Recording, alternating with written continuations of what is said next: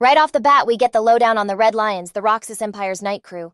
This squad is legit all about their duty, and they don't care if you're a dude or a chick, your job is to protect the Imperial fam from getting wrecked. They keep all the neighboring states shook, and the main reason for that savage rep is their commander, Kalia Toxicate, who came up from nothing despite her background. She snagged the top spot. Crazy Young is straight up the goat with a sword, and she's the legendary hero who shut down that 7-year war.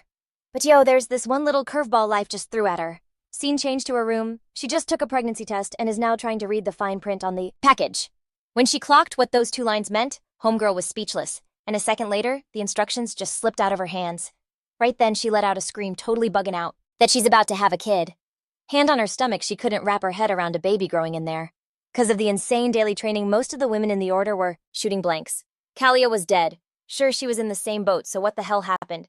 She was an orphan from the jump, left in some sketchy alley, but she fought for her life without a single penny to her name.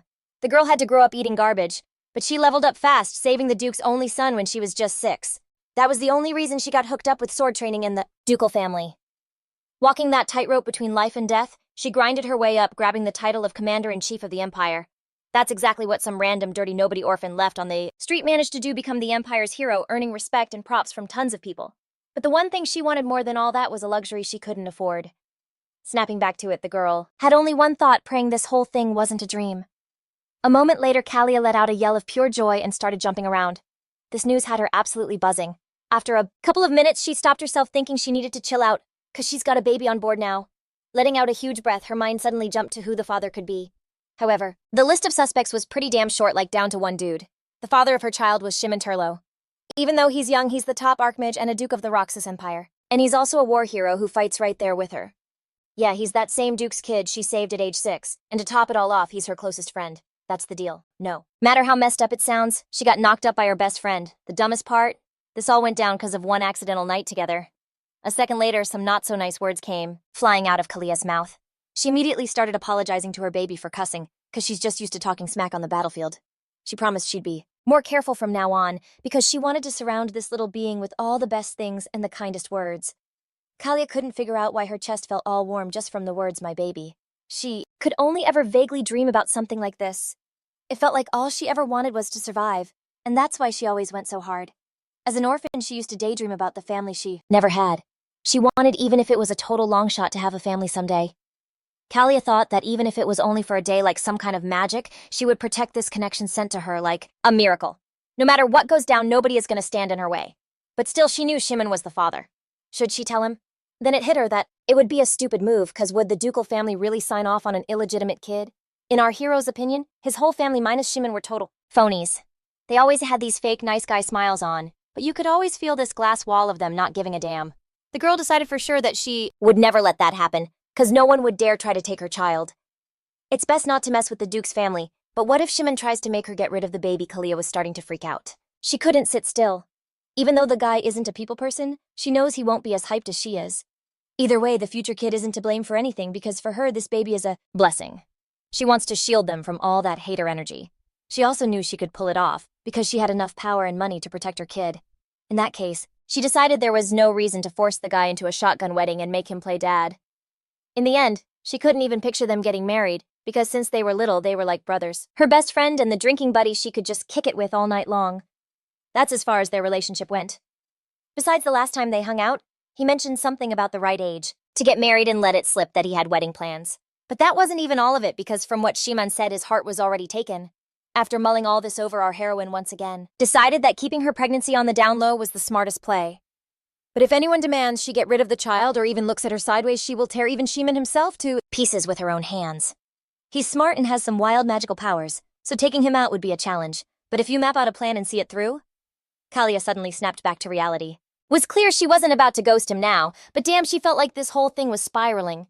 If she just let it ride, there was only one play to keep the kid safe and squash the beef with Cheyenne for good. After checking out her threads, Kalia was like, yep, it's time to bounce from this gig anyway. A sec later, she rolled up on him and started checking him out, giving him a once-over like she was sending him off for good. That same night, she was all geared up and ready for the final meeting. That's when Kalia peeped the gold buttons, and in a flash, she was hit with a total flashback. When she'd asked what the deal was with the gold buttons, Shiman told her for like the millionth time that pure gold is a straight-up magic sponge. The dude asked, all surprised, why she couldn't get it through her head, cause he'd for sure told her like 30 times already. His nagging was seriously getting on her nerves. With a smirk, she just thought about how everyone was pretty much always treating her like she was clueless, but then again, how'd she end up tangled up with Shion? She finally glanced out the window, vibing with how chill and pretty it was out there. The 7-Year War was history, and now that things were peaceful, it was time for the war hero to make a quiet exit. Back in the room where she was posted up, she suddenly heard footsteps. A second later, she booked it out to the main hall. And right then, Kalia was coming down the stairs. The girl totally fangirling was Humming Gallus, our girl squire. Humming just couldn't stop staring at Kalia, cause she was rocking the commander-in-chief's uniform, which Humming had only ever seen her in one other time. But for real, the girl had to admit Kalia looked even more badass when she switched up her fit and drew her sword. A straight-up goddess of war and a gorgeous beast who outshone the damn sun, that was her vibe. At 6, she rescued a duke, who'd been snatched by a crew of thugs. At 15, she aced the official knight exam like top of the class.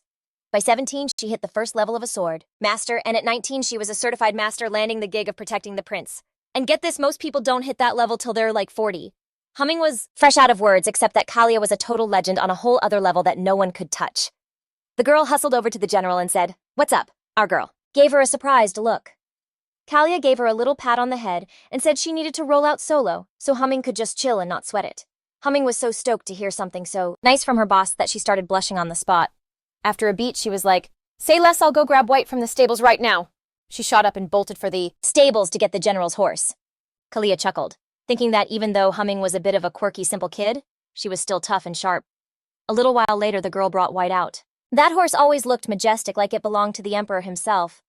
Our girl was happy to see him, but she apologized and asked her assistant to take White back and get the carriage instead.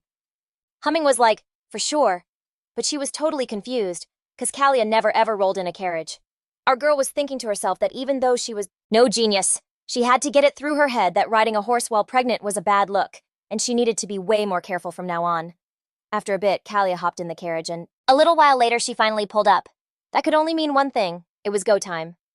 Our girl walked into the imperial palace and started making her way through, lost in her own thoughts. Just then, she spotted a whole crowd of people up ahead, whispering to each other. It looked like a couple of girls were gassing each other up, talking about their jewelry and the engravings on them. Turns out the magic engraving was Shion's work. Everyone knew his engravings were crazy valuable. Some of the rich girls even collected them, so you can only imagine how salty they're gonna be when they find out the truth. While one of the princesses was playing it off like it was just a bon voyage gift, they ran smack into Kalia, who was headed right for them. Our girl, meanwhile, was trying to figure out how to break it to the crown prince. "Hey, I'm pregnant, so I'm out." Or maybe just that it was time for her to bounce. Suddenly, a voice from the girl in the blue dress snapped her out of it.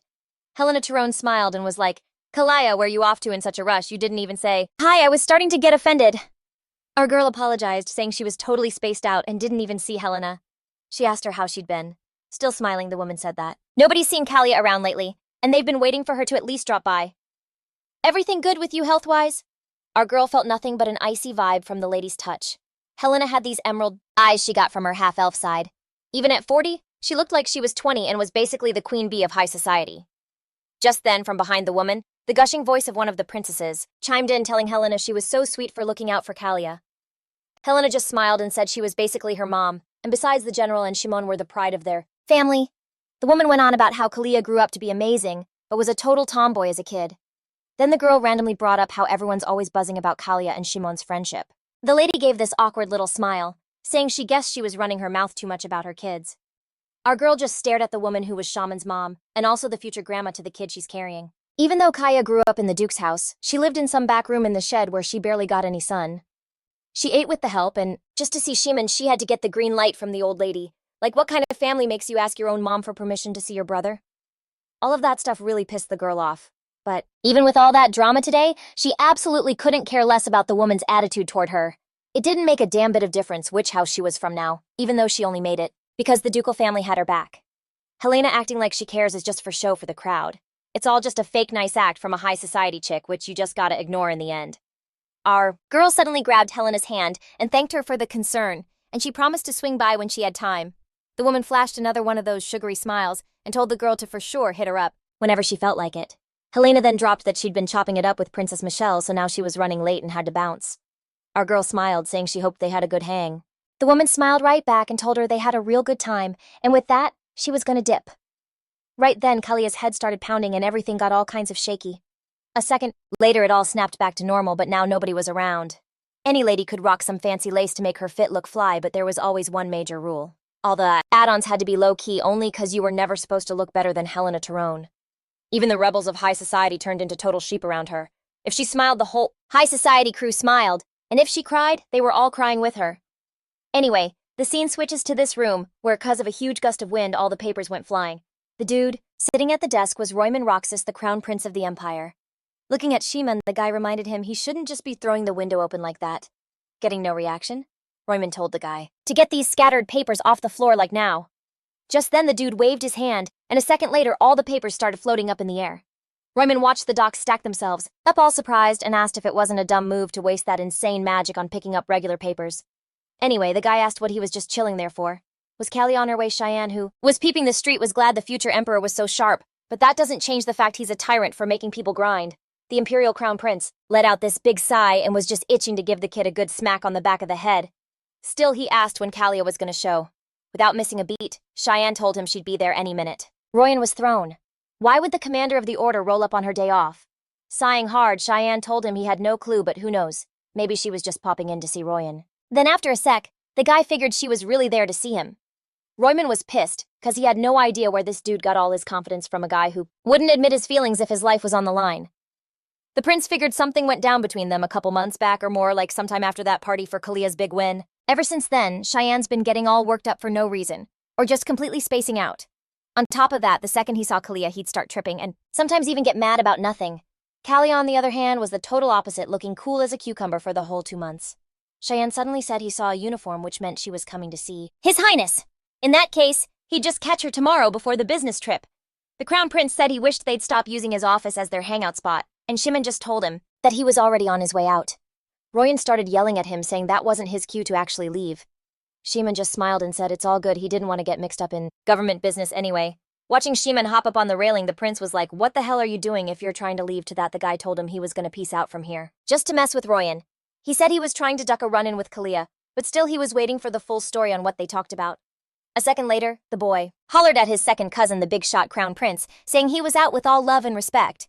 Royan knew that for the empire to thrive, he needed Shiman's juice just as he needed Kalia's strength. Just like he put his life on the line for the empire, Shiman was all in for Kalia. Right then, the girl walked into the room. As much as he hated having Shiman around, he had to admit the dude's feelings for Kalia were legit. Nobody's were stronger. Our girl, the second she stepped in the office, greeted His Highness the Crown Prince. Royan smiled and told her to get in here. He also said he knew it was her day off. As soon as the prince asked what brought her by, she hit him with the short answer she was there to ask to quit. Hearing that, the prince straight up dropped his pen. A super awkward silence just hung in the office. The dude just laughed and fixed a piece of his hair with a shaky hand. At first he was like, nah, I must have heard that wrong. But then she just dropped her head and told the prince straight up that he heard every word. She looked him dead in the eye and said she wanted to bounce, and she needed to dip like ASAP. Royman totally buggin' yelled out, asking what the hell she was talking about with this whole quitting thing. He grabbed her hand all like, why you trying to ghost me all of a sudden? Completely out of nowhere. Kaya just gave him this sad look and was like, I just need to chill for a bit. Royman let out a sigh and offered to give her some vacay time, but she was firm, telling him she wanted out for good. Royman kept trying to get her to stick around, even saying he'd cover a whole trip for her. Then he peeped the look on her face and figured this whole mess was about Cheyenne. Our girl, for the most part, knew he was kinda on the right track, but it wasn't really about Cheyenne. She knew what was coming down the pike for her, and she definitely couldn't drop the bomb that she was pregnant. Looking at the crown prince, she told him that she just needed some time to live her life on the down low. But even though she dropped a heavy word like resignation, she made it clear that if His Highness ever needed her, she'd be back in a flash. In any case, she was planning on being gone for a long time, but she wasn't about to turn her back on the country or the imperial fam. Royman looked at her, saying it never even crossed his mind that she'd do him dirty like that. Kaya cracked a small smile and told him that even though she couldn't spill all the tea, she might be starting a family soon. A little while later, she dipped out of the office. The toughest conversation was finally over. Staring out the window, she started thinking about how the days were getting shorter, which meant the rainy season was about to hit. That season is pretty short, but it goes hard, totally destructive. For like 2 or 3 weeks, the whole sky just goes dark, and the rain starts coming down nonstop. The Ministry of Magic usually steps up to help out the whole country. All this basically meant she had to get out of Dodge before the rainy season kicked off, and if she missed her window, she'd be stuck, and by then it'd be way too late. She still had a ton of prep to get through one way or another. First on the list, she had to link up with Cheyenne at least one more time. Right then, she caught something familiar out the corner of her eye, so she snapped her head around. And what do you know, it was Cheyenne just strolling through the Imperial Garden in the middle of the night. Just looking at him made her let out a heavy sigh. Her brain was still fried trying to figure out how everything went so left. Was it the booze they had that day? Nah, that was a dumb excuse, cause they always drank a ton together. Then she thought maybe it was all because of that weird-ass scroll. Whatever, she just laughed it off, thinking there was no use playing the blame game now. There was a little victory party going down that day. Everyone was hyped about the W in the Mahari naval battle. People couldn't believe the nerve of those pirates thinking they could just roll up and jack the island of the Empire itself, especially with General Kalia on watch. But when they looked at her, they were stoked, cause Kalia managed to call it a wrap on the war after just 1 year of fighting. That's just how she rolls. The kind of play you expect from someone who brings home W's on the regular. While our girl was drinking and chopping it up with people, she felt someone staring her down hard from the side. And yeah, it wasn't exactly rocket science to guess. It was Cheyenne telling her they needed to talk. After a minute, they bounced from all the noise and found a quiet spot. Cheyenne looked her over and asked why she was going so hard on the drinks tonight. Even with the big win, he thought she should probably chill out a little. Our girl just flashed him a smile and said she was just feeling it because she was in a good mood right now. Cheyenne muttered something under his breath but still handed her a glass of water and told her to drink up. She was like, "When did he even grab this?" Kalia felt like he was trying to be caring, but his words were giving off nothing but cold vibes. After taking a sip of water, she told him he was being weird. The dude sighed and started casting a spell, firing back that if he was weird, then she was a major pain in the ass.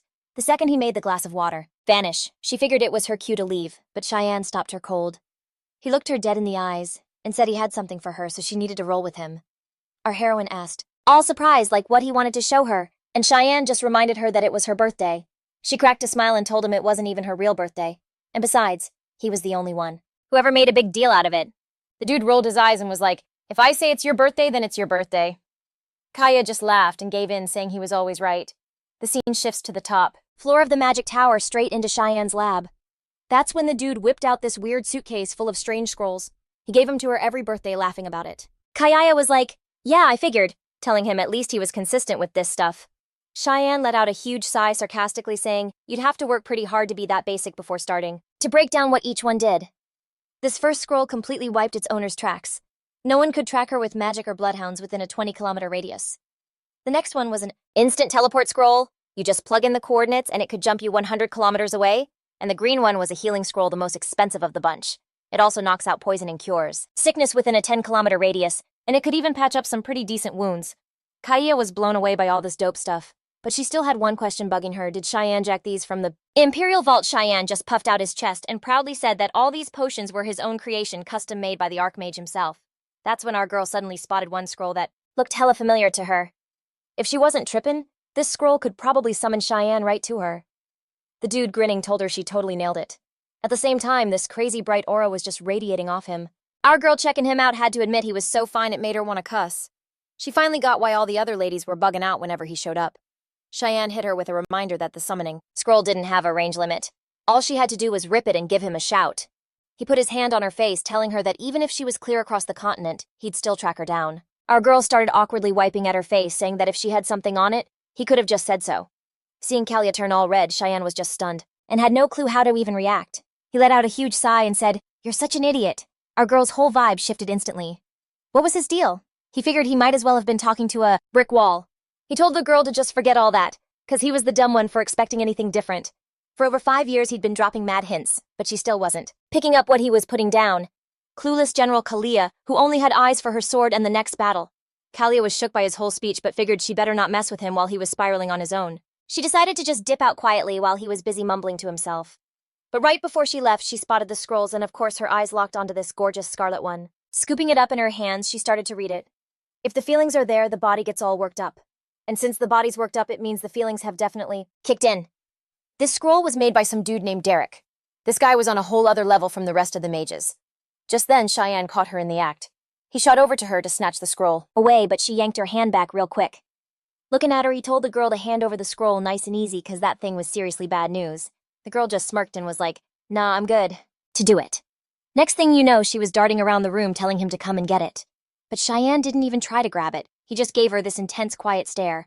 Looking at her, he asked if she wasn't even a little curious why he'd call a scroll dangerous. The girl asked what the deal with it was, and the guy told her it shows whether two people are crushing on each other or not. It sounded pretty wild. The guy explained that if you rip it with someone you've got even a little vibe with, things could get messy and you can't take it back. Our girl asked what he meant by that, to which the guy replied that something like a major heat wave could go down. He kept going. It's like you'd want to kiss someone so bad you lose your mind, or you'd be dying to put your hands on them, leaving red marks all over their skin. Then looking Kalia dead in the eye, he said that after you're done messing up their lips, you... Perplexed. She immediately covered her mouth with her hand in embarrassment, not understanding what was happening to her throat. Placing the scroll on the table and picking up a bottle of champagne. Instead, she told him that this wasn't a battlefield where anything goes, so he should tone it down a bit. As soon as she poured the champagne, Kalia added through gritted teeth that his expressions were way too harsh. The guy smiled and said he was just trying to explain everything as politely as he could. Raising her glass, Kalia tried to figure out why Cheyenne's lips wouldn't close. He was really getting on her nerves. As he approached her, the guy laughed and asked why she was blushing so much. Did his words really sound that vulgar? Or was she blushing because of her own dirty thoughts? Now seriously pissed off, Kalia told him to shut his mouth, insisting that everything was wrong. At that moment, the scroll fell at Cheyenne's feet, and without a second thought, he bent down to pick it up. Holding it in his hands, he said that all of this was only possible if both had feelings. If not, it was just a piece of paper. But he was sure none of this applied to Kalia. Looking into her eyes, he asked if he was speaking correctly, or if maybe he was mistaken. The guy holding the scroll said that if General Stoneblock kindly agreed to check the scroll, they wouldn't have anything to worry about, right?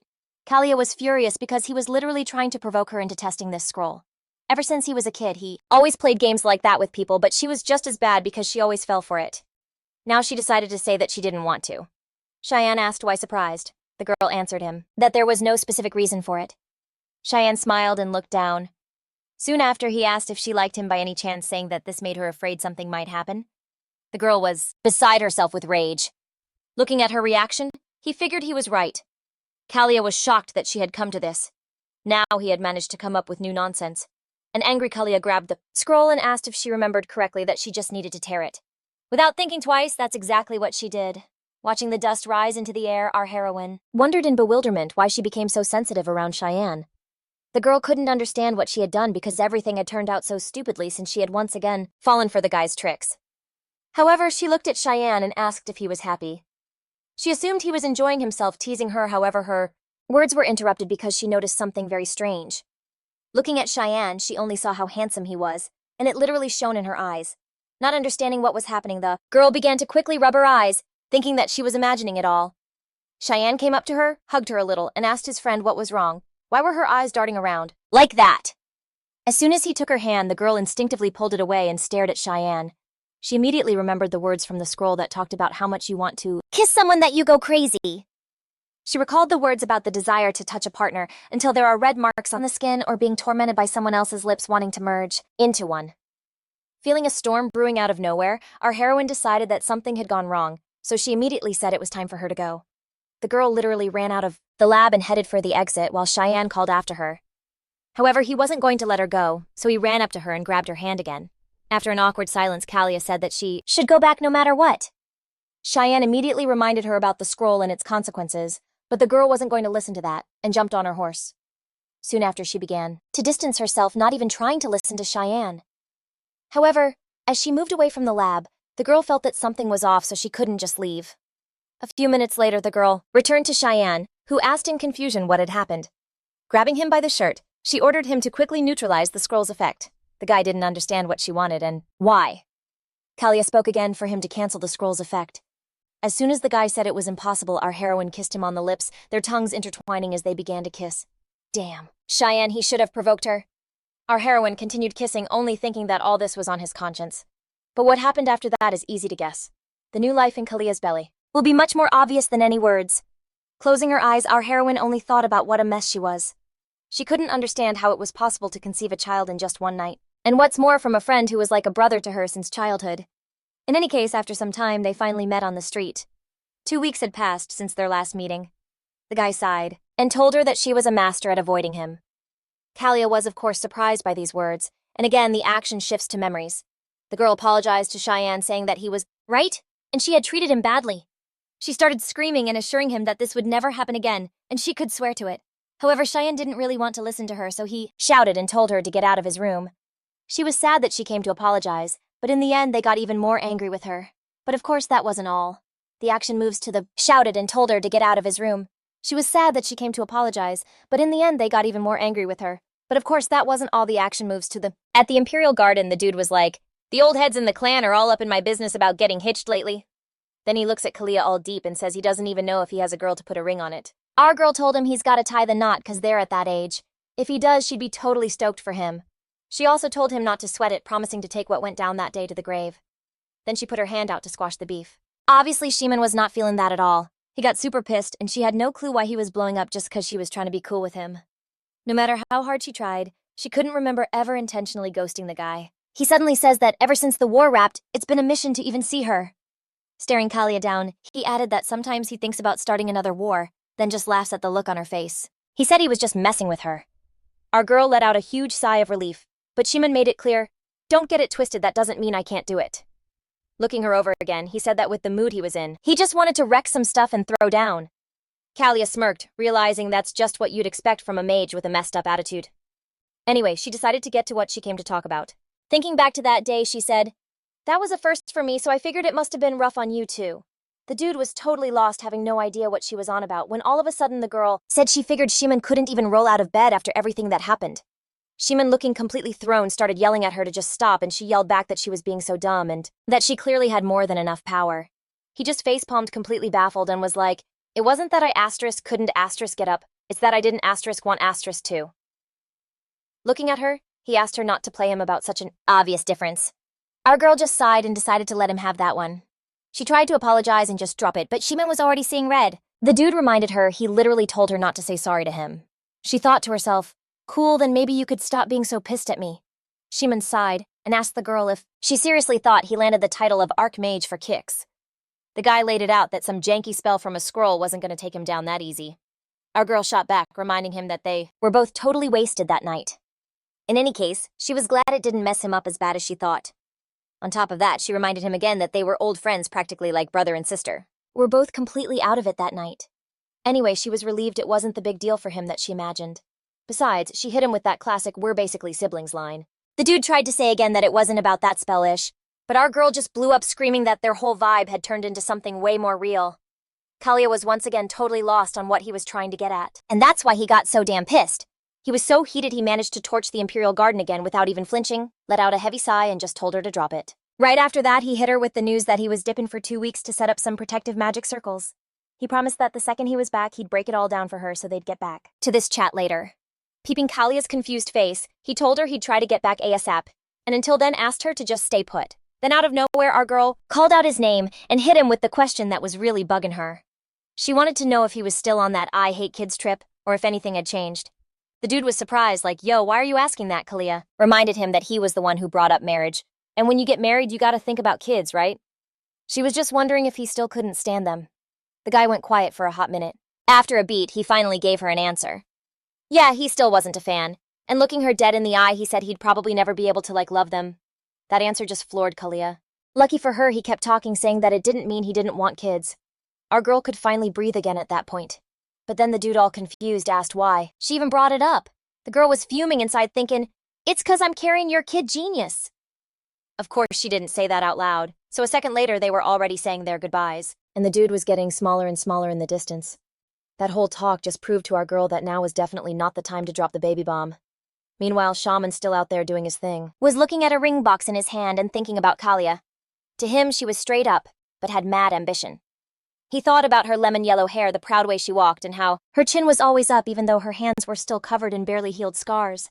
Unlike her soft hair, her hands were rough and scarred up, but those marks that'll be there forever are a badge of honor for her, they're proof of her hustle and the grind that made her who she is.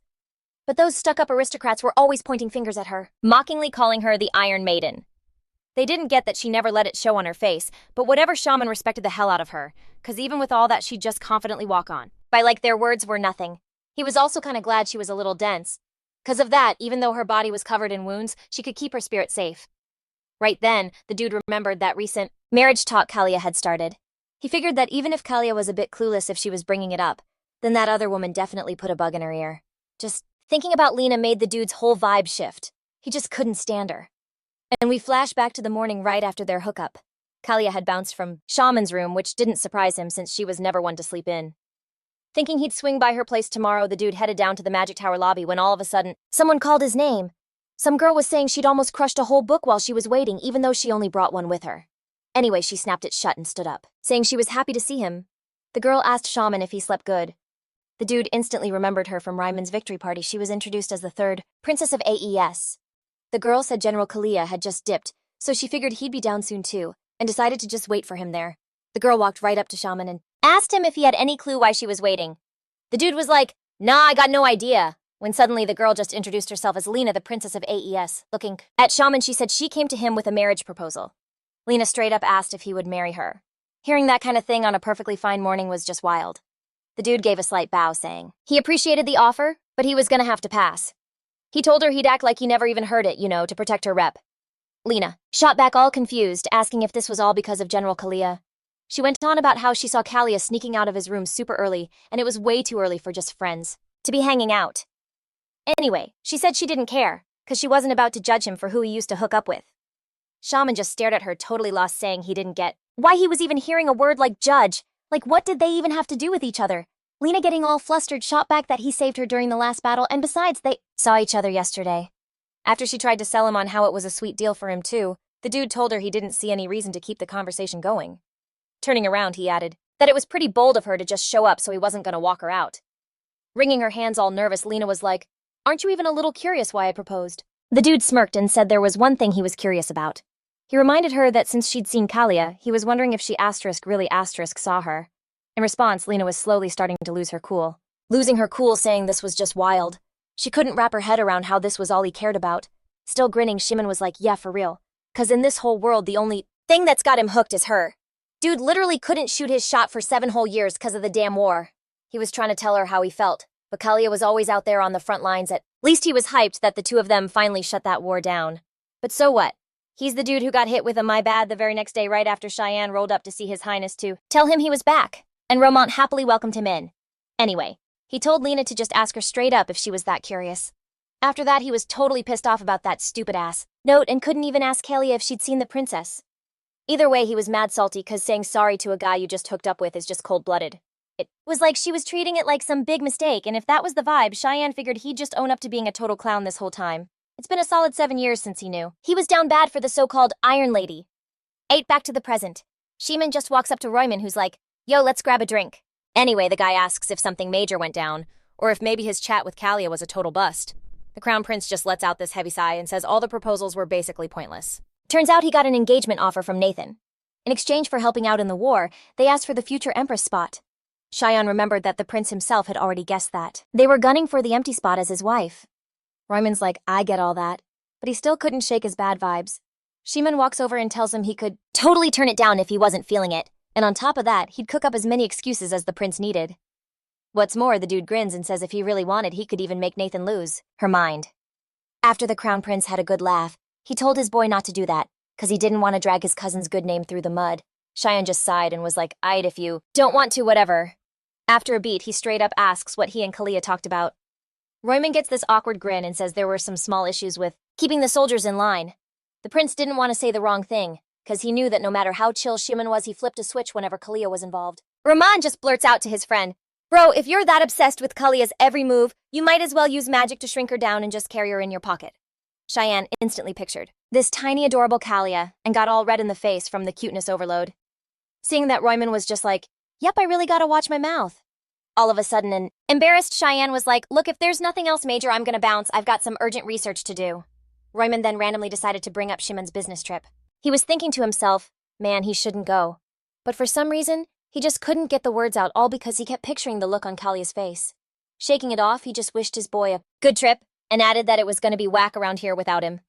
Shiman just smiled and told the prince he definitely wouldn't be bored. The second the dude walked out of the office, Romont just face-planted, wondering why the universe was messing with him like this. Meanwhile, we cut to another room where this guy is begging the general to rethink everything, staring right at Kalia. He's telling her there's no way in hell he can be her replacement, so he ain't letting her dip. Brick Ukrainia, the vice captain of the Imperial Guard, tells the girl that first she's gotta make a worthy replacement out of him before she bounces.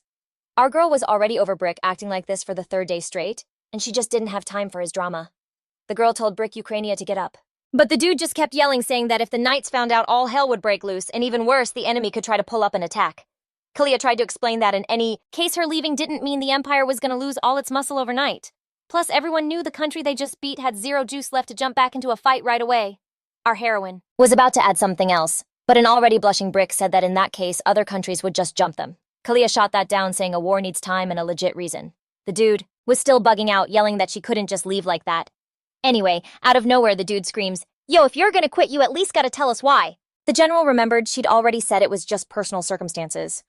Brick couldn't get how someone could put their own stuff before the whole country's business. The dude started to say that with an excuse that lame, she couldn't just walk. But then she gripped the edge of the chair with so much force that she straight up shattered it. Of course, after that, Brick had no choice but to shut up, so he clamped his mouth shut and just stared at her. Our heroine just kind of waved her hand and was like, "My bad," and then asked what Brick was going on about. The dude, looking all sheepish, just mumbled that it'd be better if she didn't ditch her post. Kalia then hit him with, "You need to temporarily take over as commander-in-chief." In that case, he figured she'd be back in a year. She played it cool, just told him, "We'll see how it goes." Then she just waved him off like, "You can bounce now," and pretty soon, the sad sack was heading for the door. Our girl whipped around and was like, "You snitch, and you'll end up just like this oak chair." The second that door slammed, she was on her feet, thinking she had zero time to just chill. She glanced out the window, realizing she only had a week till Sheen was back, which meant she had to get a move on. Cut to a few hours earlier, Callie was staring at these dresses totally stumped, trying to figure out how the hell you even put them on. After a major struggle, she finally wrangled the dress on and started twirling around, in front of the mirror. Out of nowhere, Humming pops into the room and tells her boss she snuck the carriage into the backyard just like she asked. But then she just stopped dead, because she got a look at Kaya and nearly passed out. And for real, Kaya was a total knockout. After her usual night gear, this look was gorgeous and super feminine on her. Humming started walking circles around her, gushing about how the dress fit her like a glove. Our girl gave a shy thanks, but she still couldn't figure out how anyone wears these uncomfortable get-ups. The only upside she could find was that the skirt was pretty breezy. Anyway, Kaya thanked her helper, because without her she would have been wrestling with that thing for a couple of hours. The girl just smiled and said that's what she's there for, to help her out. Looking at this super bright and sweet girl, our hero was amazed that even after losing her whole family to the plague, Humming was still so upbeat. But then Kaya got serious, looked at Humming, and told her to keep what she saw today on the down low even if the Emperor himself showed up. The girl said admiringly that she got it because her loyalty was to Madame Kaya, not His Highness. She also asked if she could tag along on the business trip. She just smiled and told her she was definitely going to need her help. Humming was totally stoked about that. But first things first, she was asked to go tidy up her clothes. A little later, we cut to the carriage taking our girl away from the Imperial Palace. Peeking out the window, all she saw were slums, and it's been 8 whole years. The place was still a total dump, like where's the government at? But then again, she thought, blaming the suits wasn't really her vibe. Our girl suddenly turned to Humming and asked her to pull over and let her out for a bit. The second she stepped out of the carriage, she looked over at that all-too-familiar alley. She really didn't want to be back here. Our girl remembered saving Shiman like it was yesterday, but every memory before that moment was a total blur, like she was in a fog. For real, she was still shook trying to figure out how she even made it out of that grimy alley alive. Humming came up to her then and said that if they hung around any longer, they were going to be late for their meeting. Our girl finally snapped out of her trip down memory lane, telling her assistant they couldn't let that happen, so she headed back to the carriage. The scene shifts to a diner. Humming's looking around, figuring the people they're meeting hadn't shown up yet. Our girl was surprised and asked if she even knew who they were supposed to be meeting. Humming just laughed and was like, "Nah, I just figured I should check." All of a sudden, a little kid's voice piped up from the next table saying that her hat looked pretty pricey. Looking at the little guy, our girl figured he was the worker's son, a real cute kid. It made her wonder what the baby in her own belly was going to be like. Just then, a worker from the diner came over with a menu and apologized for her son, saying he was being a total handful. Kaya just smiled and told the woman it was all good that the boy wasn't bothering them at all. A second later, she ordered 2 fruit smoothies and one of every single cake they had. A little while later, Humming was sipping on a bomb smoothie and was just loving life. Staring at the table loaded with all kinds of treats. She said everything was super tasty, but she was still dying to know who they were there to meet. Our girl was about to answer, but just then, she caught the little kid staring, totally mesmerized by the lemon pie. Kaya turned to the little dude and offered him a slice. The kid instantly tensed up. A second later, he shook his head, saying his mom would get on his case because she told him not to bug the customers. So the girl switched it up and suggested he draw a picture. For her. The kid was like, "For real?" Our girl told him she was a collector, that she collected art, and that she was super lucky to run into one promising young artist who she wanted to commission a piece from. She slid the plate of lemon pie over to him and said this slice was his payment for the job. Staring at that masterpiece of a dessert, the kid couldn't say no, so a couple seconds later, he grabbed a pencil and got to work. After a bit, he announced he was done, and holding out the drawing, he showed her what he'd made. Kaya looked at it totally impressed and told the kid he had some serious talent, that it was awesome. Just like they agreed, she gave him the lemon pie for his hard work and thanked him. The boy was about to thank the nice lady for the treat, but just then they heard the waitress start yelling, The girl was begging some customer to let her go, saying they weren't a bar and they didn't have any tequila. Our heroine. The whole vibe got super tense. The dude kept yelling that if they didn't have tequila, she better go cop some. The waitress told him to chill or she was calling the garrison. Grabbing that sweet kid's mom by the arm, the knight started shouting, asking what the hell she thought she was doing. Did she even know who they were? The boy, seeing them manhandle his mom, got terrified. And just like that, the fork he was about to use clattered to the floor. The knight dared the waitress to call the garrison. He just wanted to see what would show up first. Them or his crew trashing the whole joint. He even added he could get the place shut down for at least 3 months. Just then, some dude in the crowd yelled out, "Y'all gonna let this happen?" One of the goons from the crew got in the guy's face, asking what he was mumbling about and why he was sticking his nose where it didn't belong. The knight kept jawing at the waitress, telling her they were a rank 1 mercenary guild, so she needed to quit yapping and get them some booze. A second later, he was about to lay hands on the girl, but our girl stepped in and put a stop to it. Snatching the scumbag's wrist, the merc crew just stared at this chick like she was crazy, figuring she was some rich girl playing hero. The guys just busted out laughing, saying they could have some fun with her. Humming, meanwhile, knew things were about to get ugly, but definitely not for her boss. In a flash, she grabbed a fork, and with all her strength, jammed it straight into the merc's hand. The dude started screaming his head off, telling his crew to waste this chicken fast. All his little cronies jumped Kalia the second their boss gave the word, but they had no clue what was coming for him. Our girl, meanwhile, was just thinking she had no idea. Public safety was such a joke even before the whole collision mess went down. She figured she'd have to swing by the garrison later to check on things. A moment later, she rocked one of the goons in the jaw, and then proceeded to stomp the rest of the crew. Standing over the knocked-out mercs, Kalia told them they were way too soft to be running their mouths like that. Just then, the last couple of dudes charged her, yelling that if you're gonna throw hands, you better be ready to catch 'em. So Kalia clocked him one on the head. After that, she decided to show the rest of the crew that showed up how to act right. Humming, for her part, decided to cover the kids' eyes from all the craziness. The merc leader, all confused, asked the girl who the hell she was. He figured she was sent by that other crew, Wind in the head. Our girl got right up in his face and asked what was going to be faster, him calling the garrison with that busted-up mug, or her just finishing the job right there. After that not-so-subtle hint to get lost, the guy spun around and tried to bolt, but of course Kalia wasn't about to let them off that easy, so she snagged a bottle and winged it at the merc. Finally, she said the only reason this didn't turn into a bloodbath was because the kid was there and they damn well better be grateful for it. As soon as it was over, the boy ran straight to his mom and started asking if she was okay. The woman, looking at her son, said she was fine and told him he must have been so scared. After that, the kid started crying even harder, and the woman just kept trying to soothe him, saying it was all over now. Our girl, meanwhile, was thinking about how she really should have just ended those scumbags. Sensing her boss's vibe, Humming just grabbed her hand. The girl let out a breath, thinking she still couldn't go totally wild here, and it was better to just put them in their place for good. Just then, a waitress came over to our girls and thanked them for stepping in. Kalia looked around and said it was nothing but that she should be the one apologizing for trashing the place. The woman told her not to even sweat it, cause it was all those jerks' fault. She was just gonna file a restraining order with the garrison. After all, this kind of thing happened all the time. The woman suddenly said that what she was really worried about was the doctor the mercs had sucker punched. Our girl was like, "Wait, what?" The waitress said the guy told her he was a doctor and had an appointment with a patient. The worst part was he was completely out cold. Kalia let out a big sigh, wondering why this crap always happened to her. After that, she asked the woman if she caught his name. Without missing a beat, she said the dude introduced himself as Dr. Alan Macker. A little while later, our heroine had the doctor loaded into the carriage along with his suitcase.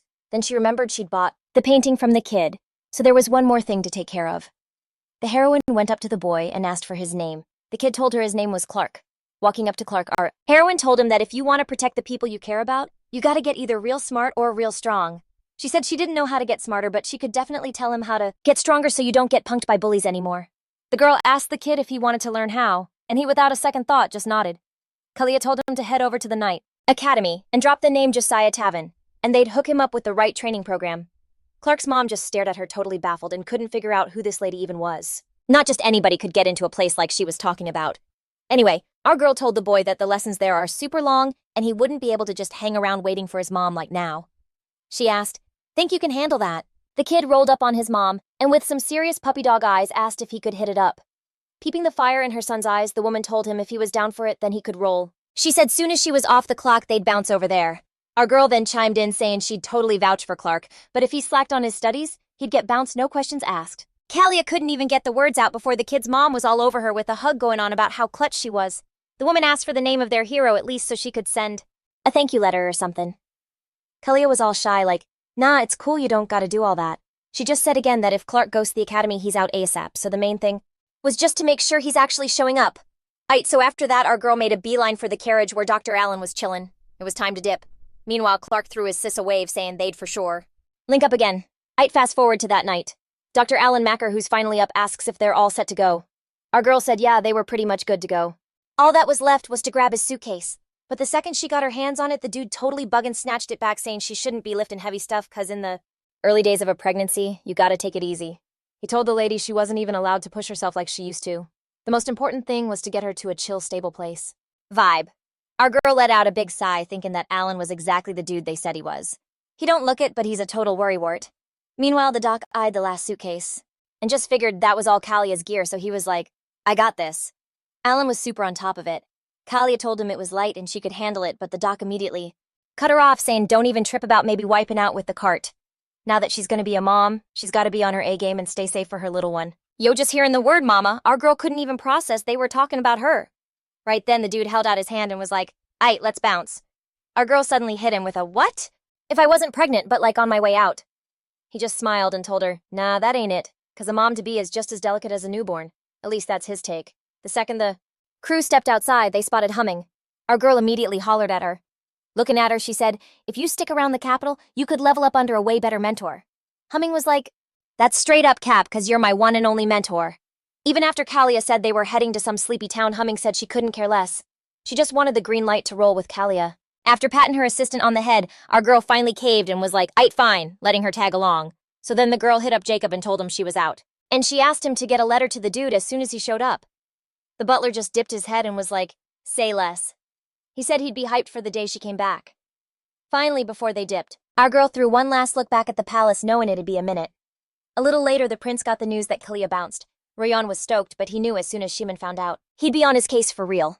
Anyway, he'd managed to talk her into taking a break instead of straight up quitting, and he was just praying this whole deal would work out. He dipped his head and was like, yo, don't ghost us for too long and come back in one piece ASAP. After they hit the woods, our girl said this is where they'd make their move. They were gonna wipe their tracks clean and pop a teleport. The girl ripped the scroll, and a second later, the world outside the carriage started tripping out. For Humming, this was all new, so she was totally bugging and slammed her eyes shut. The second she opened them, the girl, all confused, was like, wait, we done? Our girl told her the jump was already over, and right after Humming peeked out the window, she was shook cause they were in a spot with a killer view of the freaking ocean. She was bugging out that they really teleported, and that it was her first time ever seeing the sea. The whole crowd was feeling this girl's vibe. You could tell her hype was all about that instant travel scroll. The people started chopping it up amongst themselves and swapping stories about their first time using one of them scrolls. Meanwhile, our girl walked up to Humming and told her it was time to dip cause they were on the clock. A little while later, Dr. Allen, chillin' in the carriage, asked Kalia if she was sure she was good. He told her this was already the 5th scroll, and a normal person would have been knocked out from the drain by now. Our girl told him it was all good cause she's done this kind of thing before. The doc, looking puzzled, just figured the lady's stamina was on a whole other level. Later that night, Humming was feeling mad queasy cause all that jumping around was getting to her. The doc pulled some medicine from his bag and told the girl she was getting motion sick from all the zipping around, so she should take some meds. Our girl was looking around at the time, saying there's gotta be a town somewhere around here. Alan, checking the map, said she was right. The city ain't far. The place is called Antique. It's nothing fancy, just a chill old school town. The man said that if they to make it there today, they were pushing it. So they asked Humming if she could hang for a few more bumps, and the girl just gave a nod. After a minute, the crew finally rolled on and pulled up to a spot with this massive tree. The doc said it was some kind of ancient poo tree, and in the summer it was a whole vibe when it was covered in white flowers. Humming was just soaking in the scenery, totally impressed. Then our girl spotted something sketchy. Some kids crawling all over that tree super late. Like, who are they? Humming whipped around to the lady and asked what she was staring so hard at. Kalia told her it was just some kids playing over there and it looked hella dangerous. Humming was bugging, asking what kids she was even talking about. All of a sudden, the carriage hit a nasty bump, and the girl got thrown forward, busting herself up good. She started going on about how bad it hurt, and our girl told her that her lip was a little split on the inside. The doc said he had some good stuff in his bag and would patch her up later, but then Mrs. Kalia slid up to the girl and asked if she was straight. The girl was shook, totally forgot about the pain, cause for a hot second she couldn't even breathe with the mistress all up in her space. Right then the doc came over and told the lady they'd hit the hotel where they were gonna crash for the night. A little later, Alan told the girl they were totally wiped from being on the road so late. So he said they needed to get some serious rest. After that, he shut the door, and our girl was left solo in the room. Peeping the place, she saw that even if the entrance was kinda grimy, the inside was spotless. She checked out the blanket and saw it was mad comfy, thinking she'd be able to pass out instantly. But nah, it was never gonna be that simple. Our girl ended up not being able to catch any sleep for the longest time. Her mind was racing about all kinds of stuff, like how Shiman was supposed to be back tomorrow. She remembered he'd promised to chop it up with her as soon as he got in, because he had something to tell her. Either way, even though she wasn't 100%, she just knew she had to hit up that spot. Of course she knew. She'd have to spill everything to Shiman eventually, but she couldn't stop tripping on why my guy had such a major beef with kids. She pictured what would go down if she was straight up and told him it was his. In her head, Shiman would just tell her to handle it. Our girl shot up saying there was no way in hell she'd let him do that, and to hell with him for even saying something like that. Then she started lightly tapping her own face to snap out of it. Like, what was she even on about? Shiman hadn't said a thing yet. Anyway, with no sleep, her brain was just cooking up wild nonsense. So she figured she should go catch some night air. Our girl got up, headed to the window to get some fresh air and maybe check out the local scenery while she was at it. The second she looked out, she spotted those same kids on that huge tree. Yo, why are they still out here? Without a second thought, the girl decided she had to go scope out the situation the moment she locked eyes with the kids. They freaked out, talking about how some person had spotted them. Our girl kept staring, and the kids told her that her hair color was seriously dope. Kalia just straight up asked them if they were fairies. The kids were bugging out, saying it's been forever since they met a human who could see them, and then asked where she was from, and if she was for real a human. Our girl had heard a thing or two about fairies from Shiman, but he always said they were mad elusive. Like 20% of this world is the fairy empire. Their lands are basically untouched by humans. These beings keep the entrance on lockdown with a barrier and a massive tree. Sometimes they even live on the down low among people hiding what they are. Looks like this was one of those situations. Kalia told the kids she was human and this was her first time ever meeting fairies. The boys were shook by her words, like how could she see them then? Glancing at her stomach, the little dude seemed to figure it out. He told her it was probably because of the baby in her belly. Our girl just looked at them all confused and asked how they knew she was expecting. The fairies just smirked at each other and said they can see children and sometimes really little kids can see them back. Next thing you know, the boys started hopping down from the tree and walking over to her. Our girl asked what the deal was. They started murmuring to each other that this kid was different, like for real special. Kalia asked what they meant by that, and the fairies told her there was this crazy beautiful light coming from her stomach. The kids said they'd never seen a light so bright and dope before. And for real, it was the first time they'd ever seen a kid glowing like that, which meant he was going to be a total game changer. Looking at them, the girl knew that a fairy's word was basically a prophecy. All she wanted was for her kid to not go through the same stuff she did, and just live a normal life. One of the kids asked what was up with her face because she'd gone pale as a ghost. They all started asking if she was good. The guys promised that if she was feeling sick, they could hook her up with some of that fairy dew, even though they weren't sure if they could, but considering there were 3 of them, one of them could probably pull it off. The girl knew it wasn't their fault at all that she was the one making things awkward. Kalia just said it was on her. That was extra. She was chill just sitting. She was like, appreciate you looking out, but told him to keep their fairy dew. That stuff was primo, like a cure-all, but it was literally made from their tears. She looked at the little dude and was like, yo, I'm tougher than I look, so don't be crying for me. The second she pulled the fairies in for a real tight hug, the rest of them mobbed her, wanting in on the hug action. No way she could turn him down, so she just wrapped them all up. Pretty soon, though, it was time to dip. They had to bounce. For Kaya to leave, but she promised she'd slide through again tomorrow. Before she took off, they were all hyped, jumping around like, hurry back, we'll be waiting. Then finally, they saw her off. Right after she bounced, one of the fairies told his crew that the glow wasn't just coming from the kid. Another one chimed in saying the light was so blinding that he totally missed it. The first one was like, nah, this chick's got a faint glow around her too. The third one was all confused, reminding them that humans don't shine, but she called herself human. One of them just busted out laughing, saying maybe she didn't even know she wasn't one of them. After that, they were like, whatever, and decided to just get back to their games. Fast forward to the next day.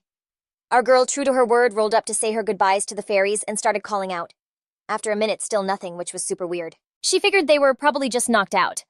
But then she spotted something shiny under the tree and scooped it up. The girl just assumed somebody must have dropped it and thought she should give it back. But the tree started acting all weird. It was like it was trying to tell her she was messing up. Kaya figured the kids must have left this thing behind before they dipped. The tree straight up confirmed it. But then she peeped the flask and guessed it was the fairies' dew. If they were around, Kalia wanted to give them props. All of a sudden, she started looking around, checking her six, thinking if nobody's watching, no harm, no foul.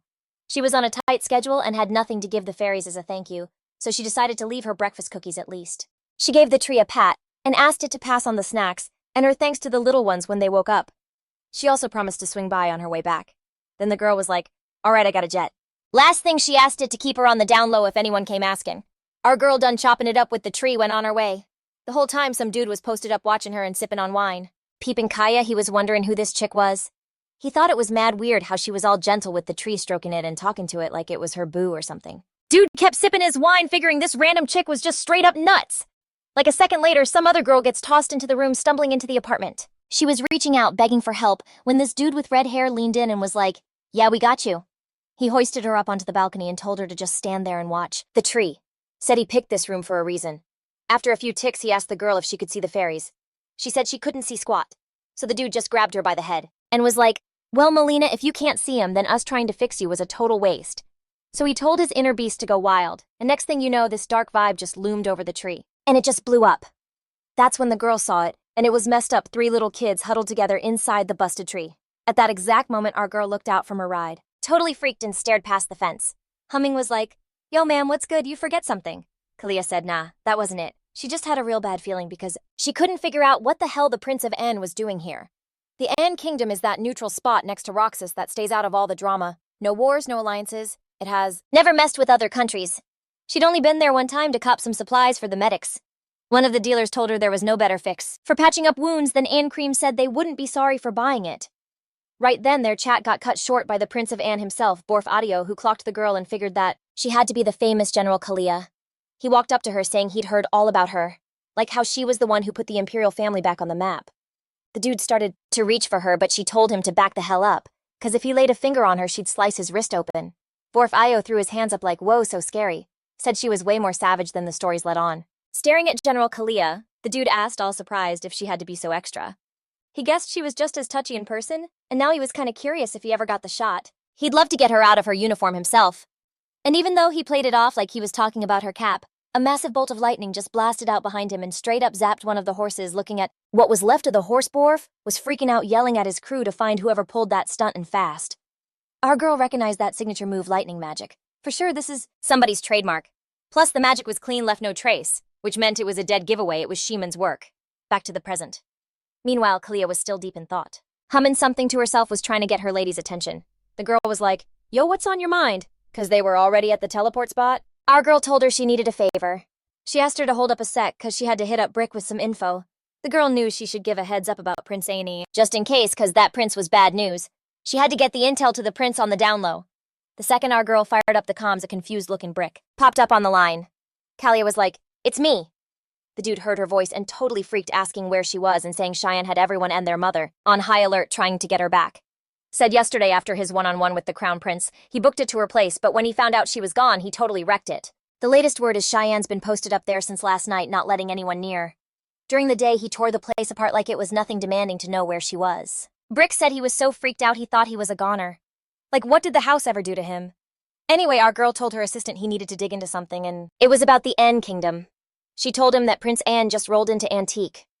Brick agreed that sounded super sketchy. She was on the same page and ordered him to let the prince know, and to for sure find out what the N Kingdom has been up to. She also told him to never ever say he talked to her. Brick, totally terrified, said that if Cheyenne hit him with that mind control magic, he'd totally crack. Kalia promised him Cheyenne wasn't that unhinged, so he shouldn't sweat it. At least that's what she was banking on. One wrong move and that magic could literally fry a dude's brain to dust. She was really hoping he wouldn't go there.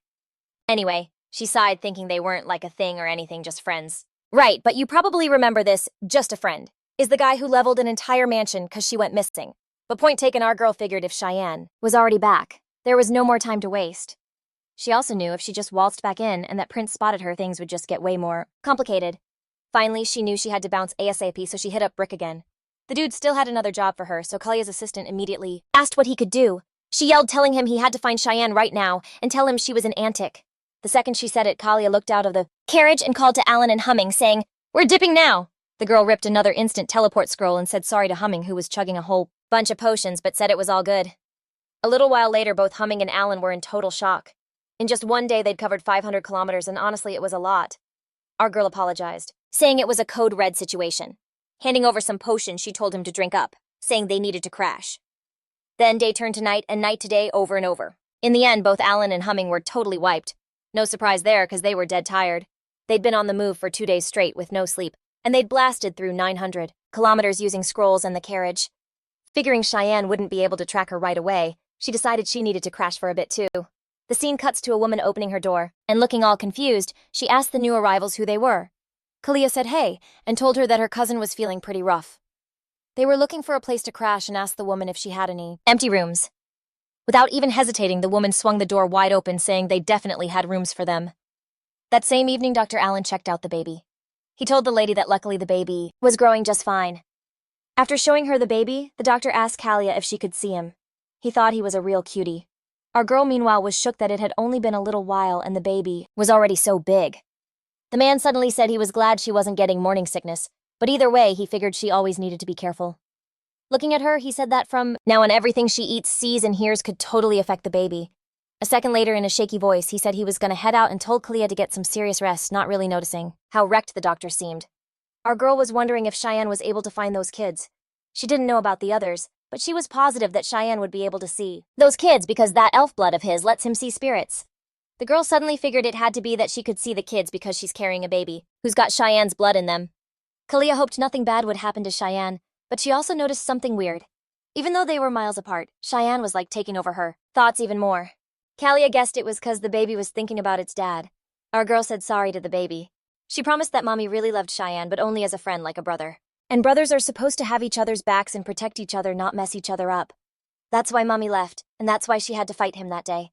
She let out a scream of shock, and then immediately said she was sorry. Her little one, 'cause that day was straight up wild and Mama ain't the bad guy here. Then she was like, hold up, she wasn't the one who got all handsy. Besides that one kiss, Shiman was calling all the shots on everything else. For real, the way they busted in snatching a rope from the hall and all that wild stuff that went down on the office table. She had to wonder which one of the two was the one who wouldn't let her breathe, acting like he was totally famished.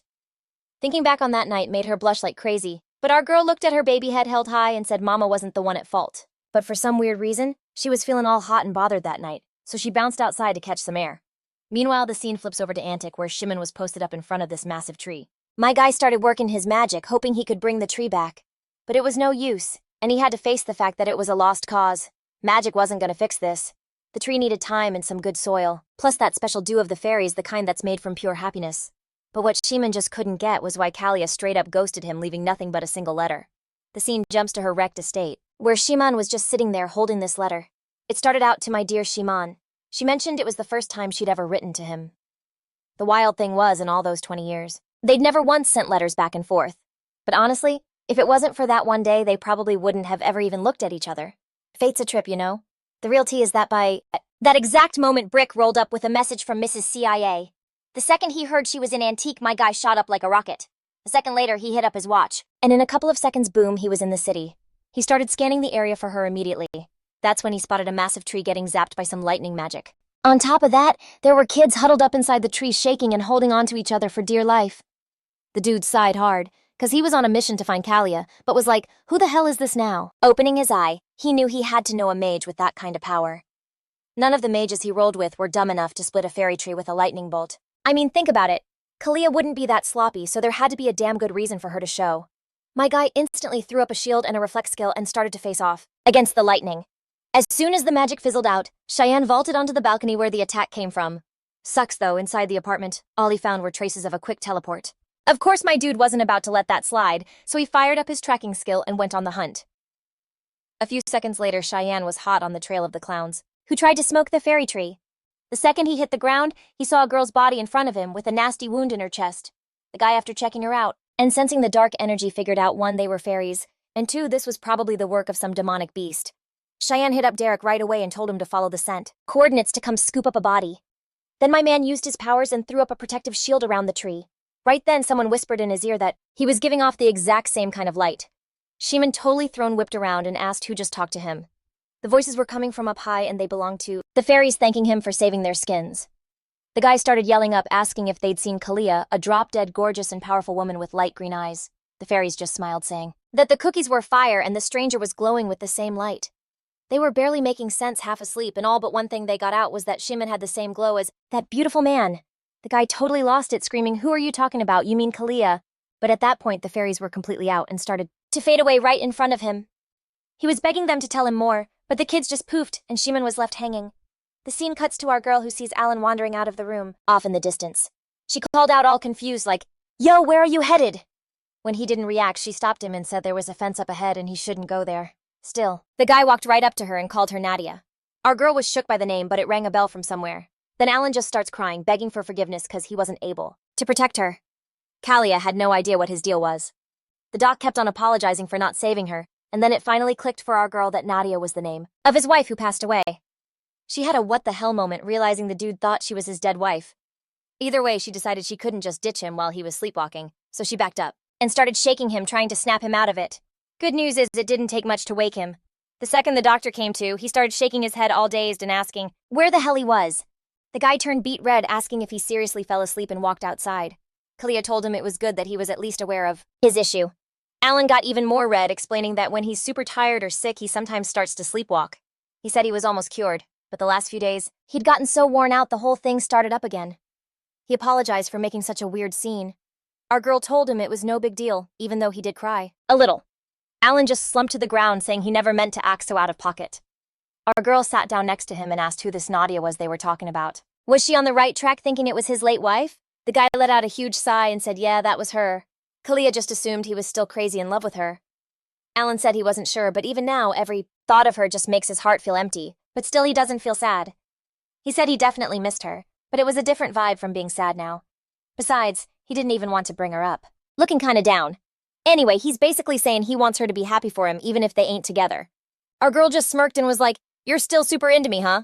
The guy cracked a smile this time and said that she totally called it. Then out of nowhere, he asks if the baby's dad is the one. Kalia couldn't straight up say she didn't love the guy, but their whole situation was way too messy to slap a beloved label on it. So Alan jumps in like, "So just a friend then." Kalia just gave him a what the hell look. He told her she's way easier to read than she thinks, and then asked her, not to take it the wrong way, but he was curious why she was planning on having the kid solo. She figured, hey, he's my doc, so she might as well spill. To her, having a baby was a total gift, and a straight-up miracle. But she knew that for the dad, this gift might feel like a whole different story. All she wants is for this kid to come into a world full of love. Alan looked over at Kalia with a smile, promising her that she was going to be an amazing mom for real. She smiled back and thanked him for the hype, admitting she was hoping for the same thing. The scene changes and we're inside now. The lady of the house brings out some warm milk and a fancy-looking spinach frittata plus some fresh-out-the-oven grain bread. She was saying how her own mom used to give her warm, easy-to-digest food like that, and that some tangy yogurt would settle her stomach after a meal. Then the dude just blurts out all shocked, "Wait, you're pregnant and traveling by yourself? Like, where's your husband if you've got your siblings with you?" Realizing things were about to get messy, because if anything went down, Shiman could find out she's pregnant. So our girl decides to spin a story saying she's on the run from her husband. She lays it on thick, saying he was all about booze and betting, was never home, and ran through women like they were nothing. The second he got wasted and put his hands on her, she knew she was done and couldn't take it anymore, so she bounced. Homegirl deserved an Oscar for that performance, for real. The woman gasped, totally horrified, calling Kalia's husband a real piece of garbage. Kalia just sighed and said that it was kinda her own damn fault for tying the knot without really knowing what he was about. The other Actress of the Year nominee chimed in all teary-eyed and choked up, saying it was hard for her to even imagine what her sister went through. The homeowner looked at the kids all sad-like and told Kalia she had an amazing brother and sister. But Kalia switched it up quick, basically saying, "Look, if anyone comes asking for us, you ain't seen nothing." The woman was like, "Don't you worry about a thing, my lips are sealed. I'll act like I don't know anything." Our girl thanked her and then mentioned how bomb the bread was. So the hostess was like, "Say less, I'll wrap some up for you guys to take on the road." Kalia smiled all like, "Oh, you don't have to do all that." But you know, if they offered, she was definitely going to take it and chow down. Meanwhile, Shiman gets back to Kalia's wrecked place. The dude was totally bugging out, wondering where the hell Kalia could have gone. Just sitting on the bed, he couldn't figure out if what they had meant so little to her that she just dipped without a word. Either way, it's been 3 whole days, and at this rate, he's about to lose his mind. Cut to the next day. Shiman rolls up to the Crown Prince's spot. Royman's like, "Any luck finding your girl?" To which he just shook his head, looking bummed. With a big sigh, the prince said he gets it. For some reason, he couldn't ignore how skinny the tough guy had gotten since Kalia bounced.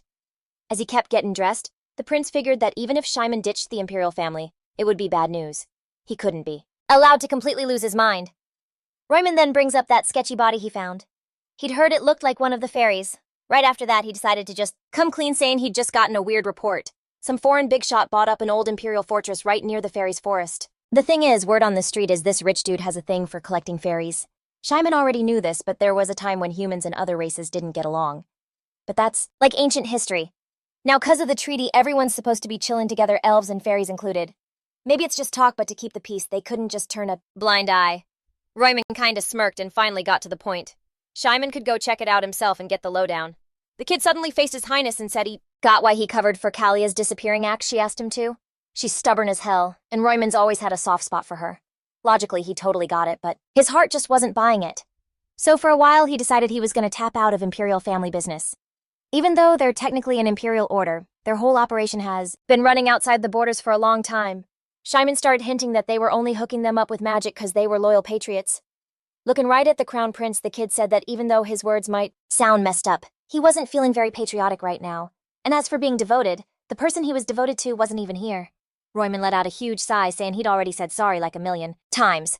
But if that wasn't enough, he'd even give him that #1 Kalia sword he'd been fiending for. Shiman just turned and started walking off, saying an apology ain't some magic spell that's gonna bring her back. Aight, so rewind a bit. The prince was left solo in the room, totally tangled up by fate with that chick he wronged. Meanwhile, Shiman was absolutely livid, not just because the prince kept Kalia's resignation on the DL, but he also went and decided to ship him off on some business trip. It was a crazy move, because the hunt for Kalia couldn't be put on hold, period. He knew he absolutely couldn't get bogged down with some other gig right now. So then we cut to the Magic Tower's underground lab. The dude asked his crew about the woman's identity, and they were basically like they needed more time to look into it. Anyway, he said they found a ton of weird traces like bloodstains that were pretty much a match for fairy blood, but her organ structure was way closer to a human's. You could even say she looked like a banshee, but that's a tough comparison, because banshees are way more rugged looking, plus there were some weird-ass magical fluctuations left on the corpse. Seeing how her magical power is all over the place, you'd think she just didn't know how to handle it. But the thing is, fairies control their natural magic as easily as they breathe. Shiman stepped up to the body and started casting a spell.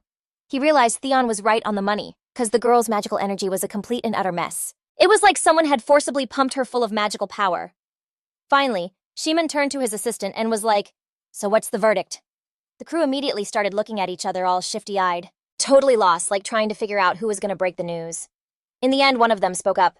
The guy said the corpse was most likely a Chima, and Shiman flashed back to what Riant had told him recently, about that sketchy report from the aristocrat who was rounding up fairies. Shiman had to admit, totally bummed, that he had no choice but to take the crown prince's offer and go on that expedition. Cut to the city of Lua. The whole town was buzzing about some girl who'd traveled forever to find her dead husband's homeland. Turns out it was Leah Raymond, and she was basically their new good luck charm. Our squad, meanwhile, was just about to head into a building, and Humming was telling our main girl, aka Miss Leah, that they'd landed in a sweet spot. Ever since Leah showed up, they hadn't been jumped by any goblins or ogres. Right then, a girl comes up to our heroine, handing her a paper. The headline was all about the flower and the Empire's Archmage, Duke Shiman, and the crazy controversy he was stirring up. Apparently, the Navy had straight up invaded the Duke's land, and because of all that, the magical barrier got seriously messed up. The Duke was claiming the barrier was just glitching. But come on, couldn't you just call it revenge? At the same time, Princess Lena, the girl he rejected, was dragging him through the mud, even hinting that maybe the Duke was playing for the other team. After reading all this garbage, our girl just couldn't figure out what the hell was going on in Shiman's head. She knew this wasn't random. A guy like him doesn't just accidentally end up in the news. It was like he was intentionally making a scene so he'd get noticed, and this was already the 3rd time. Kalia joked that the guy was trying to get crowned king of causing problems. Flashing back a few days, the herald was saying Shiman trashed the palace with his foul attitude, which honestly tracked. Then the next day, Humming flew into Kalia's room holding another paper. She said this paper claimed Mr. Shiman had completely let loose all his magical power. She also pointed out that it said the guy was in a coma for 3 days from the overload. The blast radius of the whole thing was over 800 kilometers, which shattered the historical record. Kalia was horrified, knowing that for a mage, letting go of all that power was basically like wringing out every single drop of your own blood. Our girl tried to wrap her head around what he was playing at. All she could do was hope to God he wasn't pulling all these stunts just to find her. She knew that risking your life to find just one friend was basically the move of a total psycho. She couldn't help but wonder how mad he really was, though she got it when a friend suddenly bails on their job and just vanishes without a word. He's not gonna just sit back and do nothing. Still, she didn't want him looking for her and putting himself in the line of fire.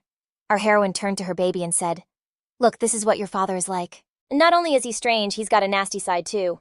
He'll probably use every trick in the book until he finds us, but let him do his thing. Mommy's really good at staying hidden." But Kalia forgot about one thing, that old saying, you can hide the loot, but you can't hide the roots. Just then, Humming flew into the kitchen and asked Mrs. Mechna if the roast turkey was done yet. The woman said it was all ready to go. Humming immediately grabbed the cart and brought the food over for Mrs. Kalia so she could finally get something to eat. A couple minutes later, she showed up at her room and told the lady she'd brought her meal. Our heroine told her to come in. As Humming wheeled the cart in, she was thinking that even if Kalia ate until she was stuffed, she'd probably be hungry again in 3 hours. The girl picked up the tray and said she'd cut up the turkey to make it easier for the lady to eat. Kalia told her not to bother, saying she could handle it way faster. In a flash, she started tearing into that turkey. Before you knew it, the meat was all sliced up, and Humming, totally amazed, told the lady she was even quicker than a professional chef.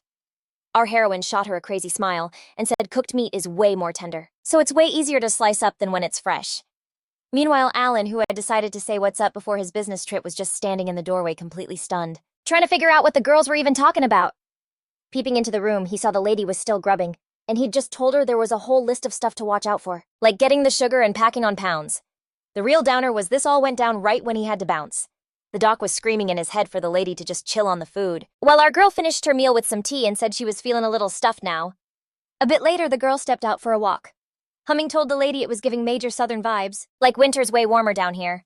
Then the girl got all hyped, saying that when spring hits, Luas throws a huge festival. And while all that sounded dope, it hit Kalia that she'd never actually been to a festival. Anyway, her mind was on Shiman. She heard he was hitting up her main school of nights every single day.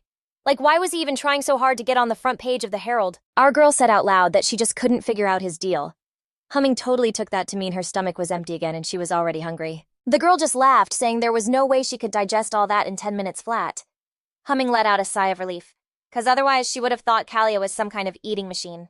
All of a sudden, they heard some lady's shocked voice tripping that they were out in the cold again. Our girl said what's up to the missus, telling her the weather was awesome today. She got closer and was like, awesome where, for real? She told them not to be walking around in this cold. The dudes right there backed her up, saying it was true because they could get blown away. And they looked so delicate. One of the guys randomly asked Humming where that chatty family doc went. Anyway, they were told not to be out here forever. It'd be better to take a quick stroll and head back home. Our girl just smiled and said they'd do that. Kalia thanked the woman for looking out for them when she suddenly choked up and started coughing. The woman totally freaked. She immediately started going on about how the lady was already coughing.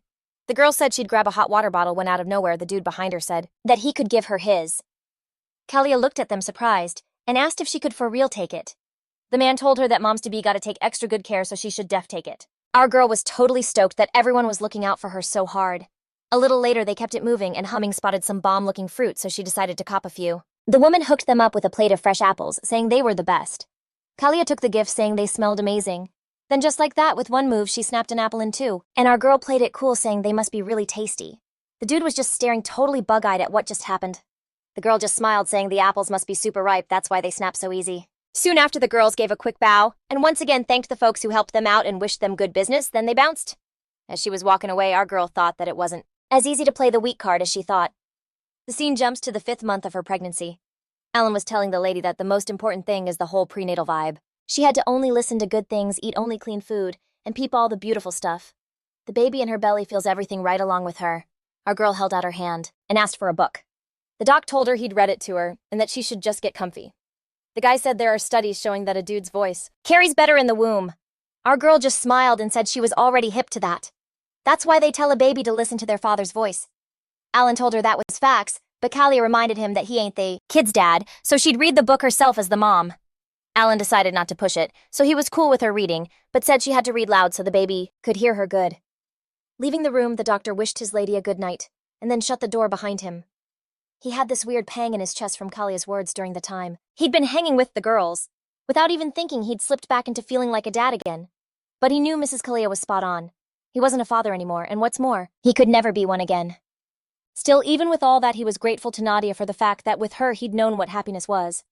Meanwhile, our girl started to read a fairy tale. So once upon a time in some village, there was this little bear cub.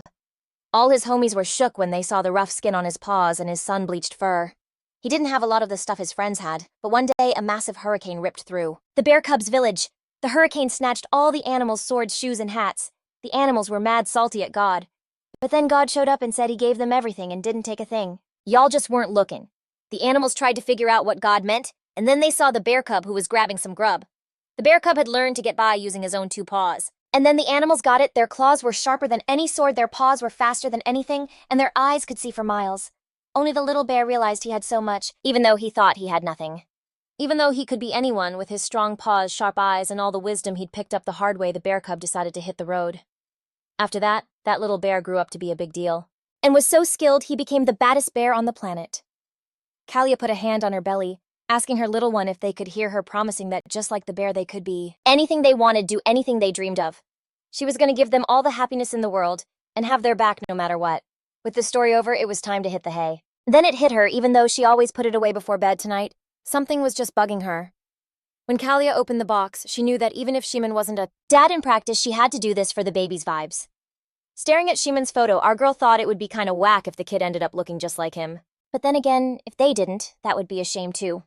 She whispered to her belly that she wanted the baby to be a little bit of her and a little bit of Shiman. Suddenly, the whole scene flipped to this void. where it was just Shiman standing right there pulling her into a hug. Kalia freaked, realizing her belly was flat, the baby was gone. What was happening? In that moment, Shiman got closer, asking if she wanted to have a kid. Looking right at her, he kept talking, but the main thing was that they'd tried. He put his hand on her face and said he wanted to see what their kid would be like too. Our girl just threw herself into his arms, and Shiman kept going on about how bad he wanted this.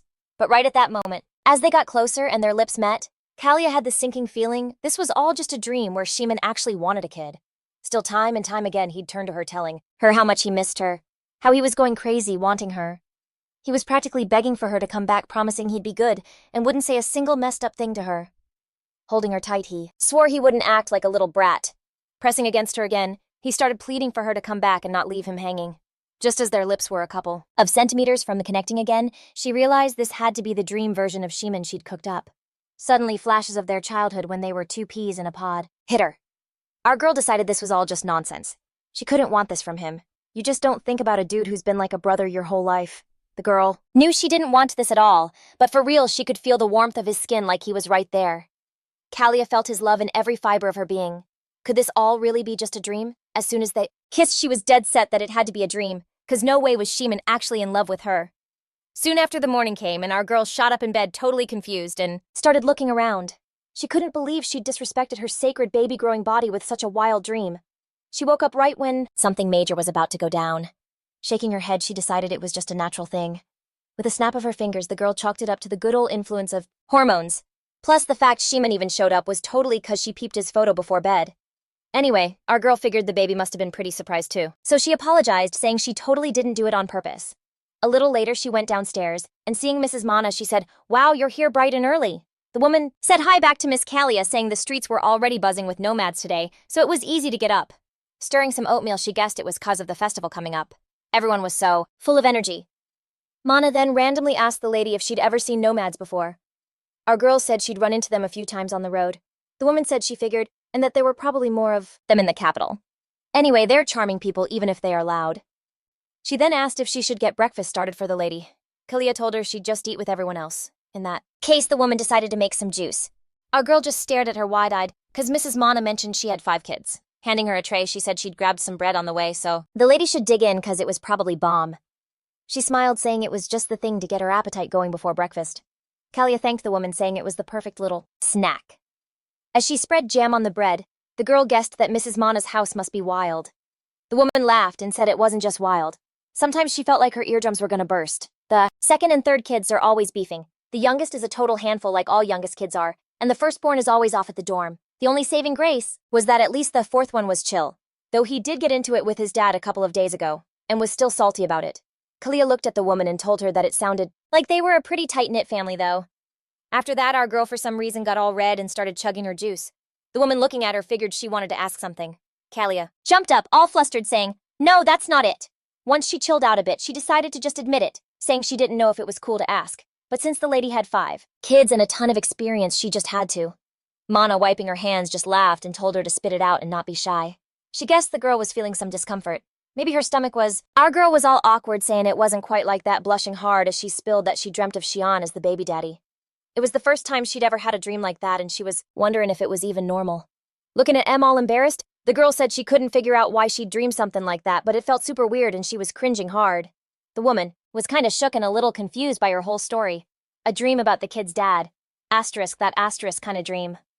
After a sec, she cracked a smile, saying she totally got what kind of dream they were talking about. Kalia's face went even redder. The woman told her not to sweat it, 'cause legit everyone has dreams like that sometimes. She said when she was pregnant with her first and second, she had them all the time. Our girl figured these dreams were pretty standard, which meant she had nothing to be ashamed of. But for real, today's dream was just wild. In any case, she knew she'd let way more slip than she meant to.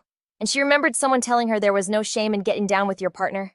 The girl suddenly tried to remember who told her that, like it was hard to guess it was Xian's words. Yeah, the whole thing was so trippy. Even when she was miles away from Xian, he was living rent-free in her head. Maybe she was under his spell or something.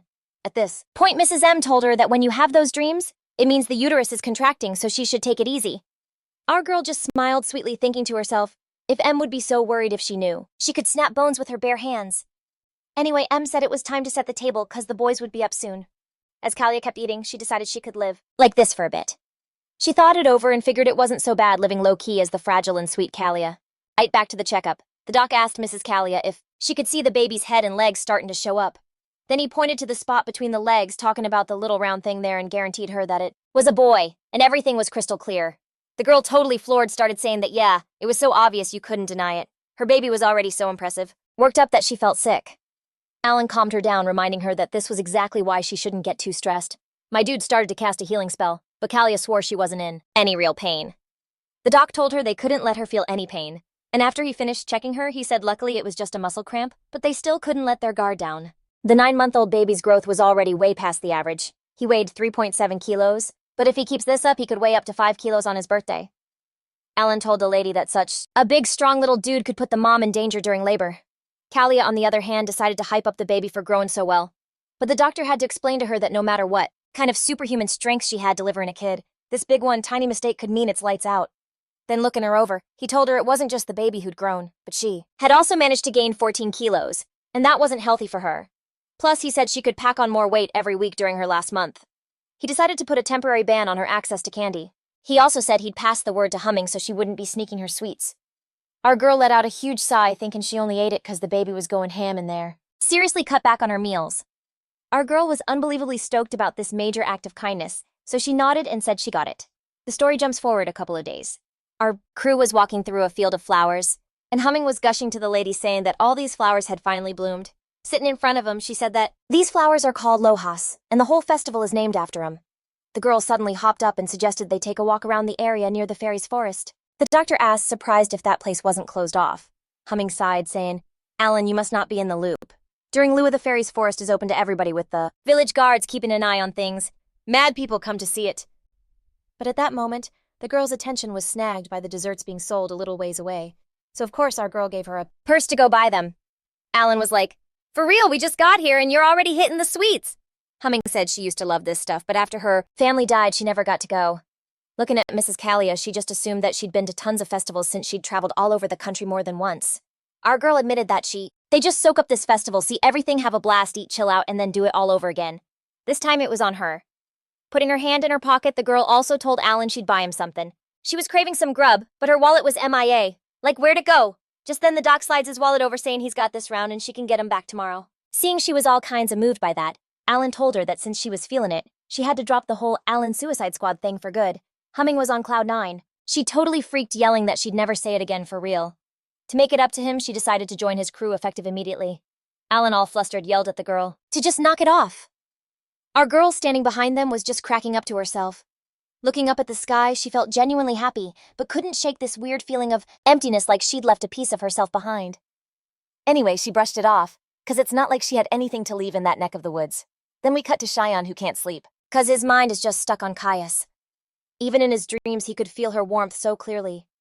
He was just silently begging for her to come back wherever she was.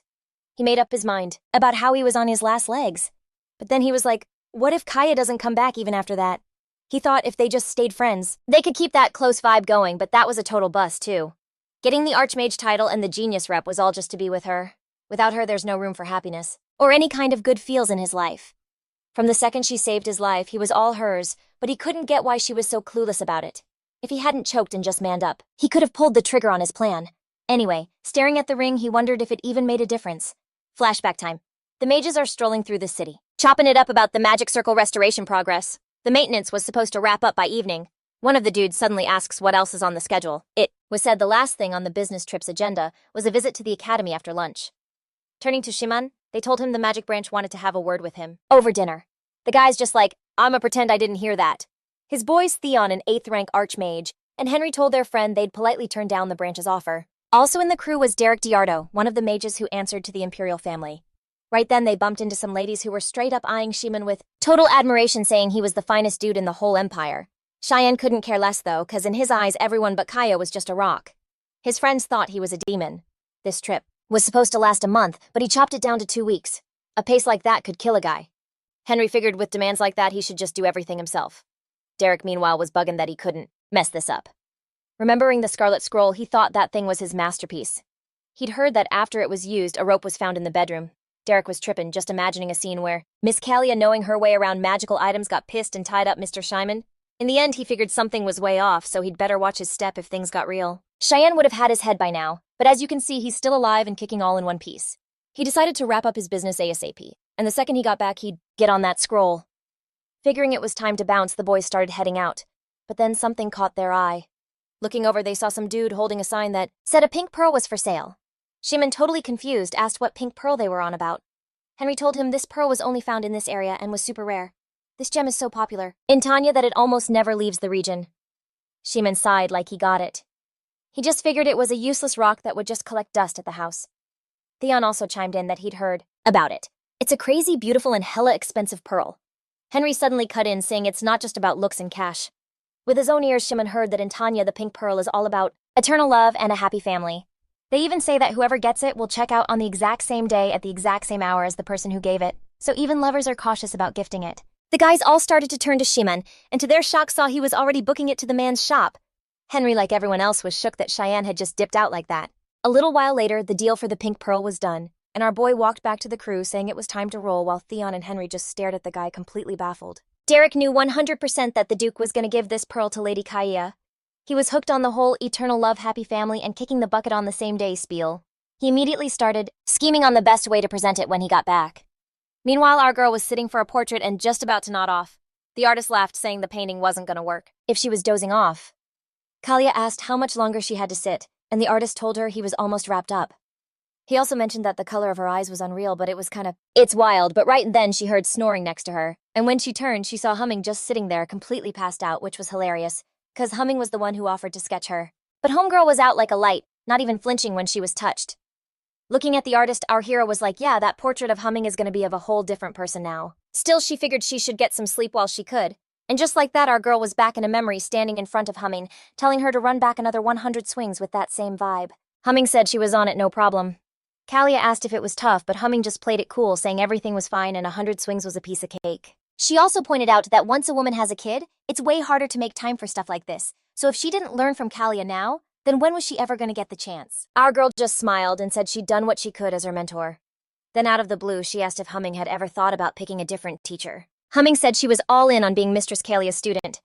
Ever since Kalia helped her out, she'd decided she was ride or die. Anyway, she gave a shy smile and said she was happy with how things were. Kalia knew that even though the training would take a minute, she was going to teach Humming everything she needed. Looking at her, Kalia could tell she had little to no real combat experience. But her instincts were fire, so a one-handed sword was definitely her style. It hit her then that there was a perfect sword for her back in the storeroom of the capital's estate, so she made a mental note to find it as soon as they got back. Suddenly, Kalia was snapped out of her thoughts by a kid screaming behind her. Whipping around, our hero saw a little girl, booking it to her mom, yelling out names. She was trying to say something about Shu and Yan, but the mom was confused, asking if her daughter Aya told her they were going to play at Shisu's house. The girl said she just wanted to take a quick look, and Johan followed her. The woman was totally freaked and completely lost, asked what on earth she was talking about. She was like, you better start making sense now. Aya told her mom that Shu did something they were banned from doing and went into the fairy's forest. The woman just screamed, telling the girl to go find Aunt M and tell her everything, and that she was going to get security. As soon as our girl heard Mrs. M, she knew she had to wake Humming up, saying they had to bounce like immediately. The artist, all confused, asked if they forgot something, and Kalia just nodded, saying yeah, and they needed to find it like yesterday. Meanwhile, Alan walked out of a house and was telling some girl she should just chill and get some rest. Then he turned his head, saw Kalia and Humming running like mad, and immediately panicked, asking what went down. Our girl told him they were in deep. She'd heard Mrs. M's daughter went into the fairy's forest, so they had to move. After a bit, the crew finally ran into Mrs. M's place. The lady was a complete mess.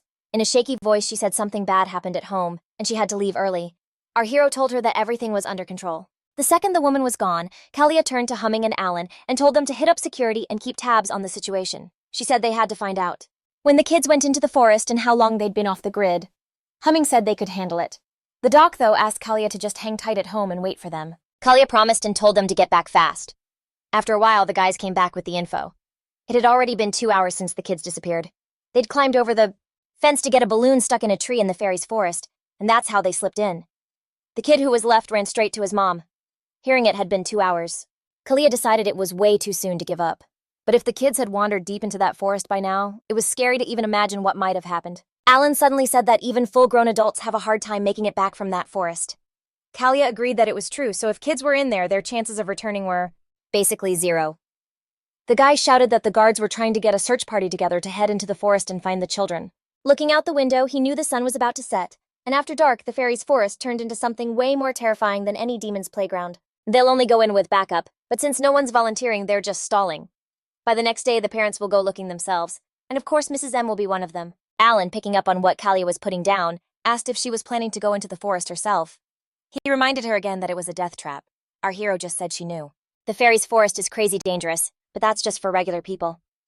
Staring out the window, Kalia knew for a fact that once that sun went down, those kids were gone for good. Even she had a tough time with that forest at night. But she was the only person in the whole village who could actually save those kids. She had the power and skill to go now, so she sure as hell wasn't going to sit back and wait. Knew for a fact if this went down sooner, she wouldn't have thought twice. Even if Shasha had zero juice, if he was trapped in those woods, she'd beeline it in there to get him no questions asked. Long as there was a sliver of a chance the kid was still breathing, she was diving headfirst into that forest, didn't matter what was lurking. She figured Mrs. McCann was on the same page. Anyway, they'd already wasted way too much time, just standing around thinking.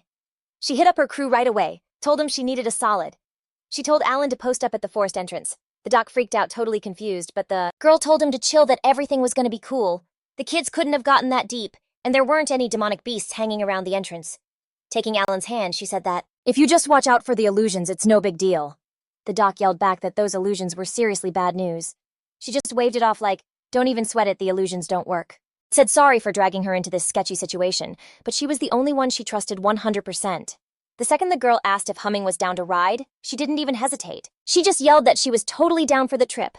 The scene flips to a busted part of the wall. Soldiers were blocking it off, telling everyone it was a no-go zone. This one lady was losing it, screaming to be let in because her kids were in there and they were only 10 years old. The guards told her a search party was getting put together, but the woman kept yelling that the sun was about to dip and who was going to go searching then. The other moms started shouting that their kids were in there so they'd go find them themselves. But the soldiers weren't having it, just telling them to wait. Our girl, watching this whole mess unfold, told Humming they needed to bounce like right now. The squire was totally thrown and asked if they really couldn't do something about the fairies' forest since it's so messed up, but everyone just looks the other way. The girl said that's only on the table if you cut a deal with the owner of the forest, but he's not trying to make contact. The king of the fairies ain't a fan of people. She also threw in that his race has some seriously freaky powers. The fairies' woods branch out everywhere like veins, all leading to the same spot. It's impossible to lock down that much turf, so they just throw up a fence and a warning sign. However, even those walls only get any attention in the big cities. Out in the sticks, the fences get wrecked and the signs fall off. There were a ton of spots just like this one that were super easy to get through. As she slipped through the opening, she made a mental note to flag this for the garrison later. Right then, Humming told her to hold up a sec while she did something. She started scrambling around, grabbing a bunch of rocks. In like 2 seconds, the hole was covered, and it looked like it was all overgrown with moss. No one would ever know for sure. After a minute, they were good to go. Looking around, Humming asked if they'd gone too deep. Our girl said they were cool, but the main thing for them would be not to get tripped up by the illusions. Otherwise, it wasn't too sketchy in this part. For sure, they were safe, at least until the sun went down. Even though Kalia said it was all good, she was stressing about the tracks she spotted back at the entrance. If she was calling it right, they belonged to some lion wolves. And seeing as they were in the forest, they must have gotten kicked out of their pack. There were probably only 1 or 2 of them, around 3 tops. In her current shape, a whole pack would be a problem, but she could handle 2 or 3 no sweat. Still, our girl had a gut feeling something was off. She was wondering how demonic beasts even got into the fairies' woods. She'd heard fairies hated those things even more than people, so they don't let them on their turf. Just then, Humming called out to her, asking what made the tracks. Demonic creatures. Kalia told her it was all good, 'cause she was there. Humming immediately gripped her sword and was like, "I know you're not at 100% right now, so I got your back." She said her abilities were trash, but she could be a human shield, telling her she was super reliable. Just then, they heard branches snapping somewhere deep in the woods behind them. Kalia let out a little laugh but stayed on high alert as she turned around. A massive beast stepped out, baring its fangs and looking ready to rip them to shreds. In any case, this lion wolf was no match for our girl, who took the thing down with one clean swing of her sword. Checking out the wolf, she saw its eyes were rolled back and its whole body was all sliced up. Something was definitely off with it. The girl had a bad feeling and figured it might have gone crazy or something. Anyway, the wolf somehow got back up, and with its limb chopped off, started dragging itself deeper into the woods. Shaking the gunk off her sword, Kalia said that with a wound like that, the wolf wasn't going far. Being a demonic beast, it couldn't get too deep in here anyway, so it had nowhere to run. Humming, on the other hand, was practically on her knees, just blown away by how badass Miss Kalia was. She knew 100% that she'd made the right call tagging along with her. Because of that, she was totally feeling herself. A little while later, the girls pushed on and stumbled across these trippy-looking mushrooms, straight-up illusion shrooms whose spores make you see things. Humming was bugging like, "Yo, that's the same illusion flu that only pops up in this forest." And damn, they were way bigger than she ever thought. Looking at the shrooms, our girl said that since the spores make you trip if you chop one down, the whole illusion vibe in this spot will get way weaker. Still, it was best to keep your distance. If the illusion baits you in, the spores will just swamp you, and if you get that stuff on you, you'll straight up lose it. Kalia broke it down for Humming. A person will be taken out. Right on the spot. Then the flu uses their body as plant food. Super messed up. Just when Kalia was about to tell her sidekick to watch her back, she peeped a blonde girl up ahead. The girl in turn literally just waved and smiled at our hero. Seeing that Kalia's chest did this weird fluttery thing and she couldn't figure out why her heart was acting so strange. Humming, all surprised, asked the lady what was good. Kalia told her about the chick behind the tree, but Humming was like, "Nah, I don't see anyone there." The girl figured Kalia was just seeing an illusion. Kalia shot back that the illusions here show you what you want most. If that's the case, it means the fairy she saw felt kind of familiar. But why would a grown fairy be rolling solo in the woods? Fairies are all about their crew, so you hardly ever see one just wandering off alone. That's when Kalia figured someone else had to be close. Just then, peeking behind the tree, she saw the fairy again, only closer this time. Our girl thought she'd bounced, but nope, the fairy just shuffled in closer, kinda awkwardly too. Humming again was like, "Is someone there?" Kalia pointed right at the tree at the girl and said, "There's a fairy. You seriously can't see her." As soon as the girl said she didn't see anyone by the tree, our hero figured she must be the one tripping right now. Still, she couldn't get what this fairy's deal was, 'cause she could have at least tried to hide. If Kalia had it her way, she would have handled her real quick or forced her to show herself. But right now, job one was finding those kids, so the girls kept it moving. They pushed on and hit the end of the cliff of tracks. Peering out, Kalia said she heard a voice and caught the scent of blood from over there. "We gotta check that spot out." All of a sudden, someone grabbed our girl's hand and held on tight. The girl had no idea what was going on. Just then, her stomach felt all weird. Could it be because of Shasha? Turns out it was that same fairy who'd been following them holding her hand. Her stomach was still doing flips, though. Looking at the girl, she tried to figure out why even Shasha was bugging out like that. Plus, the fairy was apparently so low-key that you couldn't even feel her vibe. Humming looked over at the lady surprised and asked why she'd stopped. "Is this for real, the fairy you were talking about?" Meanwhile, Kalia just silently watched as the fairy tried to pull her somewhere. Looking at her, she asked the girl if she seriously couldn't talk, to which the fairy shook her head no. Kalia told her she didn't have time for games. They had to find the missing kids. But seeing as the girl had no plans to let her go, Kalia figured she wanted to lead them somewhere. She sighed and agreed to follow her, but if the kids weren't there but for some reason she had a gut feeling she could trust her. After a bit, they hit this massive field of flowers, and in the middle of it was a whole crew of spirits. Humming was totally thrown off and figured she was just hallucinating. Then a bunch of spirits swarmed her and started circling around. The girl just laughed, saying it tickled. Kalia was shocked that Humming could actually see the spirits. That made it even weirder. She couldn't see the fairy because the fairy was obviously way more powerful than these spirits. Anyway, looking at their new friend, our hero asked where the kids were. She started smiling and jumping around like she couldn't wait to spill when suddenly a spirit flew right up to her. The spirit started giving her some intel. Whatever the spirit told the fairy totally shook her. The girl immediately ran back to our hero and grabbed her hand, basically signaling that it was time for them to bounce. Kalia thought maybe she wanted them to turn back, but she insisted they didn't have time and wanted to know where the kids were. The fairy just kept shaking her head like crazy, making it clear it was a bad idea. Our girl was worried about the kids though, and she wasn't about to waste time. But then she spotted some weird tracks on the ground, and that made her change her tune real quick, telling Humming it was time to dip. They ended up way deeper in the woods than they'd planned. It had to be around 5 p.m. by now. Despite the delay, Kalia luckily wasn't feeling weighed down at all. On the contrary, ever since they hit the forest, it felt like their bodies got lighter. She also remembered she had that instant teleport scroll, so if she popped it right after they found the kids, they could still get out of the forest before 6. The girl's mind instantly flashed back to what Shiman said about how the magic in the fairy forest was way more unpredictable. He told her to be careful when she used it. He broke it down for her, saying if some regular person who couldn't handle magic used the scroll, it could totally warp space and just blow up. But then he smirked, saying that if she was always rolling with him, she had nothing to sweat. Our girl just shook her head, thinking that zoning out on Shiman right now was a real bad look. Spotting the cave, Kaya was like, "Yo, let's check it out." She walked right in, no problem, but Humming got bounced back by something. Looked like this was the spot, the edge of the deep woods. It was like a magic shield put up by the fairies. Kalia then hit her with, "So how'd you just waltz on through?" The girl just looked up and said she was kinda tripping about it herself.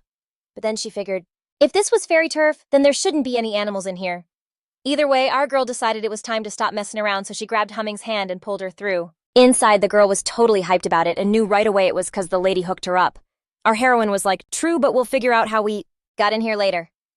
First things first, they had to keep it moving. The scene flips to some mystery dude just chilling in a tree. A moment later, a falcon swoops down to him. The bird started nuzzling up on the man's face, which made him think he'd found Kalia. Was she really coming this way? Looking up at the sky, he said he'd sworn he'd come for her but was mad late getting back, and still they could only link up once a year. Right then, weirdly enough, that same blonde fairy popped out from behind the trees.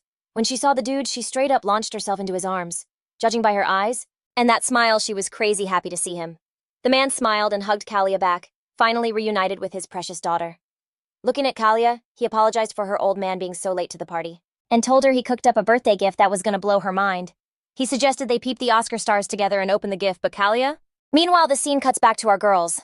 Humming, totally freaked, begged the lady to hold up because it was way too dark in there and felt like a total death trap. Looking at her, our heroine thought she better worry about herself right now, or maybe she was sleeping on her skills. Humming like she read her mind or something, told her not to think she was doubting her holding her sword. She reminded her they were rolling with a baby on board now, which meant she was a mom-to-be who needed cover. Standing in front of Kia, she said if something jumped out, at least she'd be her human shield. Our heroine just smiled and said she didn't have to do all that. But Humming wasn't backing down, saying even if she was low on skills, she was ready to lay it all on the line for her. Kia suddenly told her to close her eyes, or else she'd mess up her vision. A second later, a little orb just popped and lit up the whole cave. Humming was shook. Our girl said she'd brought a light pearl with her just in case. She told the girl to scout the area for a minute while she went to handle some business real quick. After getting the all clear from Humming, Kaya decided to end these things before Alan got to him. The second our heroine drew her sword, her sidekick bounced just like she was told. A moment later, 2 wolves popped up in front of Kalia, and they were holding a kid. Looked like they only managed to snatch one, but either way, they were pretty slick for animals, thinking they could use a kid as a shield. Regardless, there was no way she was letting these creatures walk, so she immediately yoinked the kid from the monster's grip. The wolves thought they could dip, but it was obvious that nobody ghosts Kalia. The girl swung her blade and laid him out.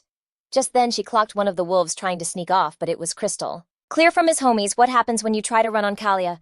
So the girl yeeted her sword and plunged it right into the beast. A second later, it hit the floor hard, which only meant that this whole pack of freaks had been successfully taken care of. Pulling her sword out, the girl knew that if it wasn't for Shasa, she would have straight up vaporized these things right there on the spot, ripping them to pieces. But nah, even that wasn't the play. In reality, it would have been way more brutal and messed up. Our heroine glanced at her bloody dress and figured she probably freaked out her baby, so she said sorry for it, because she dipped out to focus on good vibes only. All of a sudden, another wolf showed up, one that was looking to take out the damn girl who iced his whole crew. Looked like this was the last one, so our heroine figured he could be taken in alive.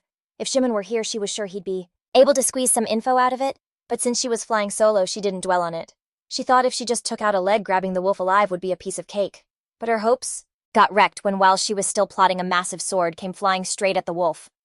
Our heroine, totally bewildered, looked up to see who the hell just crashed her party, as you'd expect. Turns out this dude was Ka's old man, and she's the one who brought him over. And like no surprise, Ka herself pops up a second later, runs up to the girl and is like, "Yo, who are you?" Our girl's like, "If you're asking, the name's Kalia." Ka was totally cool with that. The dad says, "Good to meet ya," then strolls over to his spear and uses some magic to pull it out. Along with some sketchy-looking particles, he starts waving away. Kalia's like, "What's that stuff?" The dude explains it's a jacked-up fae stone, or basically the soul of an unhappy fae who can't even catch a break after they've kicked the bucket. Peeping the wolf, it clicks for our girl, these gnarly beasts are actually fairies. The old man drops a bomb, someone's straight up ripping the hearts out of living fae and shoving them into these demonic things. Then he's like, "They call them chimeras." Kalia's mind is just blown. Some people call it dark magic, others are calling it some divine medicine. To live forever, a tempting but super off-limits gig. It pushes mages and brainiacs studying chimeras to do some wild stuff. Either way, they all went nuts and stopped giving a damn about life. This whole mess is the result of messed up human cruelty, and you know only a human would be into something this twisted. The spot closest to this forest was Lua. Odds are that's where they came from, but a tiny village like that, no way anyone there is pulling this kind of stunt. Plus, our girl would have definitely felt the magic shockwave from a chimera being made. Just then, Ka walks up to Kalia looking all bummed out and asks the dude if he's alright. Our girl looks at this little fairy and is like, "Why you so worried about him?" Looking at the man, she asks if he knows what's up. After all, that spear could only belong to one dude, the spear of the big boss himself. The guardian, the judge, the king of the fairies, Kalexisa. It takes forever for fairies to have a kid. We're talking 5 years cooking in the belly, and they can only be born after their fairy stone is made. The fairy stone, which every fairy's got, is like a ball of pure power. It usually forms while they're growing up. It's super rare for a fairy stone not to keep pace with their body. Kalexisa said his youngest was just like that. She took 8 long years to be born. But man, she was the smartest, kindest, and sweetest kid out of all of them. Placing the wreath on his head, Ka thanked her pops for showing up. The girl totally adored her dad, and he loved her right back. He was always stressing about his youngest. Even though he's a dad who's supposed to protect all his kids the same, he didn't roll that way. He loved her, and had her back more than anyone. But there was a catch. One talk they had changed everything. Ka dropped that she'd fallen for a human. Kalexisa was shook, asking why she'd choose such a hard road. Human lives are a joke, short and fragile. so it was only going to bring her pain. Looking at his daughter, he begged her to just listen and not fight him on this. But Ka was firm, saying she loved the guy. Even if life is short, she wanted to spend it with him because that was their destiny. She was about to tell her dad that even if he was against it, she was gonna... But Kalexisa cut her off cold and told her to bounce. Before she dipped, he told her not to even think about coming back to the forest until she got how dumb she was being. Ka didn't even seem that bent out of shape about it, just quietly turned around and walked out. He knew right then he shouldn't have let her go. Later, Kalexisa was just sitting under a tree praying for Ka to come back. Staring at the wreath she made, he begged for forgiveness for letting her go off alone to some place she didn't even know. With tears in his eyes, he knew if he hadn't kicked her out on her birthday last year, maybe things would have been different. Snapping back to the present, Kalexisa wrapped up his story, saying he was the real fool, not her. Looking at Ka, he said the kid standing next to Kalia was just a piece of his dead daughter. Our girl just stared confused and was like, "Say what now?" Kalexisa clarified that it was a piece of Ka's soul. Waving his hand around, he explained that this whole place is fairy territory, overflowing with power that creates spirits. They can keep their shape using a piece of a soul. Then he looked right at Kalia and told her that the fairies born from her soul could only be seen by people who had a connection with her. And that's why Kalexisa lifted his spear and aimed it at the girl, saying it was her turn to start talking. Our girl was tripping, had no clue what to do, but then Ka shoved the spear away. Hugging Kalia tight, the little girl yelled at her dad, calling him out for being reckless and swinging that spear around. Kalexisa tried to say sorry, but she just started shoving him, telling him to get lost. Kalia was completely lost, but the biggest question was why Ka's touch felt so warm. Like, who was this kid to be protecting her? Meanwhile, Kalexisa was petting his daughter's head, admitting he'd been too quick to judge, and asking Ka to forgive her old man. Our girl was still trying to figure out what the hell was happening when she heard Humming screaming for Mrs. Kalia. At the same time, Humming was telling the kids to just hang on a little longer. The girl had patched up the bleeding real quick, but they had to make it back to the village to be saved for real. She was also wondering about... Away. Kalia had no clue what the deal was, and for real why she was getting a warm vibe from Ka's touch. Who was this chick to have her back? Kalexisa, meanwhile, just patted his daughter's head, saying he had... Meanwhile, was telling the kids to just hang in there a little longer. The girl got the bleeding under control ASAP, but they had to make it till they got back to the village. She was also side-eyeing. This massive egg, like, what was she supposed to do with it? Then peeping the cave, she was bummed that the boss lady was still in there, though. At that moment, she decided she couldn't just be waiting on Kalia all the time. She told herself to get her head in the game. Turning to the kids, she asked if they were hurting bad, but when she got nothing back, she just told them to chill for a minute more, and soon they would be back with their folks. It was the right move. Now the girl had to protect these kids on her own. Hearing branches snap behind her, the girl figured it was Mrs. Kalia, but then this massive wolf just rolled up on them. Humming knew in a panic that they were totally screwed because the beast was way too up in their grill to even draw her sword. It was too late to do anything she wanted to, at least shield these kids, but her thoughts were cut short by a bright flash that blasted straight out of the red egg. What the heck? At that moment, the beast just dropped to the ground for who knows why. Looked like the egg just had their backs. Right after that, Kalia appeared in front of them, swung her blade, and iced that monster. As soon as she handled the beast, our girl turned to her assistant and was like, "Yo, you good?" Humming with tears in her eyes, said she was only okay because of her, but the kids got it way worse. What now? After checking the kids out, Kalia said everything was going to be all right. The cuts weren't that deep, but they'd soaked up some nasty demonic vibes from those creatures. She knew that if she didn't get rid of this energy right now, then their lives would be on the line for real. Just then, Kalexisa came over and said this was a bad scene because the kids' wounds were covered in some thick demonic energy. The man asked if these were the kids CIA was looking for. The girl told him these kids had just wandered into the woods by accident. Kalisa told her that the forest fairies get a kick out of messing with little kids' dreams. All of a sudden, that same falcon that tipped Sisa off about the guests showed up. And just like that, thanks to its wild magic, the kids were totally patched up and looked good as new. It was like, hand that egg over. He explained that, without its mom, it's on borrowed time anyway. The man said he'd take care of it himself. The second he floated it up with his magic, our girl started thinking about what he said. Humming piped up right then, saying that egg had their backs. You can't just snuff out something that's fighting this hard to live. If you keep pushing and fighting with all you got, she was sure you can make it, 'cause like she was living proof. That settled it. Our girls stood in front of the egg and said they were taking it with them. Kalexisa, shocked, said that thing was way peacefully now. The girl said she knew that, but she wasn't about to let it go down like that. Both she and the dragon egg were tossed aside not by choice. They never had a say. She wanted to survive just 'cause she was born, and she fought with everything she had because she wanted to live. The girl did this to make good on her promise to the life in her hands. So by saying this egg wanted to live, Kalia said that she wasn't backing down, no way. Kalisa still told her to step aside, 'cause without magic, that creature is a goner. Pushing back, the girl said they'd juice it up with magic themselves. Kalisa just laughed and asked, "Oh yeah, and who's gonna do that, some king or some dark magician's trick? All that would just bring more heat." Our girl was so pissed she was about to throw down, but during their beef, Ka jumped in, protecting Kalia. Soon after, she started throwing her power around, not holding anything back. But why go so hard for her?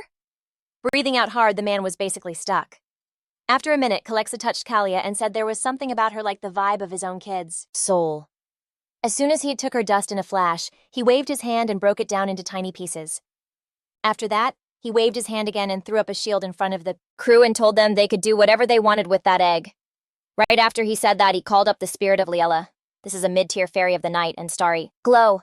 Kalia told them the dark fairy's time was coming up, so it was time for them to bounce. Looking at Liella, the man asked the fairy to get these kids out of the forest. Woods safe and sound. The fairy got the go-ahead from her master and dipped, basically showing him the way.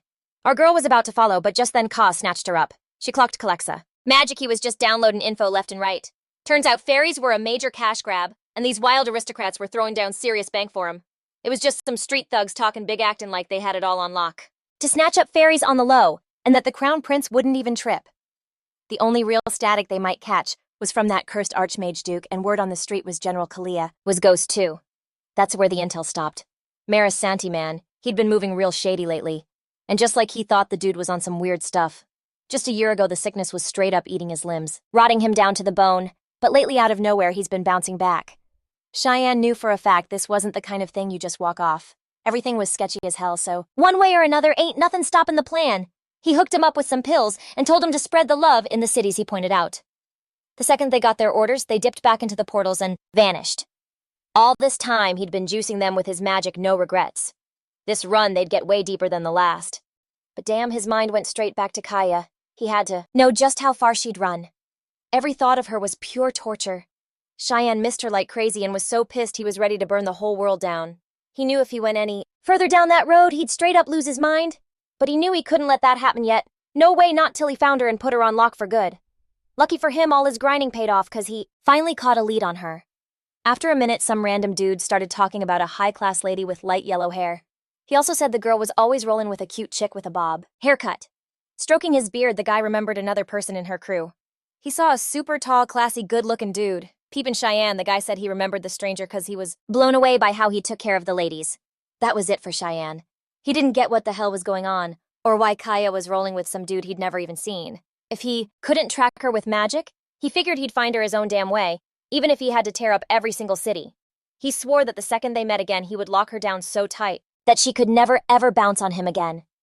Cheyenne was down for whatever as long as he could be near her, though in that moment he remembered that wasn't really her style, cause Kaya always had to be taking care of someone. He figured if he just blew out all his magic power and got himself all messed up, then maybe she'd only have eyes for him. More than anything, he wanted her to feel the same way for real. But even if she didn't, he damn sure wasn't losing her again. The scene flips to some unknown spot where you can hear fairies singing as soon as someone steps in the room. The girls with tears streaming down their faces started begging to be saved because they were desperate to live. They just wanted to spread their wings. Borf just smirked and told him to keep up the good work and keep the melody going. If he was feeling it, maybe he'd let him breathe a little longer. And still they cried out, all confused, asking why they'd been snatched up. They just wanted to go home. He told them to shut their mouths when, all of a sudden, his head went blank. Glancing out the window, he felt it he'd lost contact with his little pets. That could only mean one thing, they were toast. But how'd they get taken out? The dude figured. The kids must have gotten lost deep in the fairy forest, which meant the soldiers sent to find them probably did the deed. One way or another, they had some weak-ass spirit stones in them, so they were on borrowed time from the jump. But now I gotta go clean up their mess so I don't leave a trail. Looking at Luen standing in the corner, Borf told him they were about to go for a little walk. He ordered some other guy to watch the place. Then turning back, he said to take their hands and feet if they start acting up. The scene flips back to our girl. Ka was trying to tell Kalia something heavy. The baby. Together. She had to protect our girl. Kalia, of course, wasn't getting it at all, so she just said that while looking straight into Ka's eyes. Kalisa, looking at his daughter all confused, asked why she was so hung up on this kid. Soon enough, the girl said she just had a gut feeling she'd be needed when the baby was born. The man asked her if she knew she'd be in serious danger if she left the forest. Seeing his daughter's face even now, he knew he couldn't keep her caged up. He let out a heavy sigh and handed our girl some kind of strange bracelet. He told her to take it. He said the soul of the ancient spirit Amuna was basically fused into the bracelet. If a fairy put their mark on it, she'd be able to call on it at any time. Kalisa added that it was a birthday gift from Kesa, but he knew it was better to give it to Kalia. Ka said that when the time comes and she's really needed, she'll be able to call on them. The man promised he'd come get it when she didn't need it anymore, but for now she had to accept it. Our girl couldn't even figure out if she should say thanks for this since it wasn't like she asked for it. Whatever, she decided not to fight it, and took the gift, immediately slapping it on her wrist. After that, Ka went up to the girl, touched the bracelet, and said her own name. Looking at Kalia, the fairy told her to say her name, and that would seal the deal. She said her name right away. Suddenly, Kalisa felt some weird energy and figured someone had the nerve to roll up into the fairy's forest in the middle of the night. Looking at his daughter, he told her to grab the kids and not to come out from behind the trees till he gave the word. Maya. Liella hollered at her crew right then, telling them to roll out, and they were on it in a heartbeat. But right as they were about to dip, our girl caught something shady. She could have sworn Calexa was cracking a smirk. Kalia spun around, totally thrown, wondering if Calexa was for real smilin', or if she was just trippin'. Either way, the crew kept it movin', and after a minute, Kalia peeped her own clothes, and it hit her that they were getting close to the exit. Our girl told Humming it was time to get the kids up, so she started trying to wake them for a few minutes. Good thing, too, because they finally started to stir at some point, rubbing their eyes, all confused. The second the little girl realized she was awake, she jumped up totally freaked and started screaming for help. Kalia tried to chill her out, saying that everything was all good, and the nightmare was over. The kids, still looking lost, said she was just in the forest. Our girl let her know they were way past that, and that the other kid who was with her was safe there too. By saving his ass from getting snatched that day, she pretty much saved herself too. The girl said she had to dip without a word but was banking on him getting the memo. This whole disappearing act, just like that day, was all fate's call. But she needed him to know this move was for her, for him, and for everyone. She asked him not to go crazy, trying to find her, cause when the time's right, she'll pop up again. And get this, at the end, she dropped another real deal apology for that day, even though it was kinda late in the game. To bring it up, Shimon was a total wreck after reading that letter. The dude said, all choked up, that he needed to hear it from her, not read it off some paper, but she was like, I don't know the deets, but some good fairy totally saved us. Anyway, their folks were freaking out, so it was time to dip. Shu just snatched Johan's hand and was like, we're out, let's jet to mom. The little dude was totally out of it, still half asleep. The kids spotted the torchlight and started booking it over there, finally making it to their moms. Once the kids were safe, Humming hit up the lady asking if they could bounce. Kia told her that since the kids were back with their fam, it was time to head back to where people were waiting. Walking up to the house, the girl was trying to guess how many hours of getting chewed out they were in for. Humming just laughed and said, yo, as long as Alan doesn't roast us alive, we're good. They opened the door, called out that they were back, but General Saucepan was posted up right at the doorstep. Humming was like, dude, what's with the getup? And CIA was all, sorry we're late.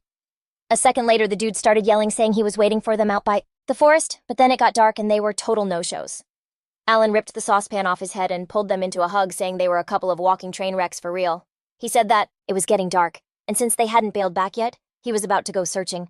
They seriously had him stressing, but he was just glad they made it back in one piece. Anyway, after a minute a beat red, Alan told the girls to quit laughing cause he was in a tight spot. Humming, still cracking up, told him she expected anything but a saucepan, for a helmet was a new one. The doc got all serious, saying he had to improvise cause you gotta protect your dome. In any case, Humming gave him a hug and thanked him for looking out.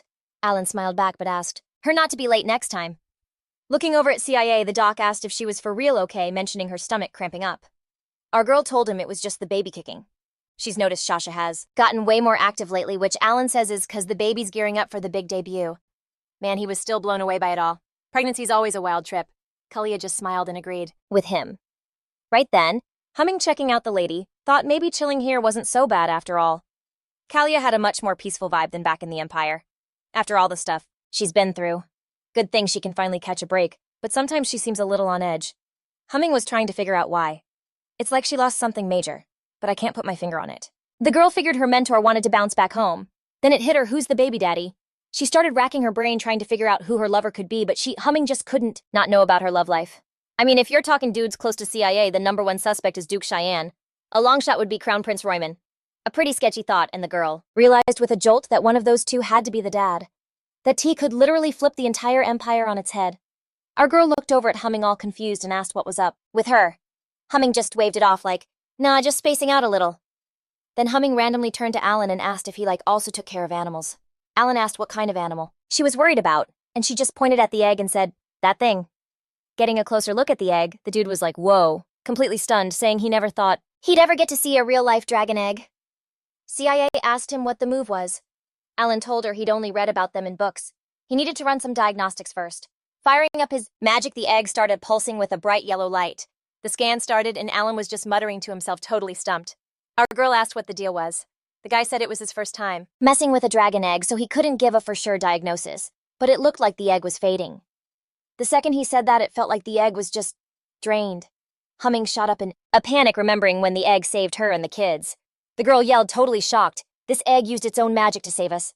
She started shaking the doc, telling him they had to save this egg no matter what. Alan said there wasn't much he could do unless he juiced it up with some mana. Our girl walked up to the egg and said that she would try to juice it with her own energy, since it's basically a type of mana. For sure, as a magician, she wasn't supposed to, but it was better than doing nothing. The dude looking shook tried to stop her, telling her it was way too risky. The girl just said she was a little wobbly because the egg was sucking up her mana way too fast. After a minute, she was like, all right, that's enough for today. Turning to the egg, she said she was tapped out, but she'd give it more mana next time. She also figured it'd be a good move to hit up the Lord's castle later. Only with the help of some real mages could they give the egg enough juice. Once that was all settled, Alan suggested the girls finally go get cleaned up. The girls just looked at each other, totally confused. They were a hot mess for real. One was all bloody and jacked up. The other had a ripped shirt and was covered in mud.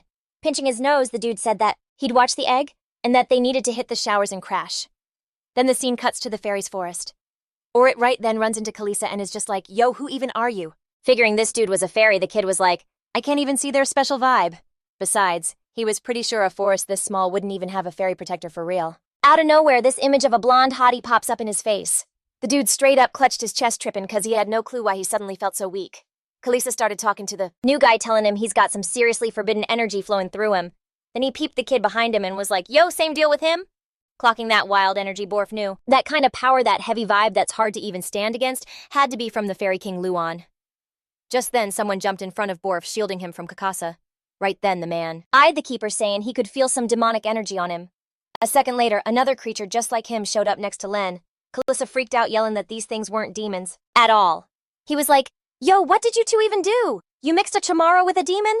Whatever. Borf bounced while his crew ran interference against the Fairy King. The spirits who ran into the dude screamed their heads off like, we got an enemy here. One of the fairies asked if they could chow down on him, but another one was like, nah, the king said don't touch the guy. But that didn't even slow him down. For whatever reason, they wanted him taken out. They got hella pissed all of a sudden, and a second later they were coming for him.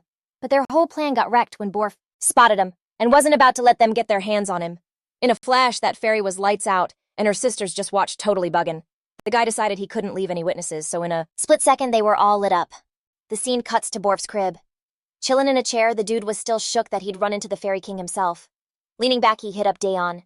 The chick was there in a heartbeat for her man. Looking at him, she was like, I heard you dipped out while I was sleeping. Anyway, she couldn't figure out how he got that cut on his pretty face. Borf just brushed her off, saying he was beat and they needed to head back to get patched up by LC. Dayon told him to forget all that and make a deal with her, the one and only dark mage in the Empire. She swore that with her he'd get love from the demon kind and could tap into some next level power way bigger than what he's rocking now. Plus, she'd be his ride or die for life. As she got closer, she whispered that he'd for sure dig the games they'd play and asked what he thought. When he wasn't biting, Dayon switched it up and mentioned that the shadow she planted in the Lord's castle had dropped some intel. A legit live dragon's egg just got brought into the castle. Borf's eyes lit up at that. She added that somebody just scooped up this egg in the woods somewhere. So Dayon was like, maybe she should just yoink that egg for him. Borf finally cracked a smile, looking right at his girl, and said that's exactly what he loves about her.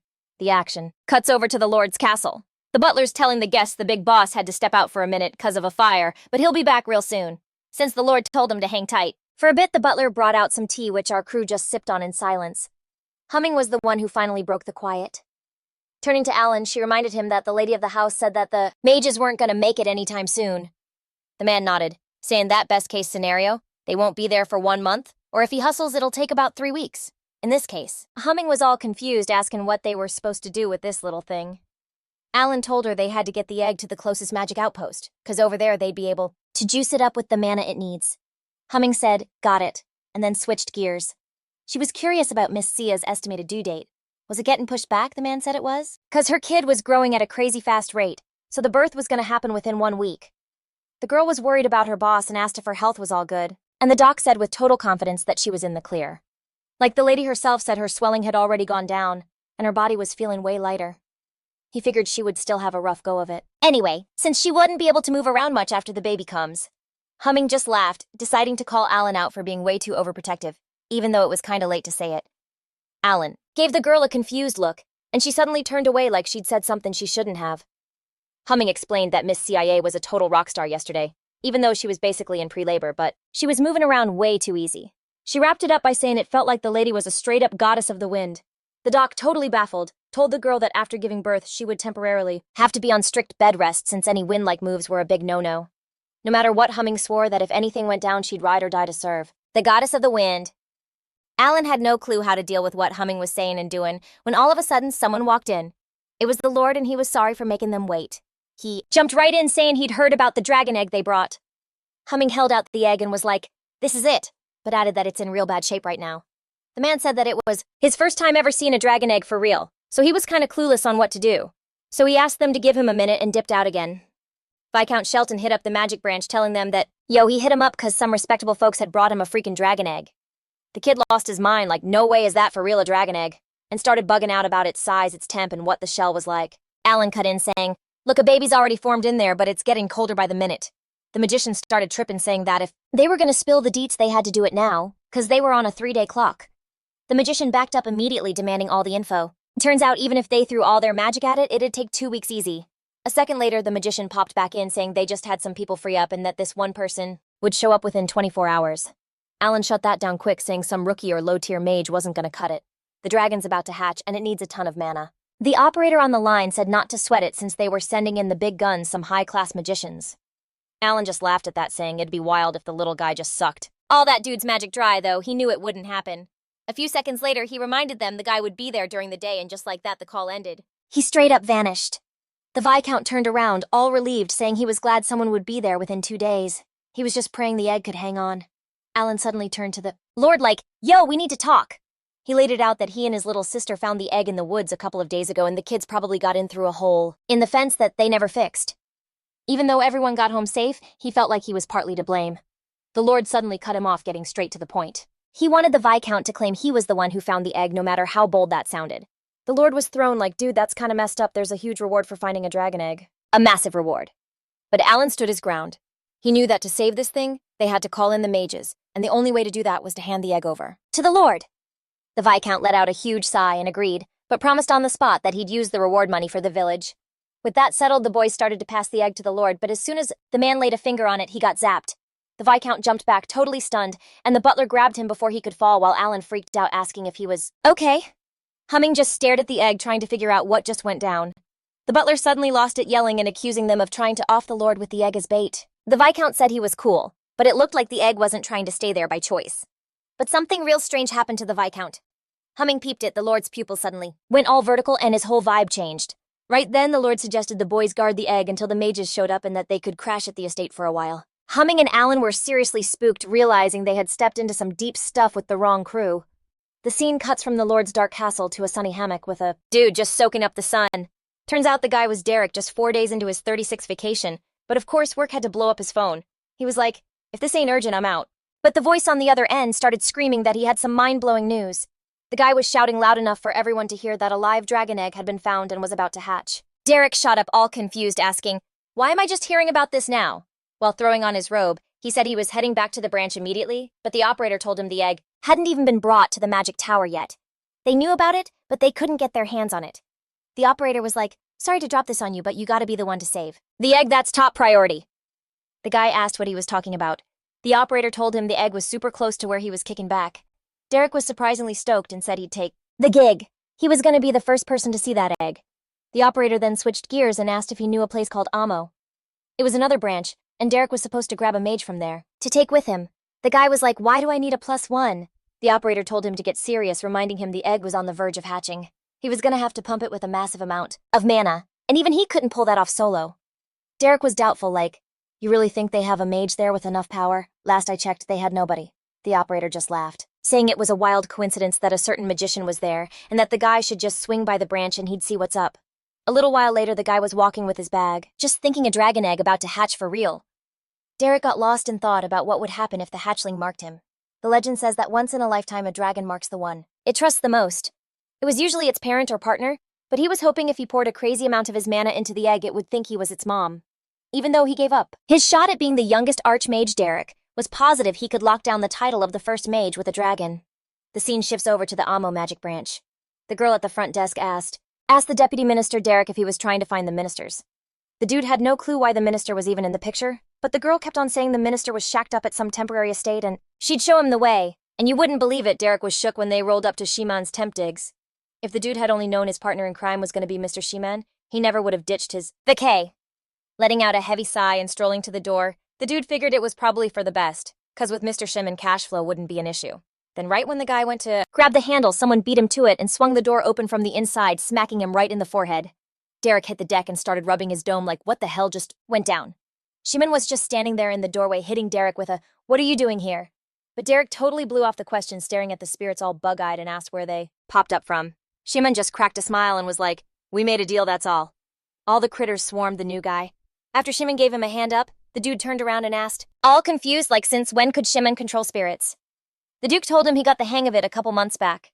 Derek couldn't wrap his head around how anyone could master the art of spirit wrangling in just a couple of months.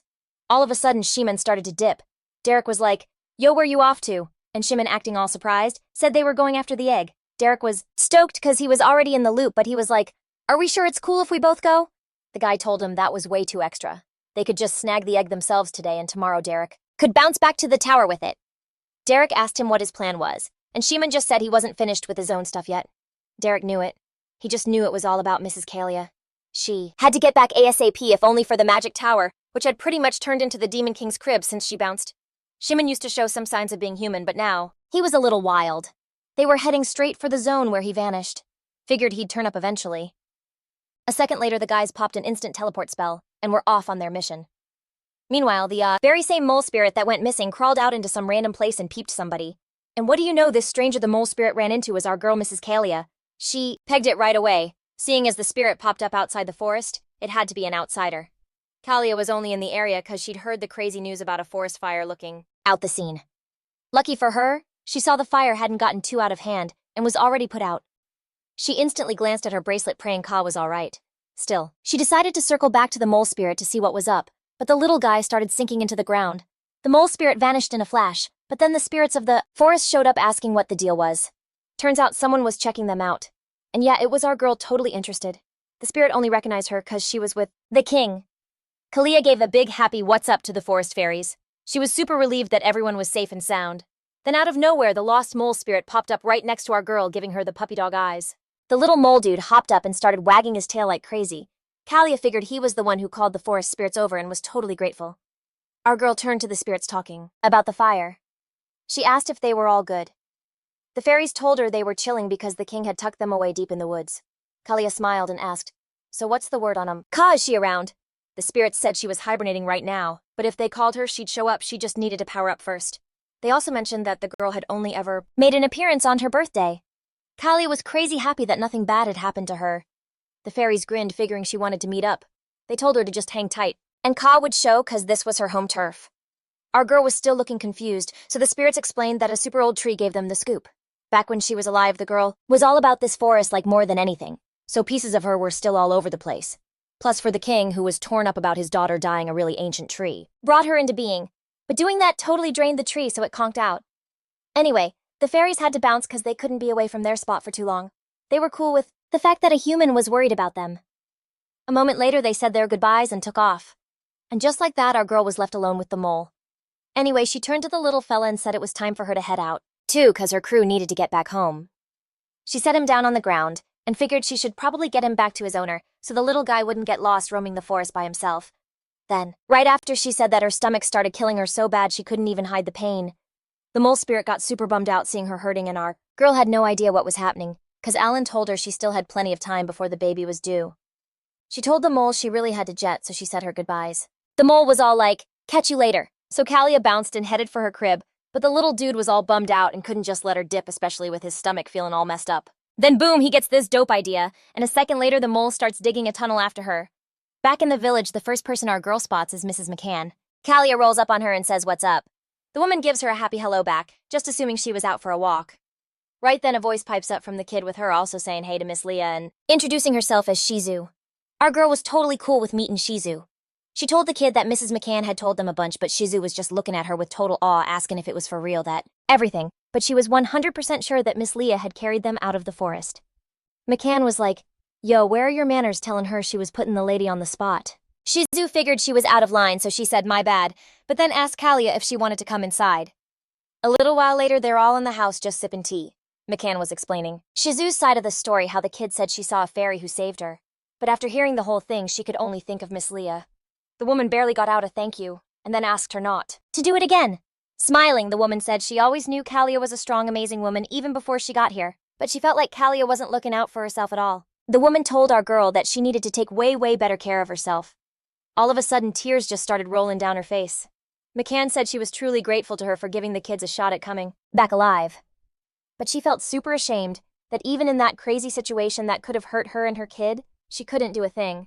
Hugging her daughter, she said all she could think about was how happy she was that Shizu was back safe and sound. Our girl told her that was totally normal, but the woman shot back that there was nothing normal about it. She just didn't want to think, the way most people would. Taking her hand, the woman said what she was about to say was going to sound wild, but she just hoped Miss Leah wouldn't get hurt. She was literally praying that the girl would be able to have the baby safely and live happily ever after with her kid. Smiling, she added that the main thing was that she hoped Kalia would love herself as much as she loved this child, because so many people cared about her. Kalia smiled and said she really appreciated that.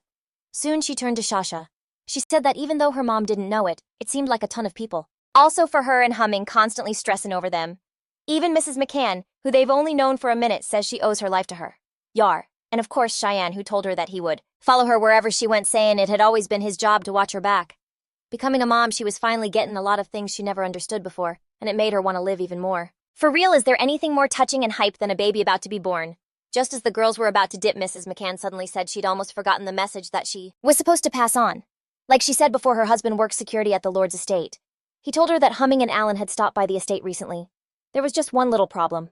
Apparently some issue went down and he said they were only going to let the two of them leave tomorrow. Our girl, totally confused, asked her to run that back. And the woman said that according to her husband, as soon as Humming lets go of it, the thing starts sparking with magic. So the two of them were asked to stay at the estate until tomorrow when the mages get there. Kalia thanked the woman for giving her the heads up. Mrs. McCann just smiled and said that she was the one who should be thanking the lady. But as they were about to leave, Shizu bowed and said peace out to Miss Leah. As soon as the door clicked shut, our girl started getting a bad feeling. It was super weird that Humming and Alan were basically on lockdown for a couple of days with no word from the estate. On the other hand, it's not like there are any aristocrats there to give daily reports on people. Sitting down on the bed, the girl decided she'd just wait it out for a bit first. If she's totally exhausted by the time she gets to them, Alan is definitely going to be worried and not happy. Then all of a sudden, her stomach cramped up again. Kalia was not feeling great, but looking out the window, she was madly hoping that she would not have to give birth today. Taking a deep breath, our girl decided to chill, telling herself that everything was going to be fine. Meanwhile, the scene flips over to the estate. Alan was pounding on the door, demanding they let him out of there because he had a pregnant woman at home who was about to pop. The guy was losing his mind, coming up with all sorts of nightmare scenarios that could be happening to her right then. The only one keeping it cool was Humming, who was looking out the window and told Alan to stop making so much noise.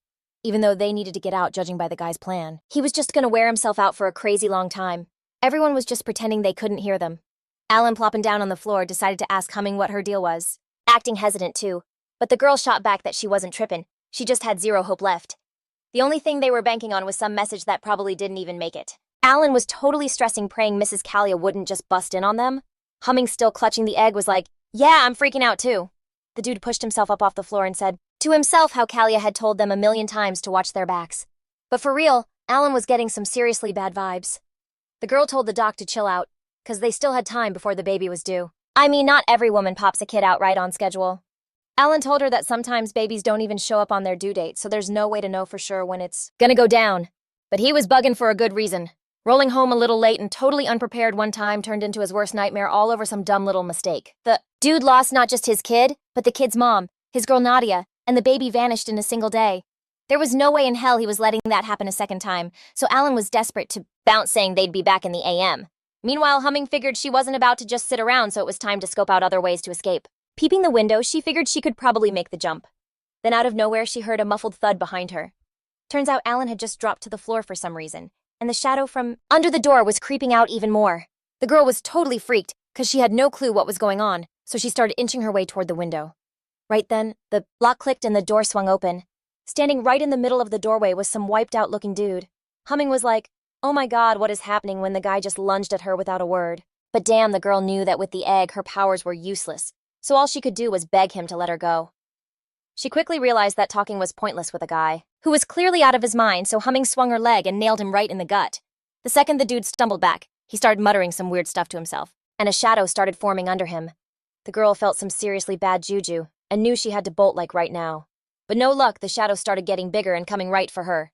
Humming screamed out, pissed off as hell, telling the shadow that if it got any closer, Mistress Kalia would wreck its world. She squeezed her eyes shut right before it attacked, figuring she was a goner. But even though it wasn't Mrs. Kalia, somebody still saved her ass. Two mages, Derek and Shiman, showed up to help the girl out. The guys were confused, saying the whole estate was a total wreck. Anyway, one of them immediately started cleaning up all the nasty crap on the floor. Humming was seriously shocked that Mr. Shiman himself came to her rescue, and she couldn't really wrap her head around how it even happened. Anyway, the second the dude started walking over, she nervously ducked her head and thanked him for the save. Of course, Shiman wasn't looking for any thank yous. He crouched down next to the girl and asked just one thing. Where's Kalia? Humming knew right then that it was all over. He stared her down, telling her not to even think about dodging the question unless, of course, she wanted to get fried too. Dirk had no idea what the hell this squire was even doing out here in the village of Lua. Just then, the guards and the lady of the house showed up, drawn by all the noise they heard, wanting to know what all the commotion was about. The second she spotted Mr. Shiman, she knew the mages sent for the dragon egg were here, but then she saw her husband knocked out cold and the woman immediately ran to his side. Looking over at the mages, she asked if they could hold off on the intros so she could deal with her husband first. A little while later, the scene shifts to the manor's main chambers. The vibe in here was super creepy. Anyway, Alan told the woman her husband burned through a ton of energy, which is why he passed out. He said to give the Lord his meds 2 times a day, and then, in turn, jumped startled. Looking right at her, he asked if she'd gotten her story straight, because it was time to answer his question. The girl, totally lost, said she had no idea what he was talking about. Weren't the mages here to handle the egg and take it away? Shiman, starting to lose his cool, reminded Humming he'd warned her not to play games. Right then, Alan walked up saying sorry to butt in, but he wanted to know who this new guy was. Shiman looked the man up and down and said he was more interested in who he was. After a beat, he figured he was that same caring, dark-haired dude. Alan, confused, asked what the hell was going on, but the only thing Shiman cared about was where Kalia was. And with that, the scene jumps back to the hall, where it was just Shiman and the other two. Staring at them both, the guy asked if they needed more time to get their story straight, but they shot back that they already told him they didn't know. Jack! He let out a heavy sigh and said that trying to play dumb when it was written all over their faces they were caught was just pathetic. He warned them right then and there that if they planned on stalling, he was ready to wait all day, because he'd already spent plenty of time in hell. Staring them down, he told them they had nothing. Just trying to tough it out for a few days was a real grind. He thought to himself if it was up to him, he'd totally waste this dark-haired dude. He could still picture the guy now just strolling around town, holding Sia's hand all careful-like, making him ball up his fists. He wanted to make Alan just ghost leave no trace, but since he was tight with CIA, he couldn't just off him. One way or another, he figured, if CIA had really been into this guy, she wouldn't have just ditched him and bounced to this middle-of-nowhere town. He decided that until he got the full picture, he'd better get the story straight, before he made any moves. There had to be a reason she was rolling with him. Out of nowhere, Humming said she had something to ask. From what she knew, Miss Kalia had left a letter for Shiman, promising in it that she'd be back. Looking right at Shiman, she asked why he'd go to all this trouble to find her, knowing she was supposed to be coming back soon. She had a gut feeling this man might be Shasha's father. And even though she was kinda scared to confirm it, she had to know. If it hadn't been for Miss CIA taking her under her wing, the Humming she was today wouldn't even exist. So it's no exaggeration to say that she lives for her now, and she'd do anything to make sure she's happy and safe. Miss Kalia is all about action. She doesn't need more muscle, but what she's really missing is some street smarts. So since it's come to this, she was gonna clear things up for her. So Mr. Shiman, can you love Miss Kalia no matter what happens? The room was dead silent for a long time. Shiman finally broke the silence, repeating the question like he was dazed, then said that without her, he'd just die. The guy came clean that he missed her like crazy, but he couldn't even see her. He had no idea why she left or when she was coming back. Shiman buried his face in his hands. The pain was obvious and asked again how could he not be out here tearing the world apart looking for her. He admitted it hurt, like hell that she just left without a word, but he could never hate Kalia because she was the one who saved him. He wrapped it up by saying he had to find her and fast because without her he was definitely going to lose his mind. In that moment, Humming got it. He was crazy in love with Miss Kalia, and honestly it felt a little obsessive. He might be a bit of a risk. But Miss CIA grew up never really knowing what love was. After thinking it over, she decided that a love this intense might be exactly what she needed. After hearing Shiman's side, the girl said she'd tell them where Miss Kalia was. Alan totally cut her off, saying it wasn't their call to make. The girl shot him down, reminding him that Mr. Shiman wasn't gonna let them leave until they spilled everything. Looking at Mr. Shiman, she asked, "I'm right, aren't I?" Turning back to Alan, Humming reminded him things were getting real, and if that's the case, they better get back ASAP and take care of Miss Kalia. Hearing Humming say things were getting real, he freaked out, asking in a panic if something had happened to CIA. Looking at Alan, he was shocked to realize the dude looked like a doctor. A second later, this insane energy just started pouring off of him when it clicked that a doctor had been with CIA this whole damn time. Staring them down, he warned them that if something was wrong with her, and they were just stalling him, they better be ready for what was coming. Alan seemed to whisper to the guy, asking if he could just hang on for a couple more days. Shiman instantly slammed his fist on the table. The guy felt like he was hanging onto his sanity by a thread when suddenly the mole spirit just popped up in front of him. Shiman, all confused, asked Little Tear where he'd been and what he was up to showing up just now. The mole started chattering away, telling his master something important. Shiman was surprised the spirit had wandered all the way into the fair's forest. Then the little guy said he met a woman there who just reeked of magical power, which he demonstrated. He immediately petted the spirit and started casting a spell to see the girl's location. A moment later, a hologram appeared right in front of them, showing Kalia clear as day. Shiman was totally floored. He just couldn't believe he'd actually found her. Meanwhile, the scene cuts back to our girl who was feeling super anxious. She was really hoping Humming and Alan would get back soon. Anyway, she knew just sitting around wasn't gonna work. While she could still move, she figured she'd better head down to the first floor and wait for her crew there. The second she started downstairs, she was surprised to hear a knock at the door. Knowing Alan and Humming wouldn't bother knocking, especially not this late, the girl grabbed the sword hanging on the wall. As soon as our girl was armed, she figured she might as well see who was dropping by in the middle of the night. But then her stomach started hurting so bad she had zero time for visitors. Dropping to the floor, the girl started to scream, with everything she had. Still, she knew if an enemy was at the door, she had to take them out in one shot. Lifting her head to look at her guest, she was shocked to smell a scent that was painfully familiar, a scent like home. Of course, the guest was Shiman, who the second he found out where she was, ran straight to her, not caring about the thunderstorm or any warnings. Before he took off, Humming told him he could go, but he had to promise one thing. He could not, under any circumstances, let Miss CIA get worried. Even if he was shocked by how she looked, he had to play it cool and not put any pressure. Peeping her again, the dude finally caught on and totally shook, asked how far along she was. He wasn't about to get an answer, though, because the girl started feeling that crazy pain in her gut again. Cheyenne jumped in to help, but CIA fighting through it told him to hold up and hit up Alan. The guy was all confused, like, why are they calling that punk? But CIA yanked him by the collar and told him to shut his mouth and just call Alan. Cheyenne let out a heavy sigh, knowing this was no time to argue, so he just scooped her up and they bounced towards the portal. Meanwhile, Alan was still pacing the room, totally losing his cool. He knew CIA needed to chill, and they messed up by telling Cheyenne anything. Humming, who was so overhearing him stress out loud, told Alan to take a breath and just wait. She pointed out that not even 5 minutes had passed since Cheyenne. Humming, meanwhile, dipped out to go find a room that would work. The dude was shook because it was the first time he'd ever seen CIA hurting this bad. No joke, no injury had ever made her fold before. What was he even supposed to do? Maybe he could throw some magic her way to chill her out. But the second he started casting, Alan freaked out, yelling, "Yo, what are you doing?" He stared the guy down and told him not to be reckless with magic because a woman in labor might not be able to handle it. Alan told the dude that all he could do was calm down and wait. Cheyenne, finally getting that he was useless, decided to just roll with it and sat down quietly holding Sia's hand. He kept telling her it was all going to be okay. She just moaned in pain the whole time the doc was pacing around, looking super stressed. The baby was about to drop and he needed a delivery bag. Cheyenne was on it, saying he'd grab whatever was needed. The dude immediately asked where the bag was. The second the doc said the bag was in his room on the second floor in the closet, the guy just teleported and went to find it. Just then, Humming walked into the room, saying she'd brought the mistress over. The woman looked surprised, asking who this lady was. A moment later, Cheyenne zapped back in and said this was a VIP, so she needed help to have this baby safely. The hostess immediately showed them to a room that was good for the birth. It was her own bedroom.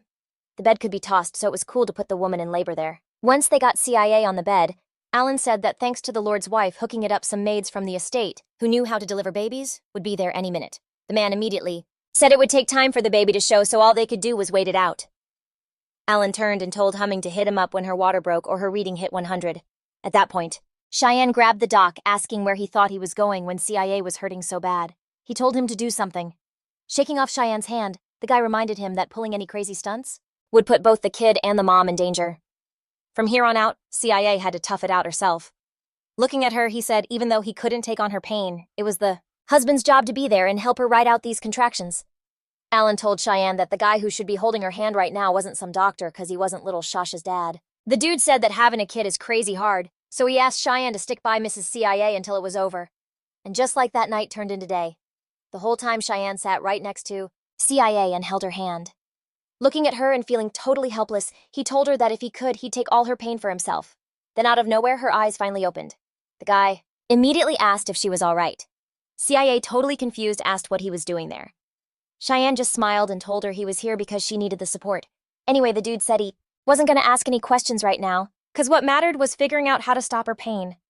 Right after he said that, CIA got hit with another insane wave of pain and screamed. Not knowing what else to do, the guy squeezed her hand tighter just to let her know he was still there. But then he noticed something on her hand.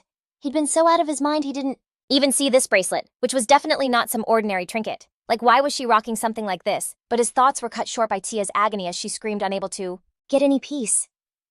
In that moment, she remembered Ka's words telling her not to forget to call out when the baby was ready. The girl immediately called her name and boom, Ka appeared right in front of them. Cheyenne stared at the fairies, completely bewildered, and couldn't figure out what this one was doing here. The guy instantly threw up a barrier separating Ka from CIA. He demanded to know who Ka was and why she just appeared. Cheyenne made it clear that if she didn't answer, he wasn't letting her get anywhere near CIA. So right then, Kalaka stepped out of a portal and told the man that this was his daughter, Ka. Looking at the silver-haired dude who had reached that next level of knowledge, he said, his power was already off the charts, way past what any normal dude could do. Meanwhile, Ka was still going nuts trying to bust through the barrier, telling the guy to let her in ASAP because they were seriously out of time. Kalexa rolled up on his daughter, telling her she needed to chill out. Shiman, not even blinking, stared him down and asked what they were doing there, or more like why the Fairy King himself was in his spot. The dude said they were there to help Kalia bring a new life into the world. Shiman was shook, like, how are you supposed to help a human have a baby? Kalexa told him that for the birth to go down right, she needed the power of nature. Shiman was like, why though? The man said it was probably because this kid was part of that whole nature vibe too. Shiman was totally lost, asking what that was even supposed to mean. Ka, with tears welling up in her eyes, kept begging him to let her in. She just needed him to let her through this one time. Our girl suddenly grabbed Shiman's hand using every last ounce of her strength and asked him to let Ka in, saying he had to trust her, that it would all be cool. Realizing he couldn't go against Kalia, Shiman dropped the shield in a heartbeat. Ka bolted over to Kalia and started the ritual to help her out. Kalexa immediately stopped Shiman, telling him to hold up. Shiman said if they'd at least spill on what was going on, he was down to wait as long as it took. Looking at his daughter, the man said she was only supposed to share the bit of nature power needed for the kid. Kalexa realized with pure dread that Ka was about to give the girl all of her power, but that would mean she could just fade away. Was she really going to make her dad go through that kind of hell again? The girl just turned to her father and gave him a warm, knowing smile. Knowing he couldn't stop his daughter, Kalexa whipped out the artifact and jammed it into himself.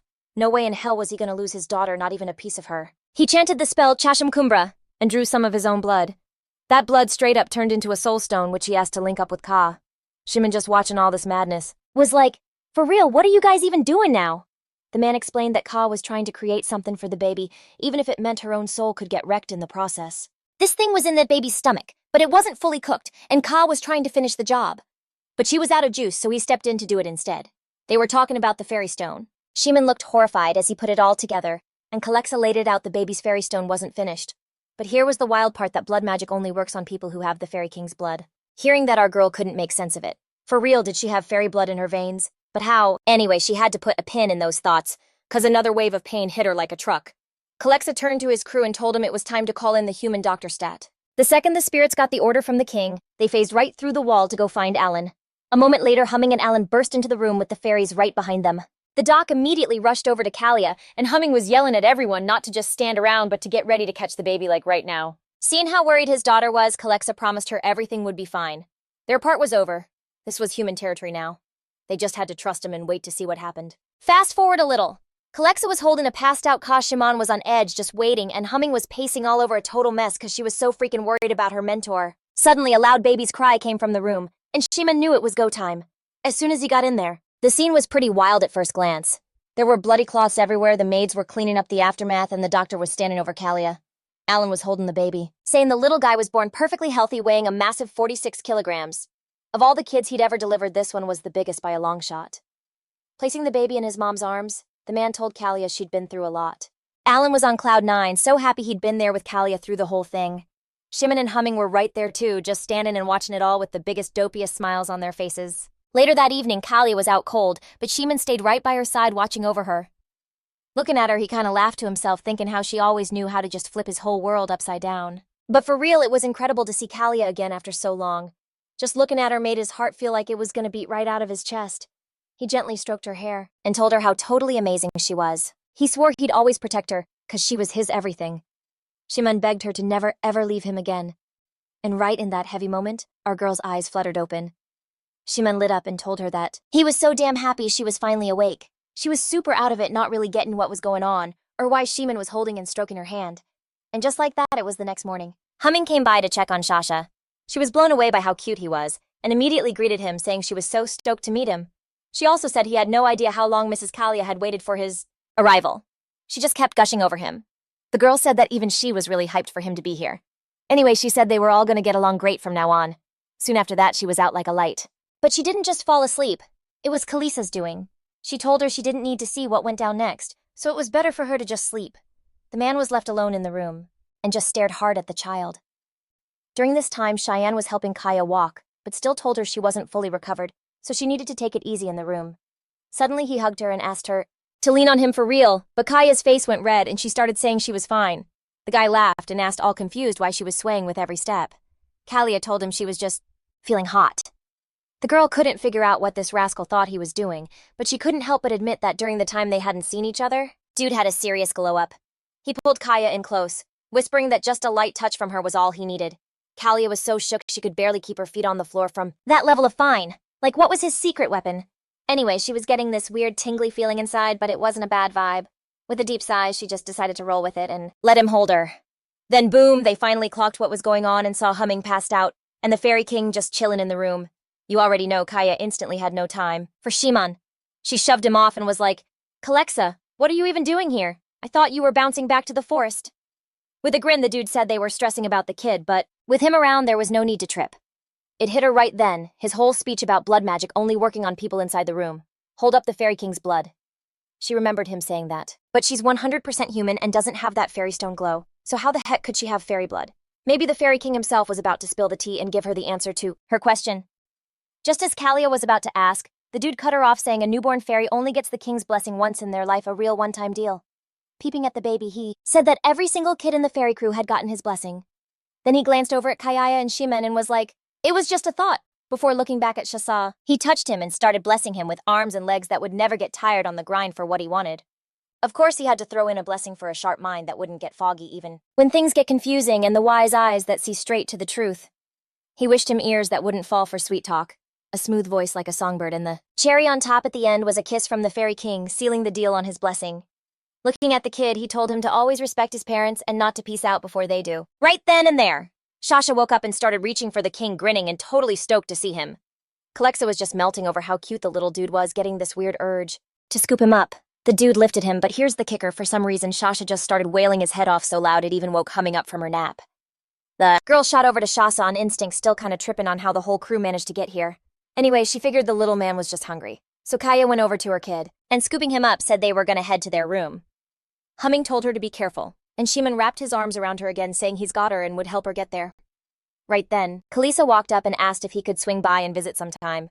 She gave him a smile and said he could totally drop by whenever. He was super stoked to hear that, but still, while everyone was dipping out of the room, he stayed behind. Once the coast was clear, he flicked his hand and told some invisible force to come out of the shadows. A second later, a pair of eyes popped up on the floor. Turns out this thing had been spying on them the whole time. The dude waved his hand again and told the dark shadows to pull together in one spot. As soon as this shadowy thing took shape, Kalexa ordered his monster to snack on it.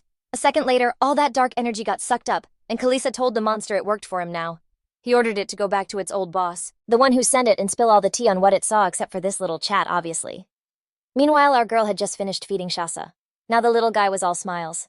Alan told the girl she totally nailed it. She'd made the right call, cause after feeding a baby milk, you gotta make sure to burp 'em. If you don't do it right, they can just spit up everything. They just ate. Kalia was like, yo, babies are wild little creatures. Right then, the baby started pulling these hilarious faces at his mom. He was super cute. Anyway, Kalia kind of freaked and was like, Alan, look at the weird face Shasha's making. The guy just laughed and said newborns pull faces like that when they're in a good mood. Our girl asked again, so you're telling me that face is a sign? Ruman was like, yo, what's the doc doing in here? The girl said everything was cool and that she wasn't hurtin'. She explained that while he was gone for a minute, Alan popped in to tell him something. Cheyenne knew the dude was a doctor. Alan was up in Kalia's space playing doctor, but Cheyenne couldn't figure out why he got so damn irritated every time he saw the guy. Just then, Alan said that Shasha was out like a light again, so he was gonna take the kid to the nursery. That's when it clicked for Cheyenne what was really grinding his gears. In his head, he was supposed to be in that spot. You know, taking care of Kalia and the baby. Cheyenne was 100% sure that was his role. If it was up to him, he would have never left their side, for even a second. He walked right up to Kalia and asked if she was feeling okay. As soon as she said she was totally fine, Cheyenne told her that was all that mattered to him. The main thing was she wasn't sick. Kalia herself couldn't figure out what was up with this dude, because just a little while ago he was seriously pissed. But looking at this whole kind vibe coming off him, she guessed he wasn't really mad at all. She figured he'd be tripping over her just dipping like that, but for real, why hadn't he said a single word about her being pregnant? At that moment, Alan turned to Cheyenne, telling him that if he didn't have anything better to do, he should let Kalia get some rest. A father's presence is crazy important during pregnancy. But how good could he be for the role if Kalia couldn't even bring herself to tell him? Cheyenne, all confused, shot back. Like, do I really gotta ask the doc for a hall pass to see Kalia? Our girl jumped in then and told the doctor it was all good. He could just hand over Shasha and dip. Alan looked like he wanted to argue, but she promised him everything was fine. Smiling, she said that even though Cheyenne looked like a beast, he wasn't about to eat her. Peeping that crazy look, the man thought to himself that he was more of a psycho than a beast. Anyway, the girl asked him to give her Shasha cause she wanted to properly introduce him to Cheyenne. With a heavy sigh, the dude decided not to fight it. He knew he couldn't go against Kalia's word and about the name she'd given the baby.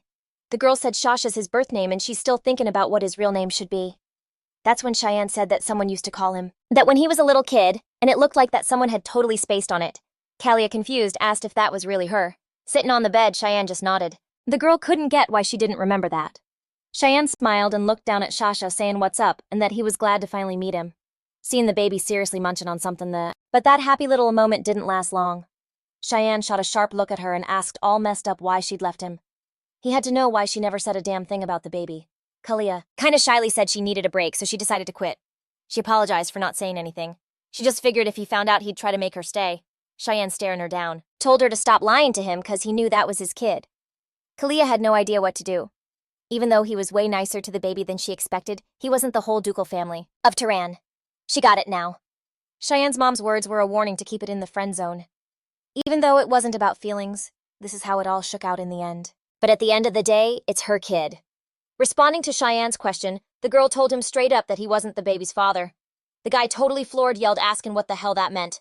Our girl knew this kid could never get the Tehran last name because Shasha was gonna have the last name Kate. That's why she looked Cheyenne dead in the eye and told him with total confidence that this wasn't his kid, and he heard every word right. In that case, Cheyenne shot back, you better tell me who the hell the father of this child is. Kalia, surprised, asked what difference it made. The guy said that if this father couldn't even step up and be a dad, then he had no business being alive. Still, Cheyenne walked up to her all surprised at himself and said no matter what, he was the only one who could be the father of the child. To him, she was just a dumb, stubborn girl who was a terrible liar. This just meant she didn't want to admit he was the dad. In that case, he figured it out. She ran away, hiding her pregnancy because she probably just couldn't trust him. She wasn't sure they could ever be happy. He took her hand, almost with tears in his eyes, and begged her not to mess with him like this. He even kissed her hand, just hoping to hear her say it was all some stupid joke and that he really was the kid's father. Our girl just looked at him totally baffled and asked what happened to him because he was not acting like himself. Still holding her hand, he said he'd decided to change up his strategy. The girl, surprised, asked him what he was even talking about. The guy realized he couldn't just stand by and watch anymore, hoping she'd pick up on his vibes. Instead, he decided he was going to come at her with everything he had so hard that she couldn't possibly say no. Giving up on trying to front about her feelings. She knew there was nowhere left to run, so Cheyenne just looked Kalia dead in the eye and told her he loved her. He swore he was done hiding all that petty jealousy and was ready to straight up beg for her attention. He laid it all out, saying he was going to keep coming at her till she finally believed he was for real. And more importantly, till she admitted that this kid was his. Pulling her in close, Cheyenne told her he wasn't going to stop chasing her until she finally started to trust him. Our girl tried to say something back, but not trying to hear any excuses. The dude just gently covered her mouth with his hand. He kept going, telling her all she had to do was let go and give in to him. A second later, just like before or in one of Kalia's daydreams, they pressed their lips together, even more confused, and asked why he was saying sorry. The dude just busted out laughing and started apologizing again, but this time for apologizing in the first place. Kalia was definitely thrown for a loop. As soon as Shiman stopped laughing, he started walking over to her, thinking that even her being so straightforward was mad cute. Just then, the girl backed up, trying to change the subject. She reminded him, "Hey, you just dropped the L-bomb on me without even giving me a chance to say anything." The guy just smiled and told her again that he loved her with his whole heart. At this point, our girl got so flustered she started saying it was time to feed Shasha, even though she remembered a second later that he'd literally just eaten. Shiman immediately started cracking up, telling Shasha that their mom got the feeding times all mixed up, asking, "Ain't she cute?" All flustered, the girl told him to stop talking crazy. Anyway, Shiman was just admiring his and Kalia's baby this whole time. Looking at the sleeping Shasha, he thought the kid was the spitting image of Kalia. But the most important thing was that Kalia, the person he was absolutely crazy about, had given him all this happiness. He'd played with her heart before, 'cause he was just wild and thinking they had forever. That's why he couldn't lock it down, but now he was about to show her his real self. He was gonna prove how much she was on his mind nonstop, until she finally accepted him as her man, her everything. So the spy he sent over to the Lord's estate came back with some wild tea. Diamond heard a rumor that a live dragon's egg just dropped at the estate. The monsters keeping an eye on the place peeped something even crazier. General CIA was there. And get this, so was the Duke, that spellcaster Borf. It hit him that those two had a kid together. This chick always gave him more weapon vibes than person, so he never saw her fate playing out like this. Somebody once said love is a straight-up uncontrollable force that it can even tame a demon.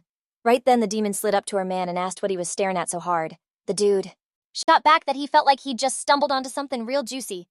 According to his monster spies, the king of the fairies was in the mix too, which meant he also had a hand in this woman's whole origin story. He licked his lips, wondering how sweet the blood of a fairy king who'd been stacking power for a few hundred years would taste. Things were definitely getting spicy. Just then, Diamond gave her lover a hard look and asked if he remembered what happens if he double-crosses her. He'd be out instantly. The guy pulled her in close, asking how he could ever play her like that. He swore that in his eyes nobody else was even on her level. The scene flips to Shiman, who's just linked back up with his pets. He asks Tia, all surprised, "Yo, for real! You cracked the sphere the second you hit the village!" The little mole spirit started squeaking like, "Heck yeah," confirming it. Shiman grinned and told him he was a real one. "Good boy, but check it, we already found Kaya, so we're good on the spheres." Since that was the case, he decided to smash this one and listen in on what it had to say. Right at that moment, he started hearing screams for help and sounds of pure agony. Shiman powered up, waited a couple of seconds, and managed to catch that dark wave with a piece of the scripture. The guy started translating all the words. The shadow sent to the Lord's estate brought back some dope intel. He heard a rumor a living dragon's egg made it to the estate. Shiman immediately knew it was a shadow's handiwork. Come to think of it, he'd spotted a shadow when he first rolled up to the Lord's place. Apparently it's some kind of dark black magic. Turns out, some psycho magician got a hold of forbidden magic and is running experiments. Sucks that they didn't drop a name that could help him out. That chimera made from fairies they found. Last time must have been their work too, since chimeras were a hot topic back when black magic was poppin'. Shiman decided he needed to dive deeper into divine-type magic as soon as he got home. If black magic was tied to the fairies, he knew he couldn't just sit this one out. For some reason he had a gut feeling Kalia was connected to the fairies. Man, just thinking about her once put him in a better mood. Even knowing the risks, he was still totally falling for her. They hadn't even had their first kiss, so why did his whole body buzz just at the thought of her? Why did everything feel so brand new? Just then the spirits started chirping, all surprised, asking what their master was so deep in thought about. The guy just smiled and told them stuff they had no business knowing, that only Kalia should know how down bad he was for her and how he'd totally bend over backward for her. Meanwhile, our girl was wired, just laying there staring at the ceiling. Before she knew it, the sun was up, and she still couldn't figure out why Cheyenne's face was living rent-free in her head. All night she'd been replaying his soft lips getting closer, his tongue whispering that he loved her. But the real kicker was the hypnotic way he said her name, Kalia. She couldn't shake it. Right then she just hauled off and punched, thinking that at this rate she was gonna straight up lose her mind. A random thought hit her. Maybe the guy had secretly ripped up that Derek scroll again. She figured that had to be it, 'cause she couldn't figure out why her heart was pounding so hard. All of a sudden, a woman's voice came from behind her. It was Latricia, the nanny from the Lord's estate, who was just feeding the baby. Our girl tried to sneak a peek at the woman, but got busted. Latricia, looking confused, asked the lady why she wasn't knocked out. Stepping out, Kalia said she just couldn't sleep for some reason and decided she would be the one to watch Shasha tonight. The nanny let out a big sigh, saying she was doing too much, 'cause a new mom is supposed to be taking care of herself. Our girl still wasn't backing down, and told Latricia she could have Shasha tomorrow, but tonight she wanted to handle him herself. The nanny shot back that this wasn't cool, 'cause Mr. Allen would chew her out again. Kalia asked her to keep it on the down low. Latricia finally caved, saying she'd swing by later. A second later, the nanny bounced and the girl was finally alone with her kid, just staring at her. Sweet little baby. She knew she'd never get sick of looking at him. She couldn't even wrap her head around how someone could be so dang cute. But right then, all the cuteness vanished, 'cause the boy started screaming his head off. Kalia thought maybe it was the diaper, but it was dry. Maybe he was hungry. Nope, not that either. What was going on? The girl was totally lost and had no idea how to calm him down. She realized she'd never been this freaked out, not even on the battlefield. She started pacing the room trying to soothe the baby, and she almost started crying herself. She was wailing even more, telling Shasha his mom was a total mess. A moment later, she was shocked to see he was quiet. It meant he was only crying because he wanted his mom to hold him. After she scooped him up, she started humming something, saying she could walk around with him like this forever. Well, you could say you should be careful what you wish for. After a while. So Latricia rolls up and is shook to see Kalia looking completely gassed. She walked right over and was like, "Yo, let me take the baby." Kalia was finally getting it. This whole mom thing ain't no joke. The woman right away got to work changing the diaper.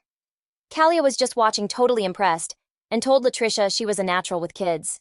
The girl just laughed and said that in 10 years, she'd taken care of 20 kids and had seen it all. Hearing the number 20 totally blew Kalia's mind. But Latricia was cool about it, telling her she'd get the hang of it too.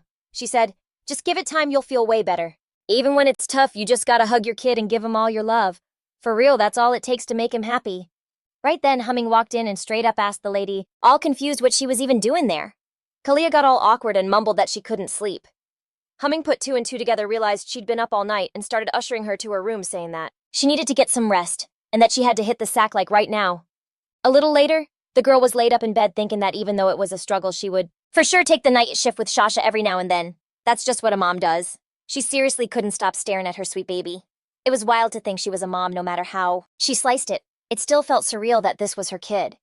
She also got that nobody starts out as a pro mom. Our girl was positive that little by little, she and Shasha would figure it all out together.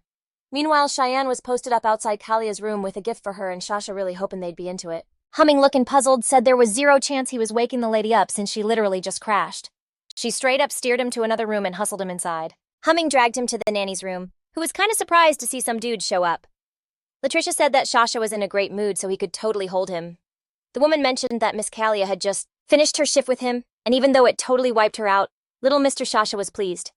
Holding Shasha in his arms, Cheyenne realized it was a pretty bad idea for Kalia to be on, all worked up like this. Dude should have just chilled with him instead of messing with some invention. Cuddling up with the little guy, Dad told him that his mom would be stoked with him soon, and in the meantime, Shasha needed to stop giving his mom a hard time. With a grin, he told him to bring all the drama his way. Latricia just cracked up, saying that little Mr. Shasha totally got the message. Cheyenne whipped out that present he got for the baby and had Humming hold it. The girl was all like, "Yo, what even is this?" The dude told her it was a mobile, saying he heard babies dig him. Humming was totally shook that he actually DIY'd the whole thing.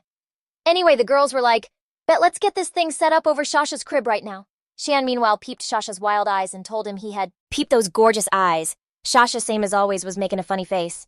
Shiman just busted out laughing, asking what that goofy look was all about. The girls were just staring, totally lost, thinking they looked like a perfect picture, like he was the baddest dude in the whole empire. Anyway, once the mobile was all set up, Shiman put the kid down in bed and flipped it on. Instantly, all these different colors and patterns started splashing all over the ceiling. Latricia and Humming were totally blown away by how pretty it was. Humming kept going on about how sick it was, and then Latricia just got real quiet. Shiman asked if she had something on her mind. The woman said she thought Mr. Shaw was a little too young for that kind of mobile. The dude asked what she was talking about, and she hit him back that the light was hella bright, which meant Shasha's vision wasn't fully developed. Because of that, she said they mostly make black and white mobiles for babies. Shiman was shook by her words. She put it nicely, but she was basically saying he screwed up. Latricia jumped in right away, saying he was a good dude for whipping up such a dope mobile in just one night. She promised him that when Shasha gets older, he's gonna love it. Right then, Shiman told the girls that he'd be back in 2 hours. They asked him what he meant, and the guy told him he was gonna make another one and come right back. Latricia, totally thrown, started saying that he really didn't need to do all that, but a second later, Shiman just vanished. Meanwhile, the scene flips over to the rulers of the fairylands having a serious talk. The guys were asking why fairies were only dipping out from the Roxus forests. Word was judging from the chatter some big-shot Roxus noble was in the business of moving fairies. A few of them lost their cool, saying that even though they were supposed to keep quiet, they couldn't just stand by and watch this happen. This year alone, over 100 fairies had gone missing in the Roxus woods. Canal, the elder of the most ancient forest, said humanity's victory in the war basically woke the empire back up. Or maybe humans just weren't happy with their own turf anymore. The fellas asked the elder what he was getting at. Canal laid it out straight: people ain't satisfied with their own land, and they're looking to snatch the fairy forests. The king's oldest son, Ganini, the master of the Red Forest, asked the elder if he was hearing him right, that humans were about to start a war between their kinds. Canal said it's never too soon to get ready. Ganini shot back that the most important thing right now was to figure out who their real enemy was, the one taking out the fairies. The elder explained he was just saying all this so they'd be ready for whatever, not to just jump into a war with people. At that moment, the third daughter of the king, who's also the keeper of the HOA forest, slammed her fist on the table. She told everyone to chill, and looking at their king, she finally suggested they let him speak. After a tense silence, Kalisa finally said they were all making good points.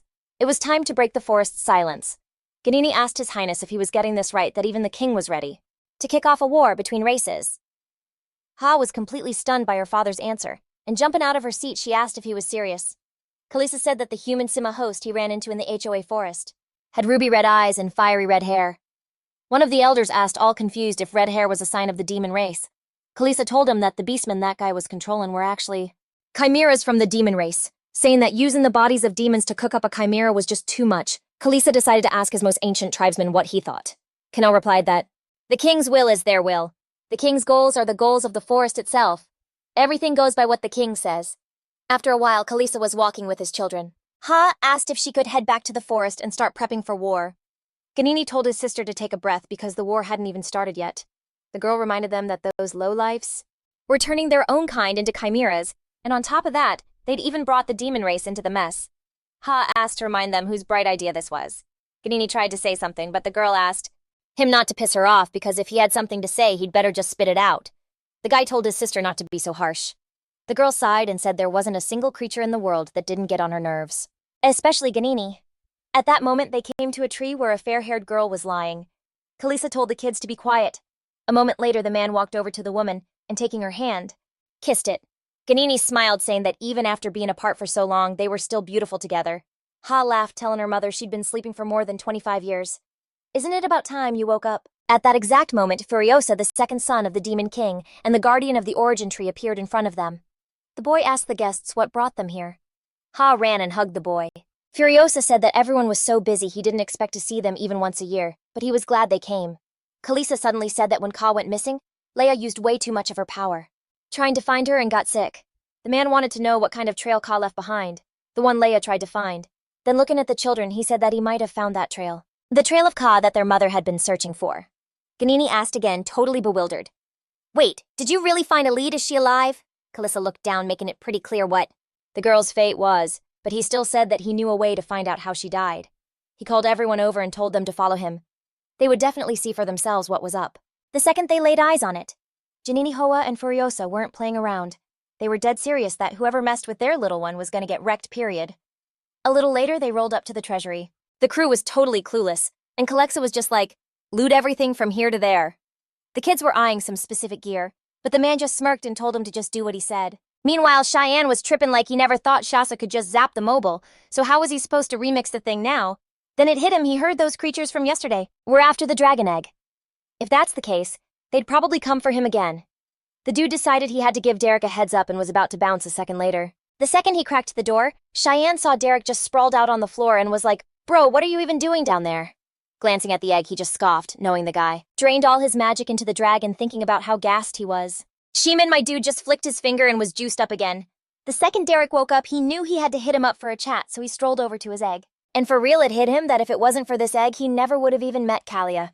He put his hand on it, decided to shoot some mana its way, to thank the little thing for the hookup. After a bit, he was done, and the egg started glowing, totally vibing.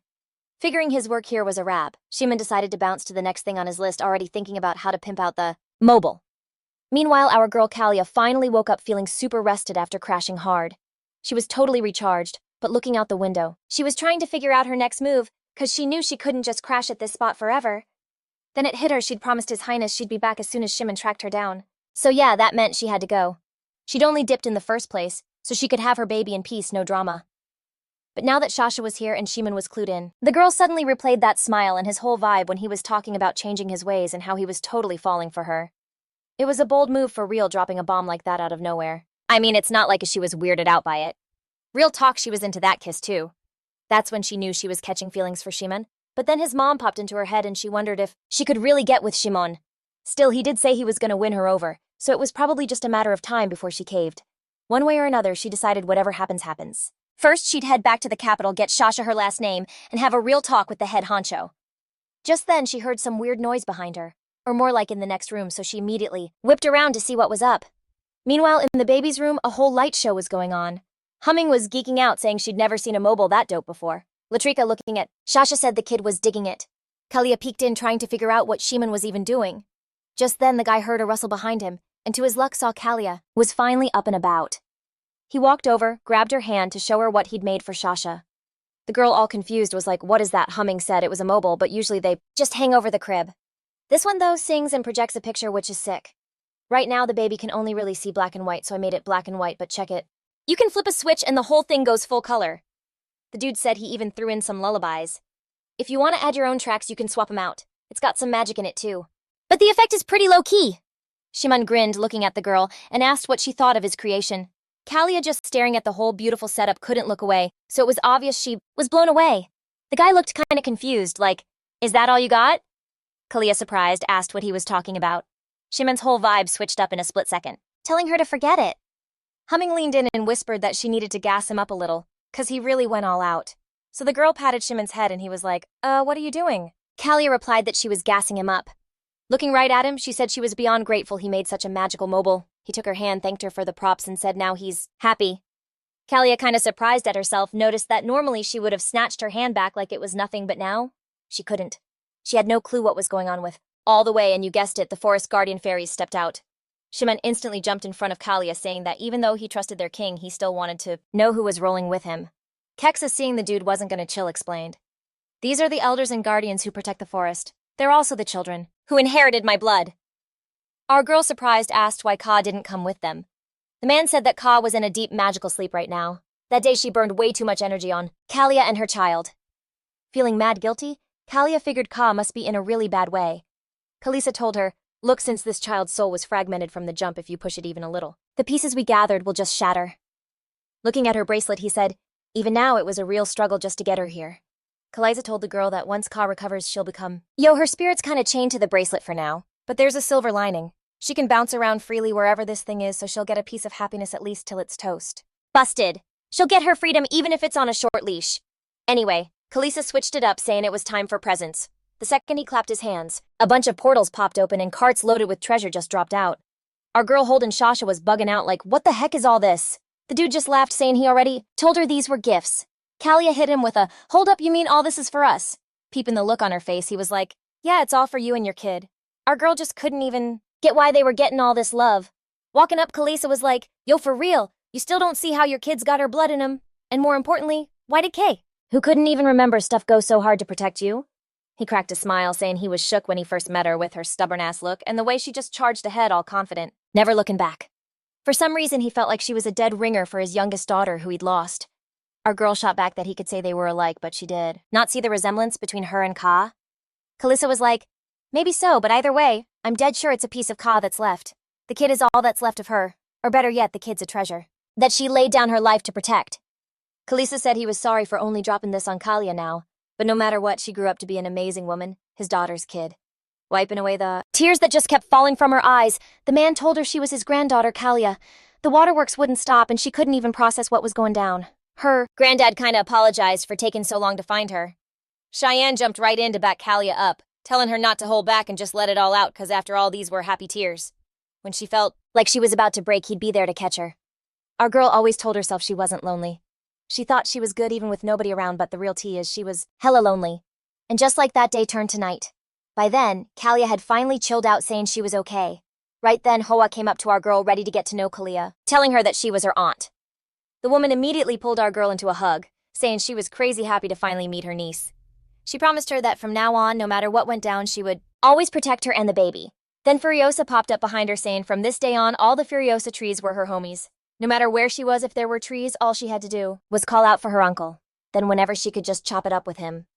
Furiosa then side-eyed her older bro and told him he could say what's up too. The dude wasn't exactly hyped to see his niece, but he still dropped his name. A minute later, he looked at Kalia and was like, "Ka was your age when she had you." They knew they should have been there for her, so they asked her to forgive them for not stepping up. Pulling her into a hug, he said it was on them for real. And even though it was mad late, they wanted to know if she could let them be her family. With tears in her eyes, Kalia said she would totally accept them, 'cause honestly, she'd been dying for the day she'd have a real family. Cheyenne and Kalisa were watching the whole thing, feeling just as happy. But then the kid turned to the king of the fairies and asked if they could talk for a sec. The scene flips to the next morning. Kalia, who for sure got zero sleep, is trying to feed Shasha again.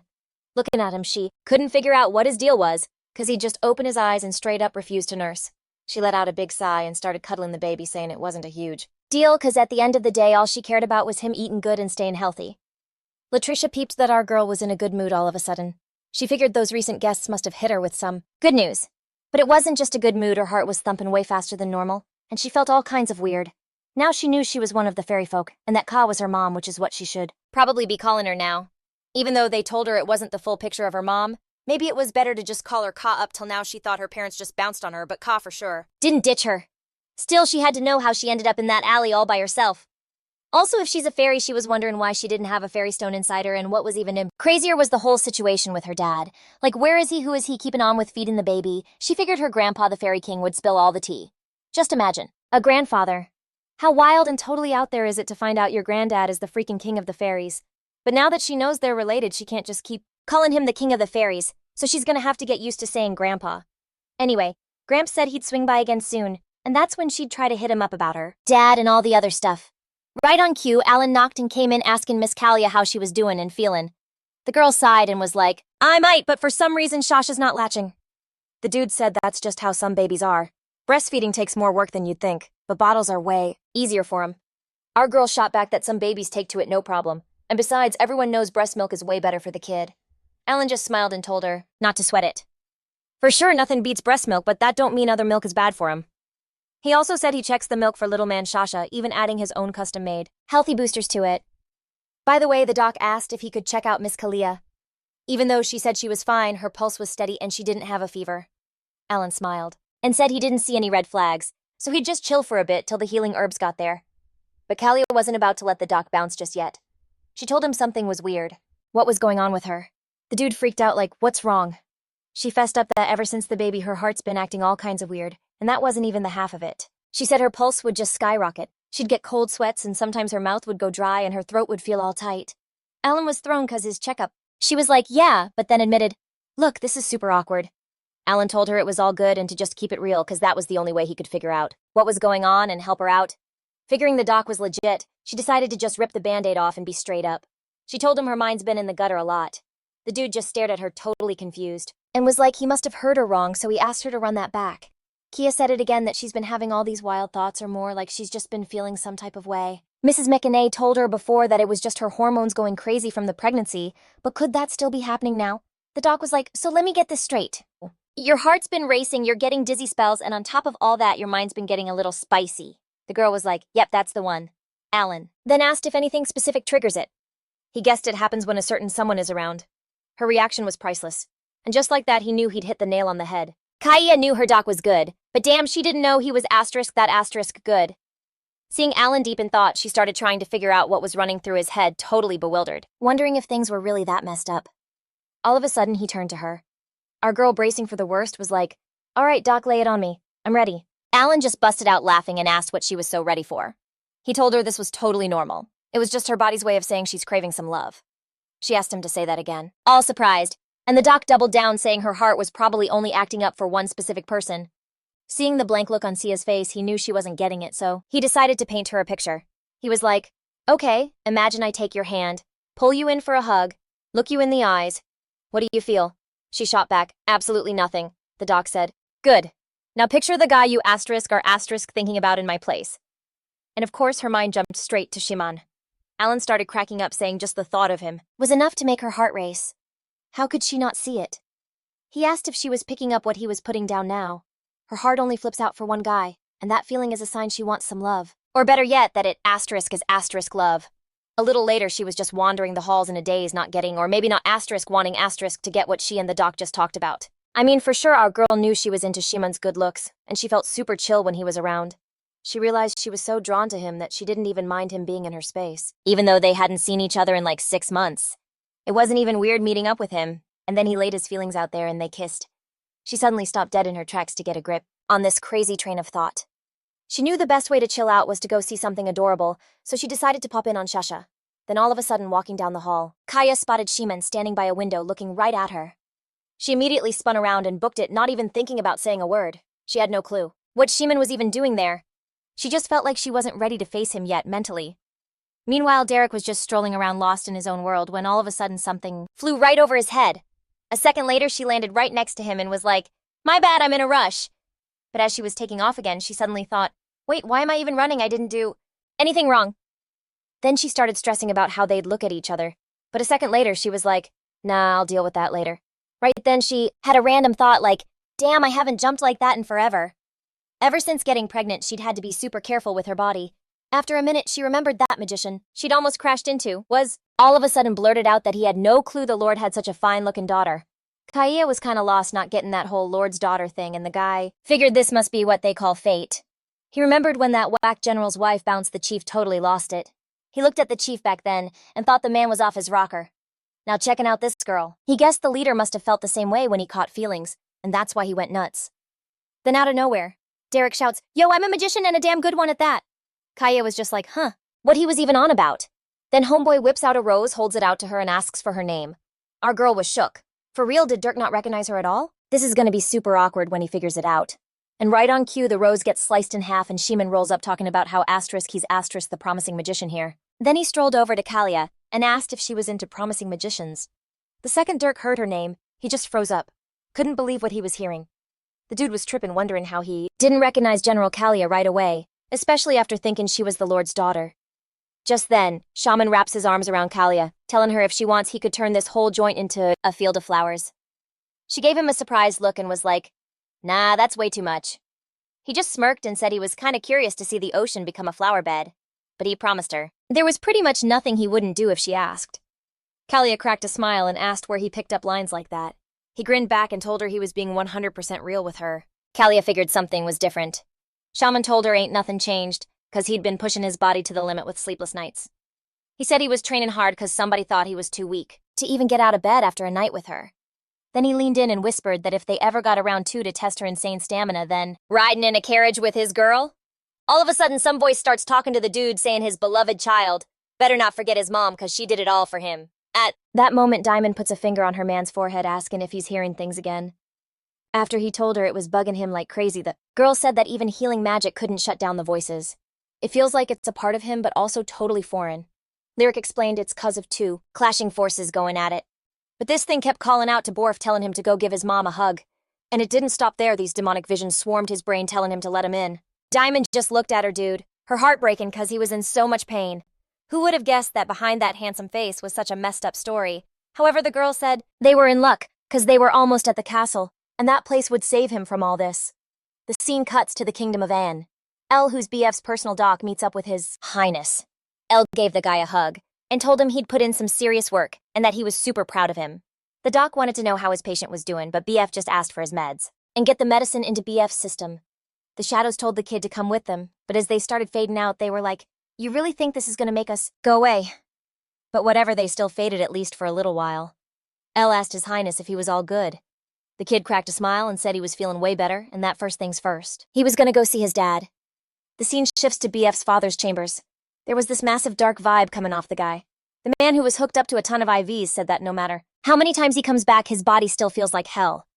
B told his pops they were probably gonna need more stuff for the experiments. The old man said he'd already sent him 30 demons. Plopping down in a chair, the kid said that wasn't gonna cut it 'cause there was a roadblock. Elle was standing by the whole time just watching the head honcho.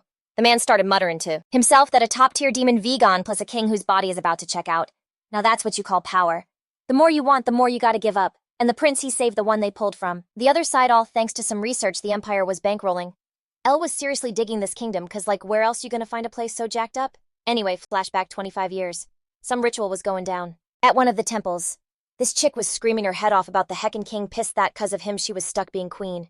She was basically like, screw this, I'd rather just run the whole show myself. So she hit up a demon trying to get it to level up the Aeon Kingdom into the baddest empire on the block and make her an empress, not just some queen.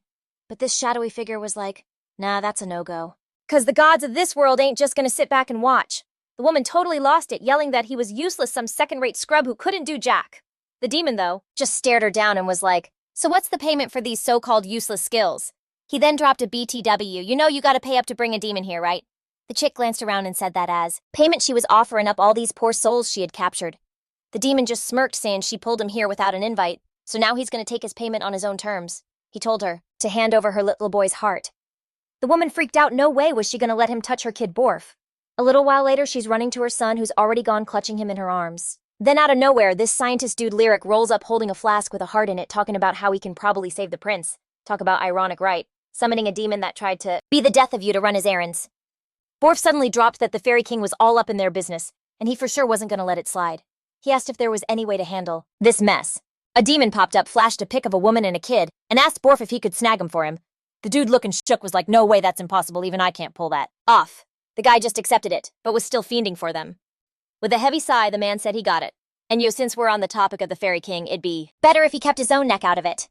This king's spear has the juice to straight up erase a demon, and all his descendants have powers that purify that demonic energy. He told the prince that literally all these clowns were packing some kind of divine power.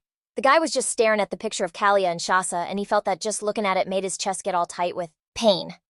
But why, though, he couldn't figure out where a heavy vibe like that was coming from when suddenly the demon peeped one of the shadows and said something was off with it. Getting closer, he flicked his finger, telling it to show him what it saw. Even though he felt some kind of nasty force, he still couldn't find anything. The prince, all confused, asked the demon what he was even doing.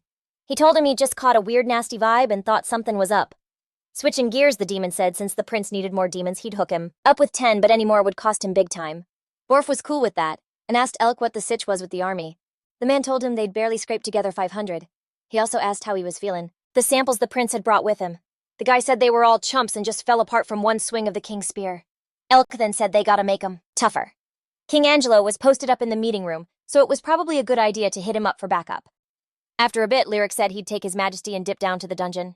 The man asked if he should call for an assistant, but Borf told him nah, 'cause Dion was right there with him. After a minute, the guy finally rolled up to the dungeon. The people chillin' there gave his majesty a shout-out. Borf immediately asked them if they were handling their business. He remembered that in 3 months there was supposed to be a meeting on the Imperial Trade Agreement. The man suddenly corrected himself, saying it was in 2 months and 21 days. Anyway, the prince said their kingdom would take part as long as no problems popped up, and then said he had to bounce to the small hall, leaving them to handle the rest. Meanwhile, the scene cuts to our girl and Shasa, who was totally stoked about what his dad made. Kalia was all mixed up, realizing that she'd been ducking him for 2 days straight, but she couldn't figure out why she was avoiding Shiman. She figured maybe she just wasn't into him, but that wasn't it. So how could she even explain that feeling? The girl suddenly shot up, saying she just needed to go through with it a couple of times. Once she faced it head on, she'd find the answers. Right then, Humming knocked on the door and asked if she could slide in. Miss Kalia told her to come on in. The girl walked in, saying she brought some clean rompers and a snack. She also asked the lady if she needed anything else. The girl said this was her spot, one of the crew with the nanny, Humming, and Alan. Tonight she was gonna watch Shasa and had gotten herself sorted. Then she casually asked why Humming didn't catch enough Z's yesterday watching the baby. But the girl said that was her call. She wanted to be sure Kalia would be able to crash with the baby, since Alan said to avoid any kind of stress. Our girl said that, 'cause of the meds, she feels even healthier than before the baby. That stuff has a taste that could probably raise the dead. She also put her hand on her stomach and said with this vibe, it was only a matter of time before she got back to her normal weight. Though she admitted she kinda likes being curvier than before, so it'd be a shame to lose it. Humming said she was right, 'cause she had a whole new glow-up. Anyway, the girl decided it was time to start getting back in shape. She had to do it before she went back to asked her what she thought she did wrong this time. Our girl didn't know when or where the end would come for them, so you gotta live every day like it's your last. That's the only way you'll have no regrets when death comes knocking. Looking at Humming, our girl told her she just wanted to be real about her feelings. Kalia suddenly apologized for not teaching Humming how to fence, but said if it wasn't for her, she never would have made it through this year. The girl smiled and told the lady she was proud and happy just to be able to help, and on top of that, she wouldn't mind sticking around longer. Humming laughed and asked if Kalia really thought she could ditch her after everything she'd done. It was all part of her slick plan, so she had nothing to be sorry for. The Esquires. Duties or fencing can wait, but having a baby is a once-in-a-lifetime thing. The girl turned to Mrs. Kalia, saying all she needed to worry about was Shasa. After all, family is the most valuable thing there is. You might think you'll always be together, but life can throw you a curveball, so she wanted to protect this moment for Kalia. The scene then shifts over to Humming. Back in the day, just then some dude starts yelling for her. Turns out it was her bro. She's like, yo, you sell all those hides. And he goes, and Dad are sick of waiting. They weren't some fancy pants nobles, but they were doing all right. Always had food on the table. Life wasn't perfect, but the fam was solid. Then all of a sudden, folks start screaming from out of nowhere, begging for a dock, 'cause their people were checking out.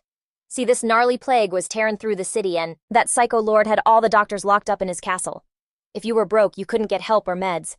All you could do was wait to kick the bucket enough. Couldn't figure out if she was lucky for not getting sick, or if she was straight up unlucky because of the remedy she copped. She was flat broke and had to take a gig as a maid in that dirtbag lord's castle. She was convinced all the good in her life was toast and that it was all downhill from there. But right then she hears some dude up front screaming, pointing a finger at Kalia and bugging out about how some regular chick with a sword gets called a hero. He just keeps going off, saying she has no right to mess with noble property and that he's gonna snitch to the emperor, demanding they throw the book at her. Humming figured she was screwed 'cause she wasn't born with a silver spoon. But then right in front of her, a knight who was one of them saved their town, and that lit a fire of hope for real. She knew Miss Kalia probably didn't even remember, but if it wasn't for her, she wouldn't even be here right now. She just wanted to do anything for the woman who saved her, and her family from all that crap. Just then our girl Kalia walks up to Humming and tells her she's gotta thank her too cause she's part of the family now. Hearing that, the kid was just speechless, totally choked up. She just turned around, figured it was her cue to leave. A second later, she bolts from the room telling the lady she could hit her up if she needed anything.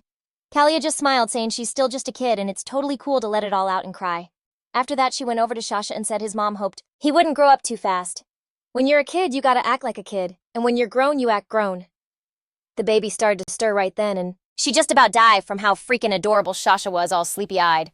Our girl went up to him asking if he knew what kind of job would be his jam. She gave him a kiss and said she never wanted him to struggle or get sick. Out of nowhere, a voice tells his mom he wants to learn magic. Our girl starts looking around all confused like, who the hell just said that? Then she clocks that the voice is coming from behind the door, sounding like Sasha saying he's gonna learn magic from his dad because his dad's a boss-level magician. Kalia had to laugh to herself, thinking, nice try, buddy. The kid kept going, saying he and his dad should live together because it's what's best for him. Our girl snaps back at Sasha that he doesn't even know who his dad is, and his mom has no idea what he's talking about. She told him he's already happy and fed living with his mom when all of a sudden the dude behind Sasha's voice busts into the room telling Kalia that was a low blow. Kalia gave Shiman a dirty look and was like, where are your manners? What if she was feeding the baby right now? The dude just turned around without a word and headed for the door since that's what Miss Kalia wanted. The second the door slammed, Shiman knocked saying, yo, it's me, and asked if he could come in. Our girl of course let him in, and a sec later, Shiman walks in looking all pouty. She's thinking to herself that Shiman really needs to chill and learn some basic manners. Next thing you know, he sits on the edge of the bed and tells her there's no way he's gonna listen to her again. Kalia's face went red instantly and she told him to wipe that creepy-ass smirk off his face. The dude, totally confused, asked why he had to do that, and she shot back that his smile was giving her the creeps. Getting closer, the guy asked her to look at him and answer a few things. Did he mess up or was she not feeling his vibe back on the cliff? The girl told him it was nothing like that at all. So Shiman was like, then what's the deal? Kalia all of a sudden decided to ask when exactly he started catching feelings for her. The guy took her hand and said it's been so long her mind would be blown. Anyway, he asked her again for her answer. Why couldn't he smile? The girl looked down and said she just gets all weird inside when he smiles. Like a real strange feeling. She put a hand on her chest and told him that when he smiles, it starts to feel all tingly right there. Shiman was totally shook, but the whole vibe was killed cause Alan knocked asking if he could interrupt. The second the dude walked in, he saw a scene that was more than a little awkward. Cheyenne was giving him this crazy intense look, and the dude just cracked a sweet smile, totally thrown that Cheyenne was even there. He knew right away he was walking in on something. Anyway, he just said that but the guy insisted, saying since he was there, he'd handle it. She shot him down, telling him the more she does it, the quicker she'll get the hang of it, so she was gonna feed him. Then right at that moment, something even wilder and more out of left field went down. Cheyenne asked if he could feed the baby. Kalia, totally floored, actually said yes, just telling him to be careful, cause he could break one of the kid's little bones or something. Cheyenne reached for the baby, joking that he wasn't even strong enough to snap chairs with one hand. Next thing you know, he was feeding the baby, watching Sasha just chowing down so hard. Cheyenne cracked a smile and said, no doubt about it, that's my boy. He's got a killer appetite. Our girl was stunned that this was his first time feeding a baby, and he wasn't even a little awkward about it. Cheyenne puffed out his chest and was like, to be real, I got a crash course from Nanny and Humming yesterday. Then the very next day they were walking down the hall and Cheyenne asked if they had some kind of communicator in the living room. She nodded. He then said once he was sure she and Sasha were out of the woods, he needed to hit up His Highness like ASAP. Cheyenne suddenly got this grin and asked his girl if she thought Sasha was getting cuter by the day, saying he got that from her. That made her remember that death stare the dude was like, yo, what's up? He was just oozing all this charm and sweetness again. She had no clue he was one of those guys who could spit sweet nothings like it was nothing. She just blurted out, last I checked, you hated kids. You'd make a face the second you heard one cry and couldn't get within a mile of them. The guy said, that's cause you'd look at every kid like your whole world was missing something. How was I supposed to just watch that? Our girl just stared at him, totally lost, and asked what the hell he was talking about. He just smiled and said that ever since back then, he'd been crazy in love with her. And if Kalia wanted a kid that bad, how could he just stand by while the woman he loved was staring all heartbroken at something she thought she could never have? It suddenly hit her that most knights can't have kids, and she thought she was in the same boat. Cheyenne just smiled, looking right at her, and said that's exactly why Sasha's birth is basically a freaking miracle. You and Sasha are alike, a total blessing for me. Our girl was just floored by those words. She couldn't even put a name to the feeling washing over her. Now Kalia didn't even realize when he'd started looking at her like that. Why was she only just now seeing that there was so much more to him than she ever thought? Even though she was all shook up, Cheyenne tilted her chin up and said, it's time to roll, the crown prince is waiting on us. He spun around and started for the living room, but our girl was just frozen, stuck in place thinking, this can't be real. Cheyenne turned back and asked Kalia why she was just standing there like, did something happen? She knew right then that if she didn't just accept all these feelings, she was gonna straight up lose her mind.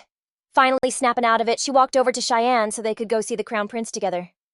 A little while later, they were standing in front of the prince. Cheyenne kicked things off, saying it's their first face-to-face in the last 10 months, so he was wondering how he'd been. Royman was totally stoked to see them together, because it meant Cheyenne had pulled it off after all. Cheyenne jumped in saying Kalia was way out at the edge of the continent, so it took a minute to track her down, but he got her. Our girl immediately said now that she's been found, she'd head back just like she promised. Royman was so damn happy to hear that it was like a huge weight was just lifted off his shoulders. But Cheyenne could tell something was up with the crown prince's vibe, so he asked him what the deal was. The man explained that, to put it lightly, their situation was a hot mess. He said he'd send a report so they could get back ASAP. Cheyenne knew if the prince was saying that, then some serious stuff must have gone down. But now they had Shasha, and if they made a dumb move, it could mess him up. Cheyenne was about to peace out for good, apologizing to his cousin and the prince, but our girl cut him off, saying it was all good. She said they were in. But even if they rushed it, the trip back would take at least a month. Royman shot back that it was no biggie, but in 2 months there was a big meeting for the Empire's Trade Association, so he'd be psyched to see them by then. Our girl nodded, giving him the green light, and then told His Highness not to freak out when they finally met up. The man said that he was already on edge, so he needed to know what was up. Kalia just told him not to sweat it. It wasn't that big a deal. He said he was looking forward to it, and then told her he was genuinely happy to see her. Again. The second the call cut, Cheyenne turned to his girl and asked if they really had to bounce.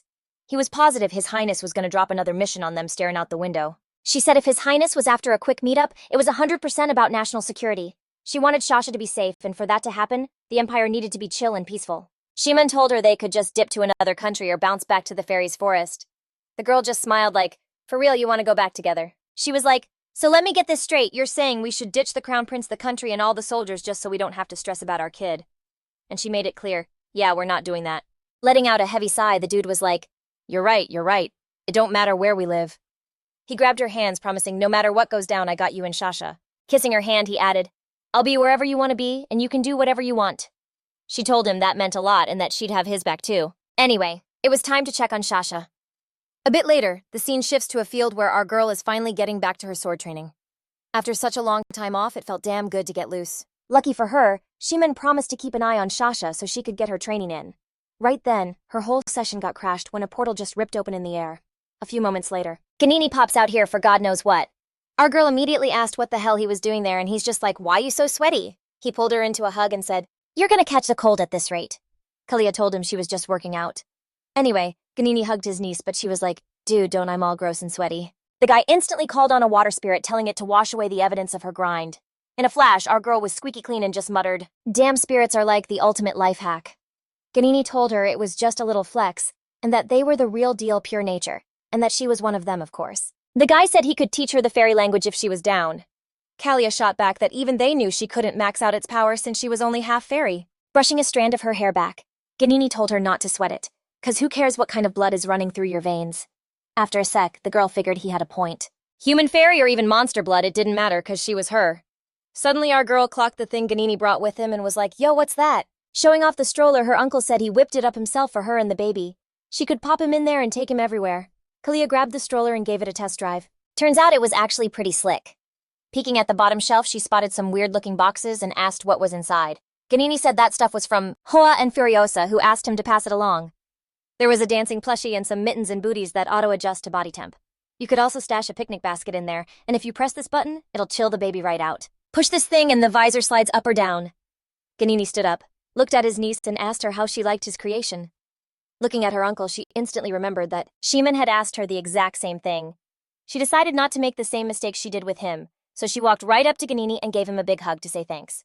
Meanwhile, the scene cuts to Derek, who was still posted up by the egg. Just then, Shiman busted into his room looking dead serious. The guy's heart dropped, thinking the boss was there to collect his head. He totally should have handed over that will sooner. There was no way Cheyenne would let it slide that he didn't recognize Lady Kalia, and even tried to hit on her. Shiman suddenly asked, how's the egg? Derek, with a shaky voice, said the development was going smooth and the fetus was formed. All it needed was one last shot of magic. The dude just stared at the floor surprised and said, I see. Derek was bugging out, wondering why the boss was so quiet. Was he really just thinking about the best way to off him right now? The guy figured he had to stall his death even for a minute, so he blurted out that they got a message from the magic tower. There was a huge wave of monsters in a few spots. And get this, among the dead monsters, they were finding corpses with their chests ripped open. Cheyenne just told him to keep talking. The guy wasn't about to argue and went on. Right now, every magic department was getting similar reports. The first report about a monster with a busted open chest came in 9 months ago, but at first the department didn't really pay it any mind since the body was found during a cleanup mission. But they had a gut feeling it was tied to the monster surge, so the department snagged one of the bodies. Based on what they found, some of them think this could be the big one, so they need Cheyenne's take on it. Shiman asked Derek what he meant by the big one. Are we talking about the Chimera? The guy said, yeah. The dude knew. The Empire needed him and Kalia. Chimera bodies were popping up all over the place, so what the hell was going on? Come to think of it, he'd heard that 30 years back some Imperial doc who messed with chimeras got kicked out of the Empire. When he stumbled on his research looking for materials, he just thought the guy was a straight-up psycho. He was literally chopping up monsters and stitching them back together. Dude was twisted treating bodies like they were his action figures.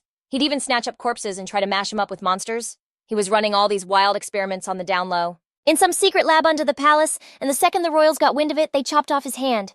Because he'd saved a bunch of lives as their top doc, the Emperor let him live. But they kicked him out of the Empire for good. That was the last anyone heard of him. But what if this psycho doc was still kicking around? Shiman figured he'd better look into it just to be safe. At that moment, Derek turned to the guy, his voice all shaky, saying his eyes were playing tricks on him. Now that he knew the real deal, he wasn't feeling her anymore. Cheyenne, all confused, asked what he was even on about. Then the dude just yells that if he'd known it was Mrs. Kalia, he would have never even stepped to her.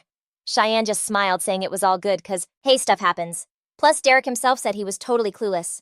Now, if the guy had recognized her and still pulled that stunt, they'd be having a whole different conversation. But at the end of the day, he's the one with the scroll that got their thing started, so this is all just drama. The guy suddenly asked Derek if he remembered his scroll from last year. The dude said yeah, and in that case, Shiman asked him to hook him up with another one. Cheyenne said he remembered that thing needed some kind of vibe from both people to even work. Derek, not getting what all the questions were about, said that was right, cause you can't start a fire if there ain't no spark. Cheyenne figured Kalia must have been into him back then, but then he just started pacing around the room, lost in thought. Derek had no idea why he was bugging out in his room. All of a sudden, the guy shouts that this ain't gonna work, so he had to go see for himself. Derek asked what he was talking about, and Shiman just told him to keep an eye on the egg. Meanwhile, the scene flips back to our girl. Ganini was bouncing, telling her it was time for him to dip, cause he couldn't be gone too long. He also mentioned her dad couldn't swing by for a bit, but no sweat, he and her siblings were gonna take turns looking out for her. The guy also said that after hearing about her, her other brothers Toan and Nua decided to roll through for the family hang too. Nua lives way out there, so it's gonna take him a minute to get there, but he said he's got a bunch of sick gifts lined up. Our girl started mumbling something. Ganini asked her what was up. Kalia asked if her grandpa was far off.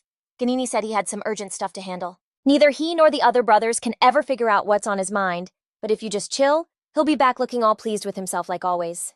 Kalia said she got it and then turned back to her uncle, saying she had something to tell them. In a month, she was heading back to the capital cause her friend needed a hand, and besides, she'd made a promise. Ganini told her not to trip cause the fairies' forest is like everywhere, so for them, any spot with a forest is basically home turf. He also said he forgot to tell her something. Neither the TW elders nor the forest folk even know who she is yet. But his dad would be back soon to make it official that Kalia's one of them. Our girl suddenly said she ain't planning on living in the forest. Her uncle told her she was free to choose wherever she wanted to live, but they were hoping even though it's been a while, the forest would still become her home. Hearing that, our girl smiled and said she'd be down to visit the forest more often. Ganini immediately promised they'd do whatever it took to make sure her and Shasha's visits were always lit. That night, Kalia was pacing around the house feeling like the whole situation was kinda sketchy. The weird monster she saw in the fairy forest in Royan acting all off, plus her grandpa just vanishing. Just then, our girl's train of thought got cut short by a cute little creature. The mole spirit popped up to see Kalia again. She was surprised to see the little guy all the way out here and wondered which magician brought him along. He scurried over to the door, started making these cute little noises, and pointed at it. When all of a sudden, there was a knock. A second later, Shiman walked in. The mole spirit went nuts, running all around its owner, totally hyped. The girl asked, surprised, "Wait, is that your spirit?" Cheyenne was like, yeah, and said its name was Tiara. Kalia asked when he started messing with spirit magic. The guy just smiled and said he'd just gotten into it recently. Our girl couldn't wrap her head around how someone could learn magic like that just by practicing. Cheyenne out of nowhere asked if the baby was knocked out yet. Kalia said he had just gone to sleep. The guy laughed, saying it's a sweet gig to just eat and sleep all day every day. At that moment, our girl got kind of mesmerized by Shiman's smile, and to her own shock, she realized she wanted to kiss him. She couldn't figure out why she was having these thoughts only when she saw Shiman. She had to be losing her mind. The guy suddenly said he had something he needed to talk to her about. And besides, they hadn't kicked back with a drink in a minute, so he suggested they should. A little later, they were chilling on the veranda with just the moonlight hitting the table and their glasses of wine. The girl suddenly said it had been a whole year since she drank with him, and after that she couldn't cause she had the baby while Shiman was pouring some wine, feeling the vibe. He's like, yo, it's been exactly 11 months and 9 days since we got lit at that party. Kalia was shook like, you actually remember that, and Shiman was all, how could I ever forget? He looked straight at her and said it was the best day of his life, something he'd never forget. Meanwhile, Kalia is sipping her wine and gets a little on her lips without even realizing. She was too busy staring at Shiman to even care. Then smooth as hell, he wipes the wine off her lip with his finger, licks it clean and goes, I'm officially making a move on you now. He's looking right at her asking, is that cool with you? Kalia kinda thrown off was like, wait, is that what you really wanted to say? He just admitted he hadn't really planned it out. He just knew he wanted to be with her again. She got all shy looking away and reminding him, you said you just wanted to talk. That's when Shiman got up and started walking over to her, asking, is talking really that important right now? Next thing you know, they're face to face, their lips just inches apart, about to finally connect. And for Shiman, it was actually happening. His bold move was totally about to pay off. But just then, their whole vibe got wrecked by a kid screaming from the other room. Looks like Shasha was awake. Kalia instantly shoved Shiman away and bolted to her kid, freaking out that something was seriously wrong. Shiman just kind of stumbled back, covering his face like, you gotta be kidding me. It was insane to be that close and get shut down right at the finish line. He eventually pulled himself together and got up. Meanwhile, Kalia checks on the baby and figures out Shasha was just crying because of a dirty diaper. So mom was about to change him. But then Shiman comes over to Kalia and is like, nah, I got this. I couldn't watch him today, so let me handle it. But then came the surprise! Shasha decided his dad wasn't getting off that easy and let loose another stream, getting him even more soaked. Kalia almost died laughing, turning away trying to hold it in. But instead of his mom, little troublemaker Shasha started giggling, followed by this super sweet smile. Kalia was floored, because the baby was still so little and had never actually laughed before. Shiman, meanwhile, who didn't even flinch at the whole situation, just told the baby, you're so much like your mom. He laughed and was like, just like with Kalia, I'm never gonna win against you, am I? After a second, Shiman got up and called out to Kalia, which kinda startled her because she was totally lost in thought. He pointed to the bathroom and said he was gonna go clean up real quick. Kalia just nodded as he left. She just picked up the baby and took him to bed. Lying there next to him, she couldn't get over how Shiman could just smile while being covered in baby pee. She never would've imagined that was possible, which made her realize she didn't really know Shiman at all. Was it 'cause of her, 'cause she said she couldn't have kids, that he told her he wasn't into them? But she felt like he shouldn't have to give up on his own dreams just because of her issues. It made her wonder how far the two of them could really go. Like, could they actually grow old together? But then, she started thinking she wasn't good enough for him, this amazing lover who was one of a kind and a guy who could be such a great dad. Thinking about him, she had to admit he was a sneaky one, 'cause he was totally constantly winning her over. She randomly asked Shasha if he'd be happier with his dad, but then she realized the real question was whether they would be happier with Shiman in their lives. Fast forward a bit. Shasha starts wailing out of nowhere, so Shiman scoops him up, trying to quiet him down so he doesn't wake up his mom. The dude asks the little guy if he wants his dad to sing him a song. Like, what's it gonna take to get you to stop crying? Right then, Kalia wakes up all confused, asking what's going on. Shiman turns to his son and is like, well, your mom's finally up. Even though he was hoping they could have handled it on their own. But the baby just kept crying, so he turned to Kalia and told her he was just trying to get the baby back to sleep so she could get some rest. She asked him why he came over, and he just said he heard the baby crying and figured she must be exhausted. He guessed that she probably didn't even hear the baby because of the wine they'd been drinking. She figured he was probably right. Anyway, Shiman told her to go back to sleep and that he'd handle putting the baby down. But Kalia was like, from the way he's crying, you can tell he's hungry.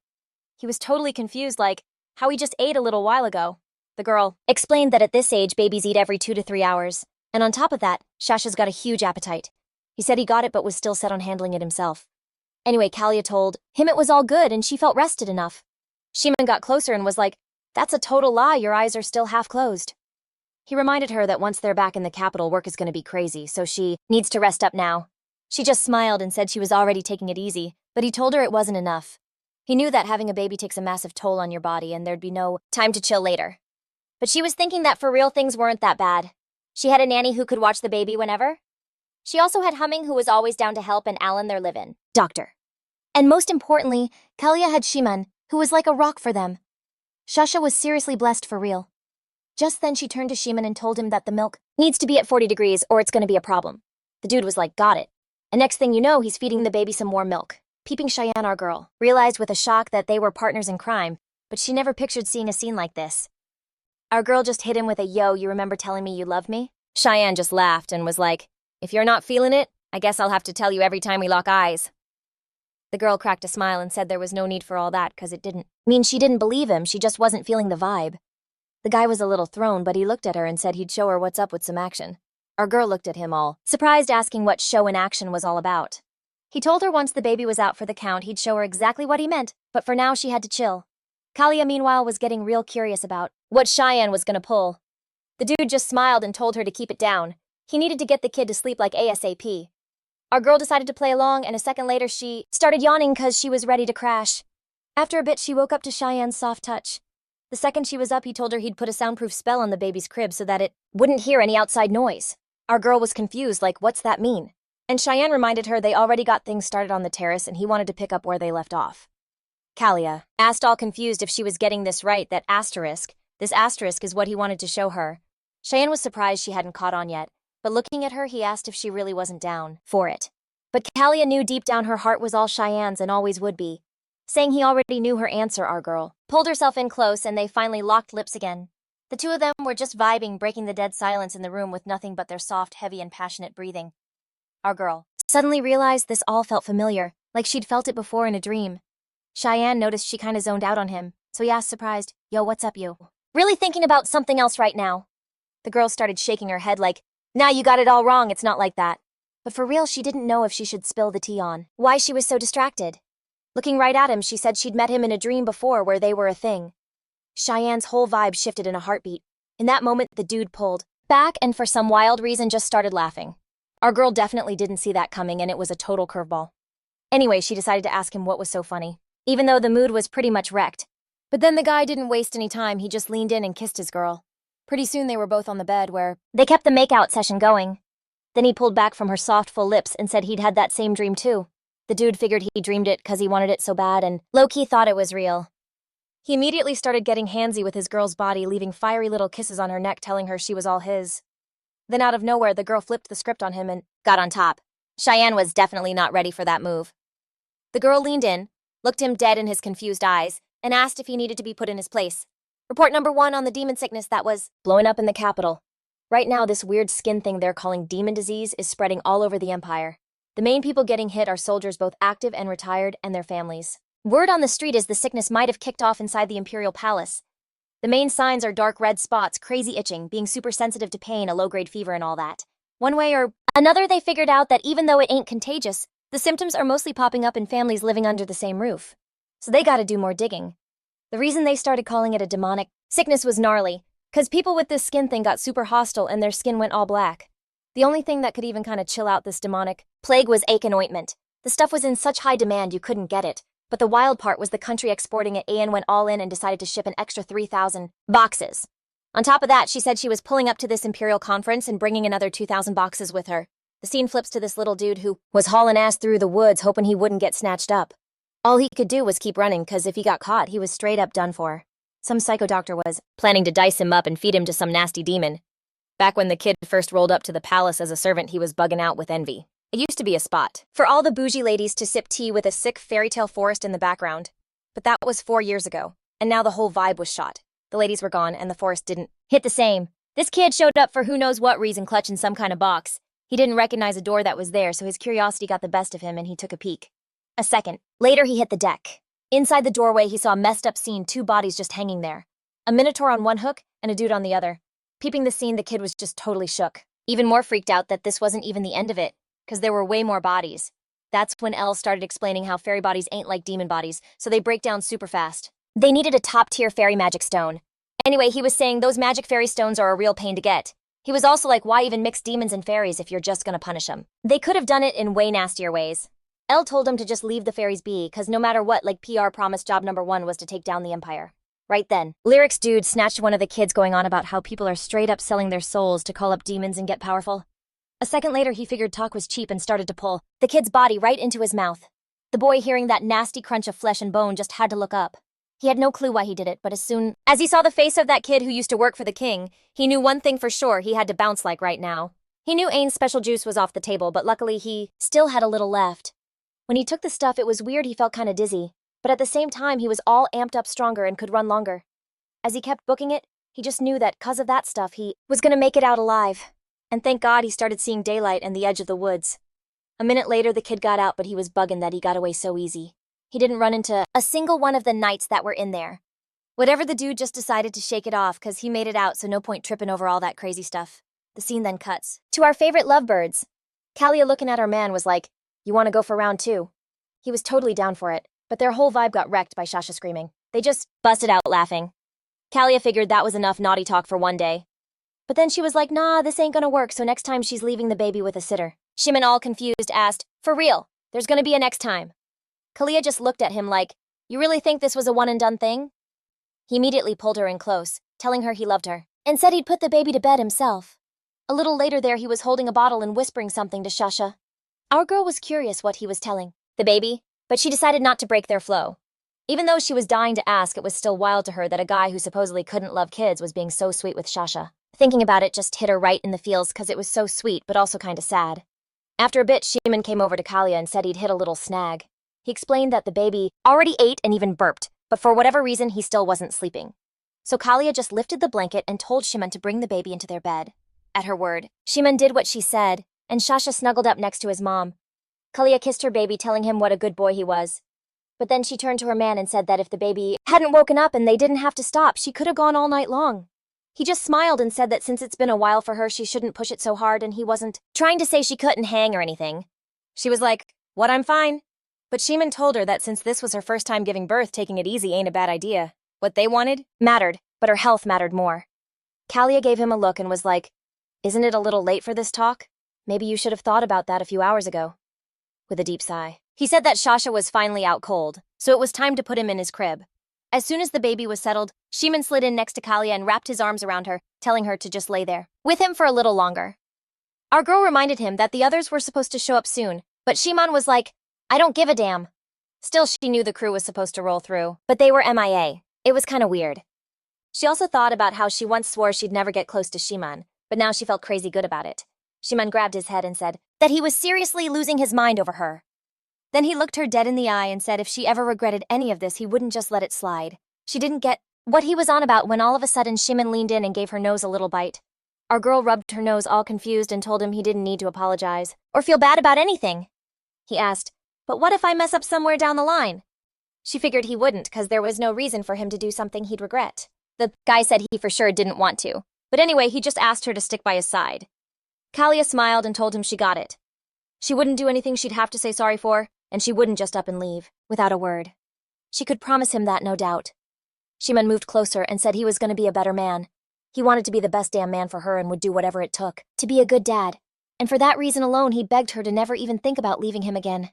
Our girl then said out of nowhere that if she were to die right then, the one person she'd miss the most would be him.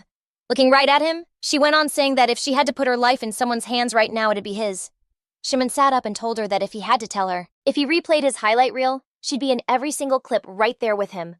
Kalia said she trusted him like a father and a lover and was so grateful he told her he loved her, so she was thankful he had the guts to say it. The dude told her it wasn't about being brave. He just couldn't bottle it up anymore. He felt like he'd straight up die if he didn't tell her the truth. Grabbing his hand, our girl confessed she wanted him to be more than a friend or a battle buddy. She wanted him as her man. The guy instantly pulled her in close and just started going on about how much he loved her. He kept saying it over and over, promising her he was madly in love with her. Holding her tight, he said that she was finally his, and that he was all hers too. Kalia asked him not to leave her hanging because she needed someone to have her back and love her. She knew Shaman was scared she'd bounce again, but that was never gonna happen. She promised him that no matter what went down, she would always love him. Meanwhile, the scene cuts to the street. Humming was giving Miss Latricia a hand with her chores when she saw something wild. Looking up at the sky, she started tripping out, saying it had started raining flowers. Latricia was also like, where is this even coming from? Anyway, the woman said she'd never seen a view that beautiful in her life. It was a straight-up magical moment, and for real, everyone who saw it that day remembered it for a long time. This whole incredible vibe was created by someone's happiness, which was no doubt the start of something even bigger. Fast forward a bit. Meanwhile, little Shasha was checking out the loot from his uncles and aunts, and a fairy was keeping an eye on him. Humming, who was getting her fencing practice in with Kaya like she wanted, suddenly flopped on the ground, saying she was tapping out. Kaya was thrown, asking if she was for real giving up. They'd only been going for 2 hours. The girl yelled back that it wasn't asterisk, just asterisk 2 hours. It was 2 asterisk whole asterisk hours. Our girl just laughed and said, I bet we'll take a break. She went right over to her baby, asking how he could be so freaking cute and sweet. The second the girl scooped him up, Latricia said he was in an awesome mood today, eating like a champ and not being fussy or anything. Our heroine guessed that he was digging the baby carriage his uncle made him. He stops crying the second you put him in it. The nanny said she noticed that too. If you put him in there and rock him a little, he's out like a light. This makes watching Shasha a whole lot easier. Kalia laughed, saying the nanny liked the carriage more than Shasha did. Latricia cracked up and asked how she knew. After a bit, our girl sat down to chill with some tea. The weather was on point today. She was just over the moon seeing her baby Shasha and her crew, who were right there with her. Suddenly, a flashback from her childhood hit her, and she thought, what if all of this is just some crazy dream? She shook her head, deciding there was no way this could be a dream. Nobody was taking this happiness from her. She had been wishing for this kind of joy and a family for way too long, so she was never letting it go. Just then, Cheyenne came up to her, brushed her hair back, and told her to just chill. Looking at her, he said her body was his now too, which meant no one else was ever going to touch it. The girl laughed and asked if she was supposed to chop off one of her hands and give it to him. He was confused and asked what she was on about. Kalia clapped back that her body had been her own for way too long for him to just stake a claim. She decided to lay down a few ground rules. For him, this body is all hers, but her heart, that belongs only to him. Getting closer, he guessed she got a kick out of driving him wild as long as she kept playing with him like that. The girl hugged him and said maybe she did, so what? Meanwhile, Latricia was shook by what she was seeing. Humming told her to just play it cool and pretend she saw nothing. At that moment, Shaman said he had to dip, so he just popped in to talk and would be back later that night. But no way was he leaving without saying bye to his little man, so the guy went over to Shasha and told him he'd be back in a bit. He also threw up a protection spell on them just in case, so they'd be all right, and he left Tia with them too. As soon as he knew his family was secure, he said his goodbyes and just teleported out. Our girl was hyped to see the spirit mole and started petting him, but she also wondered what Shaman was always so worked up about. She also realized she hadn't seen her grandpa in a minute, and a ton of time had passed since she'd seen Ka. Gramps had told her everything was cool, but she hadn't seen any of her fam lately. Ganini, Hoa, and Furiosa hadn't dropped by in a surprisingly long time. It was right then that the forest spirits seemed to hear our girl's thoughts. One of them zipped over to her and whispered in her ear that she was coming to them. The scene jumps to the Sun Temple of the Akan Kingdom. Shaman got the intel that Angelophilia, Casas, and Say have one after another announced they're pulling out of all trade. They all shot down the idea of closing their economies or making any political and diplomatic deals. They also ditched the exchange and went into a full-on lockdown policy. According to the intel, there's a common thread. Key members of the royal families went off-grid for a short time and then just reappeared. All 4 of these countries export wheat and grain to Roxus. It's a country where people aren't really religious. Since faith is a low priority, there's obviously no state religion there. The few temples that exist like this one are just kinda there. Totally run down with barely any priests. Peeking inside at its vibe, Shiman just couldn't wrap his head around how the temple of the sun god Leye got this wrecked the sun goddess Lee for real. She's one of the gods holding up the world, packing the most insane destructive power, but the first king, the one who bounced from Roxus to start Aiken, straight up hated the gods. He clowned on them, dissed their divine power, and put all his faith in magic and military muscle. That whole vibe got passed down through the generations and spread all over the country. They only had like 3 of these temples compared to Roxus, where there are over 100 of them. That's a crazy small number, and we ain't even talking about the divine juice. It hit him then. From the looks of it, the divine power in this place was totally ghost. He couldn't figure out how some dark demonic crap managed to creep in here. Up till now, Aiken barely ever showed up to national events. The whole place was a weak no-name state, so he never gave it a second thought. But this meeting was an exception. Seeing this whole mess, Shiman was like, what the hell is even happening here? Right then, my dude snapped his fingers and blasted the temple with divine power, kicking all that demonic energy to the curb.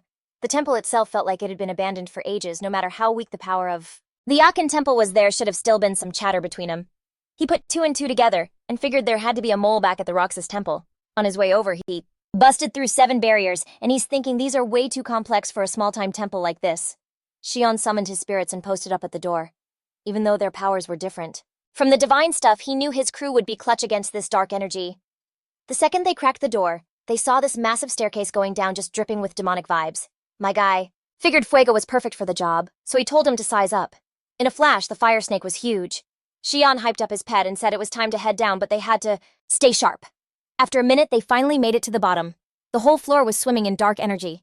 The spirits started doing their thing, and thank God the nasty aura started to fade out. Either way, Shiman decided to give him a hand, so he threw down some spells and boom, everything lit up. Right away, he spotted a coffin dead center in this hall, which was located right under the temple. He didn't even hesitate, just walked right up to it to pop it open and see what was inside. A second later, the lid was off, and inside was just some random person's skeleton. Meanwhile, we cut back to our girl. All of a sudden, a portal rips open right in front of them.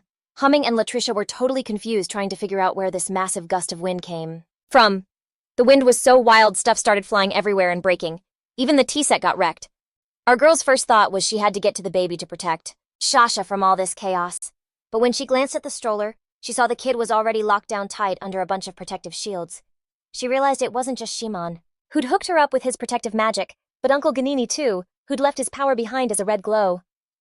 Humming asked if the baby was okay. Kalia said the kid was good, so they needed to grab him and get out of there with the nanny. The second they were gone, this woman in a white suit stepped out of the portal, looked at Kalia and was like, "You must be the kid." Our heroine had no clue who this was, so she just asked straight up, "Who are you and where'd you come from?" The woman just smirked and said she was Nua, Lord of the Fifth Forest and the fourth daughter of the Fairy King Kalisa, which by the way made her Kalia's aunt. And just like that, the woman swung her ice spear, but she picked the wrong one to mess with, because Kaya was quick enough to react and block it. Nua was kind of surprised, like, "Oh, so the kid can throw down a little." Our girl just stared at her, totally baffled, and asked why she was doing this. Nua said she just wants to get to know her, and the only way to do that is for Kalia to beat her. So our heroine instantly whipped out her sword magic, saying it wouldn't be a problem, but her aunt clearly doesn't know how to make friends. She swung her sword and with just one hit shattered Nua's sword into a million pieces. Kalia was like, "So sorry, but I'm gonna have to pass on this family bonding," and told her to bounce. The spirits were shook that Nua was actually fighting, and even more that Kalia smashed her ice with a single swing. But whatever, Aunt Nua wasn't about to quit, so after losing her sword, she just whipped up some new blades. Our girl knew her aunt was rocking dual swords for a multi-hit combo, but as she swung, she knew for a fact that dual wielding had a major flaw, in that each sword was pretty weak on its own. Somehow the aunt still managed to block her niece's attack, and their eyes locked. In a flash, Kalia launched herself up into the air. Nua was like, "Where'd she go?" Our heroine, though, was already getting ready to hit Nua from behind, but she was ready for it, and a second later she unleashed dozens of ice shards which Kalia shattered like it was nothing. By now, Auntie's ice blades were gone, but she was getting hyped from the fight and decided it was time to bring out the real deal and finally play for real. Kalia laughed, thinking she'd definitely provoked her aunt, even though all she wanted was to wrap this up ASAP. Tossing aside her wooden sword and shaking out her hand, she knew that if she swung that janky training sword would have straight up shattered. Good thing she brought her real blade for a reason, and she was ready to throw down with it. Our girl was thinking like, should I even take this clown show seriously? Deciding it was time to bring out the big guns, the girl whispered Ka's name, and a sec later, our hero's mom just popped into the real world. She wasted no time and smacked Nua's sister right upside the head. She was like, "What the hell you doing and why are you jumping Kalia?" A pissed off Ka asked her sister why she was giving her that sad puppy look. If she really had a problem, she could bring that smoke to her, cause she wasn't shook one bit. Nua, staring at this piece of Ka's soul, was like, "Is this for real? Is this a knockoff?" Since she and the real Ka were ride or die, Nua got hella tight when she heard this Ka was just made from a soul fragment, and she didn't even bother to look for her. Nua scratched her dome and owned up that the whole thing was just some stupid accident. Our girl, meanwhile, was checking out Ka, sensing that something was different about her. Man, you could just feel it, her whole vibe was way more powerful. Nua, just bugging out looking at her little sis, busted out laughing and asked, "Yo, what's that on your forehead?" Looking at Ka all confused. She asked, "For real, did you actually go and become the spirit of Amuna?"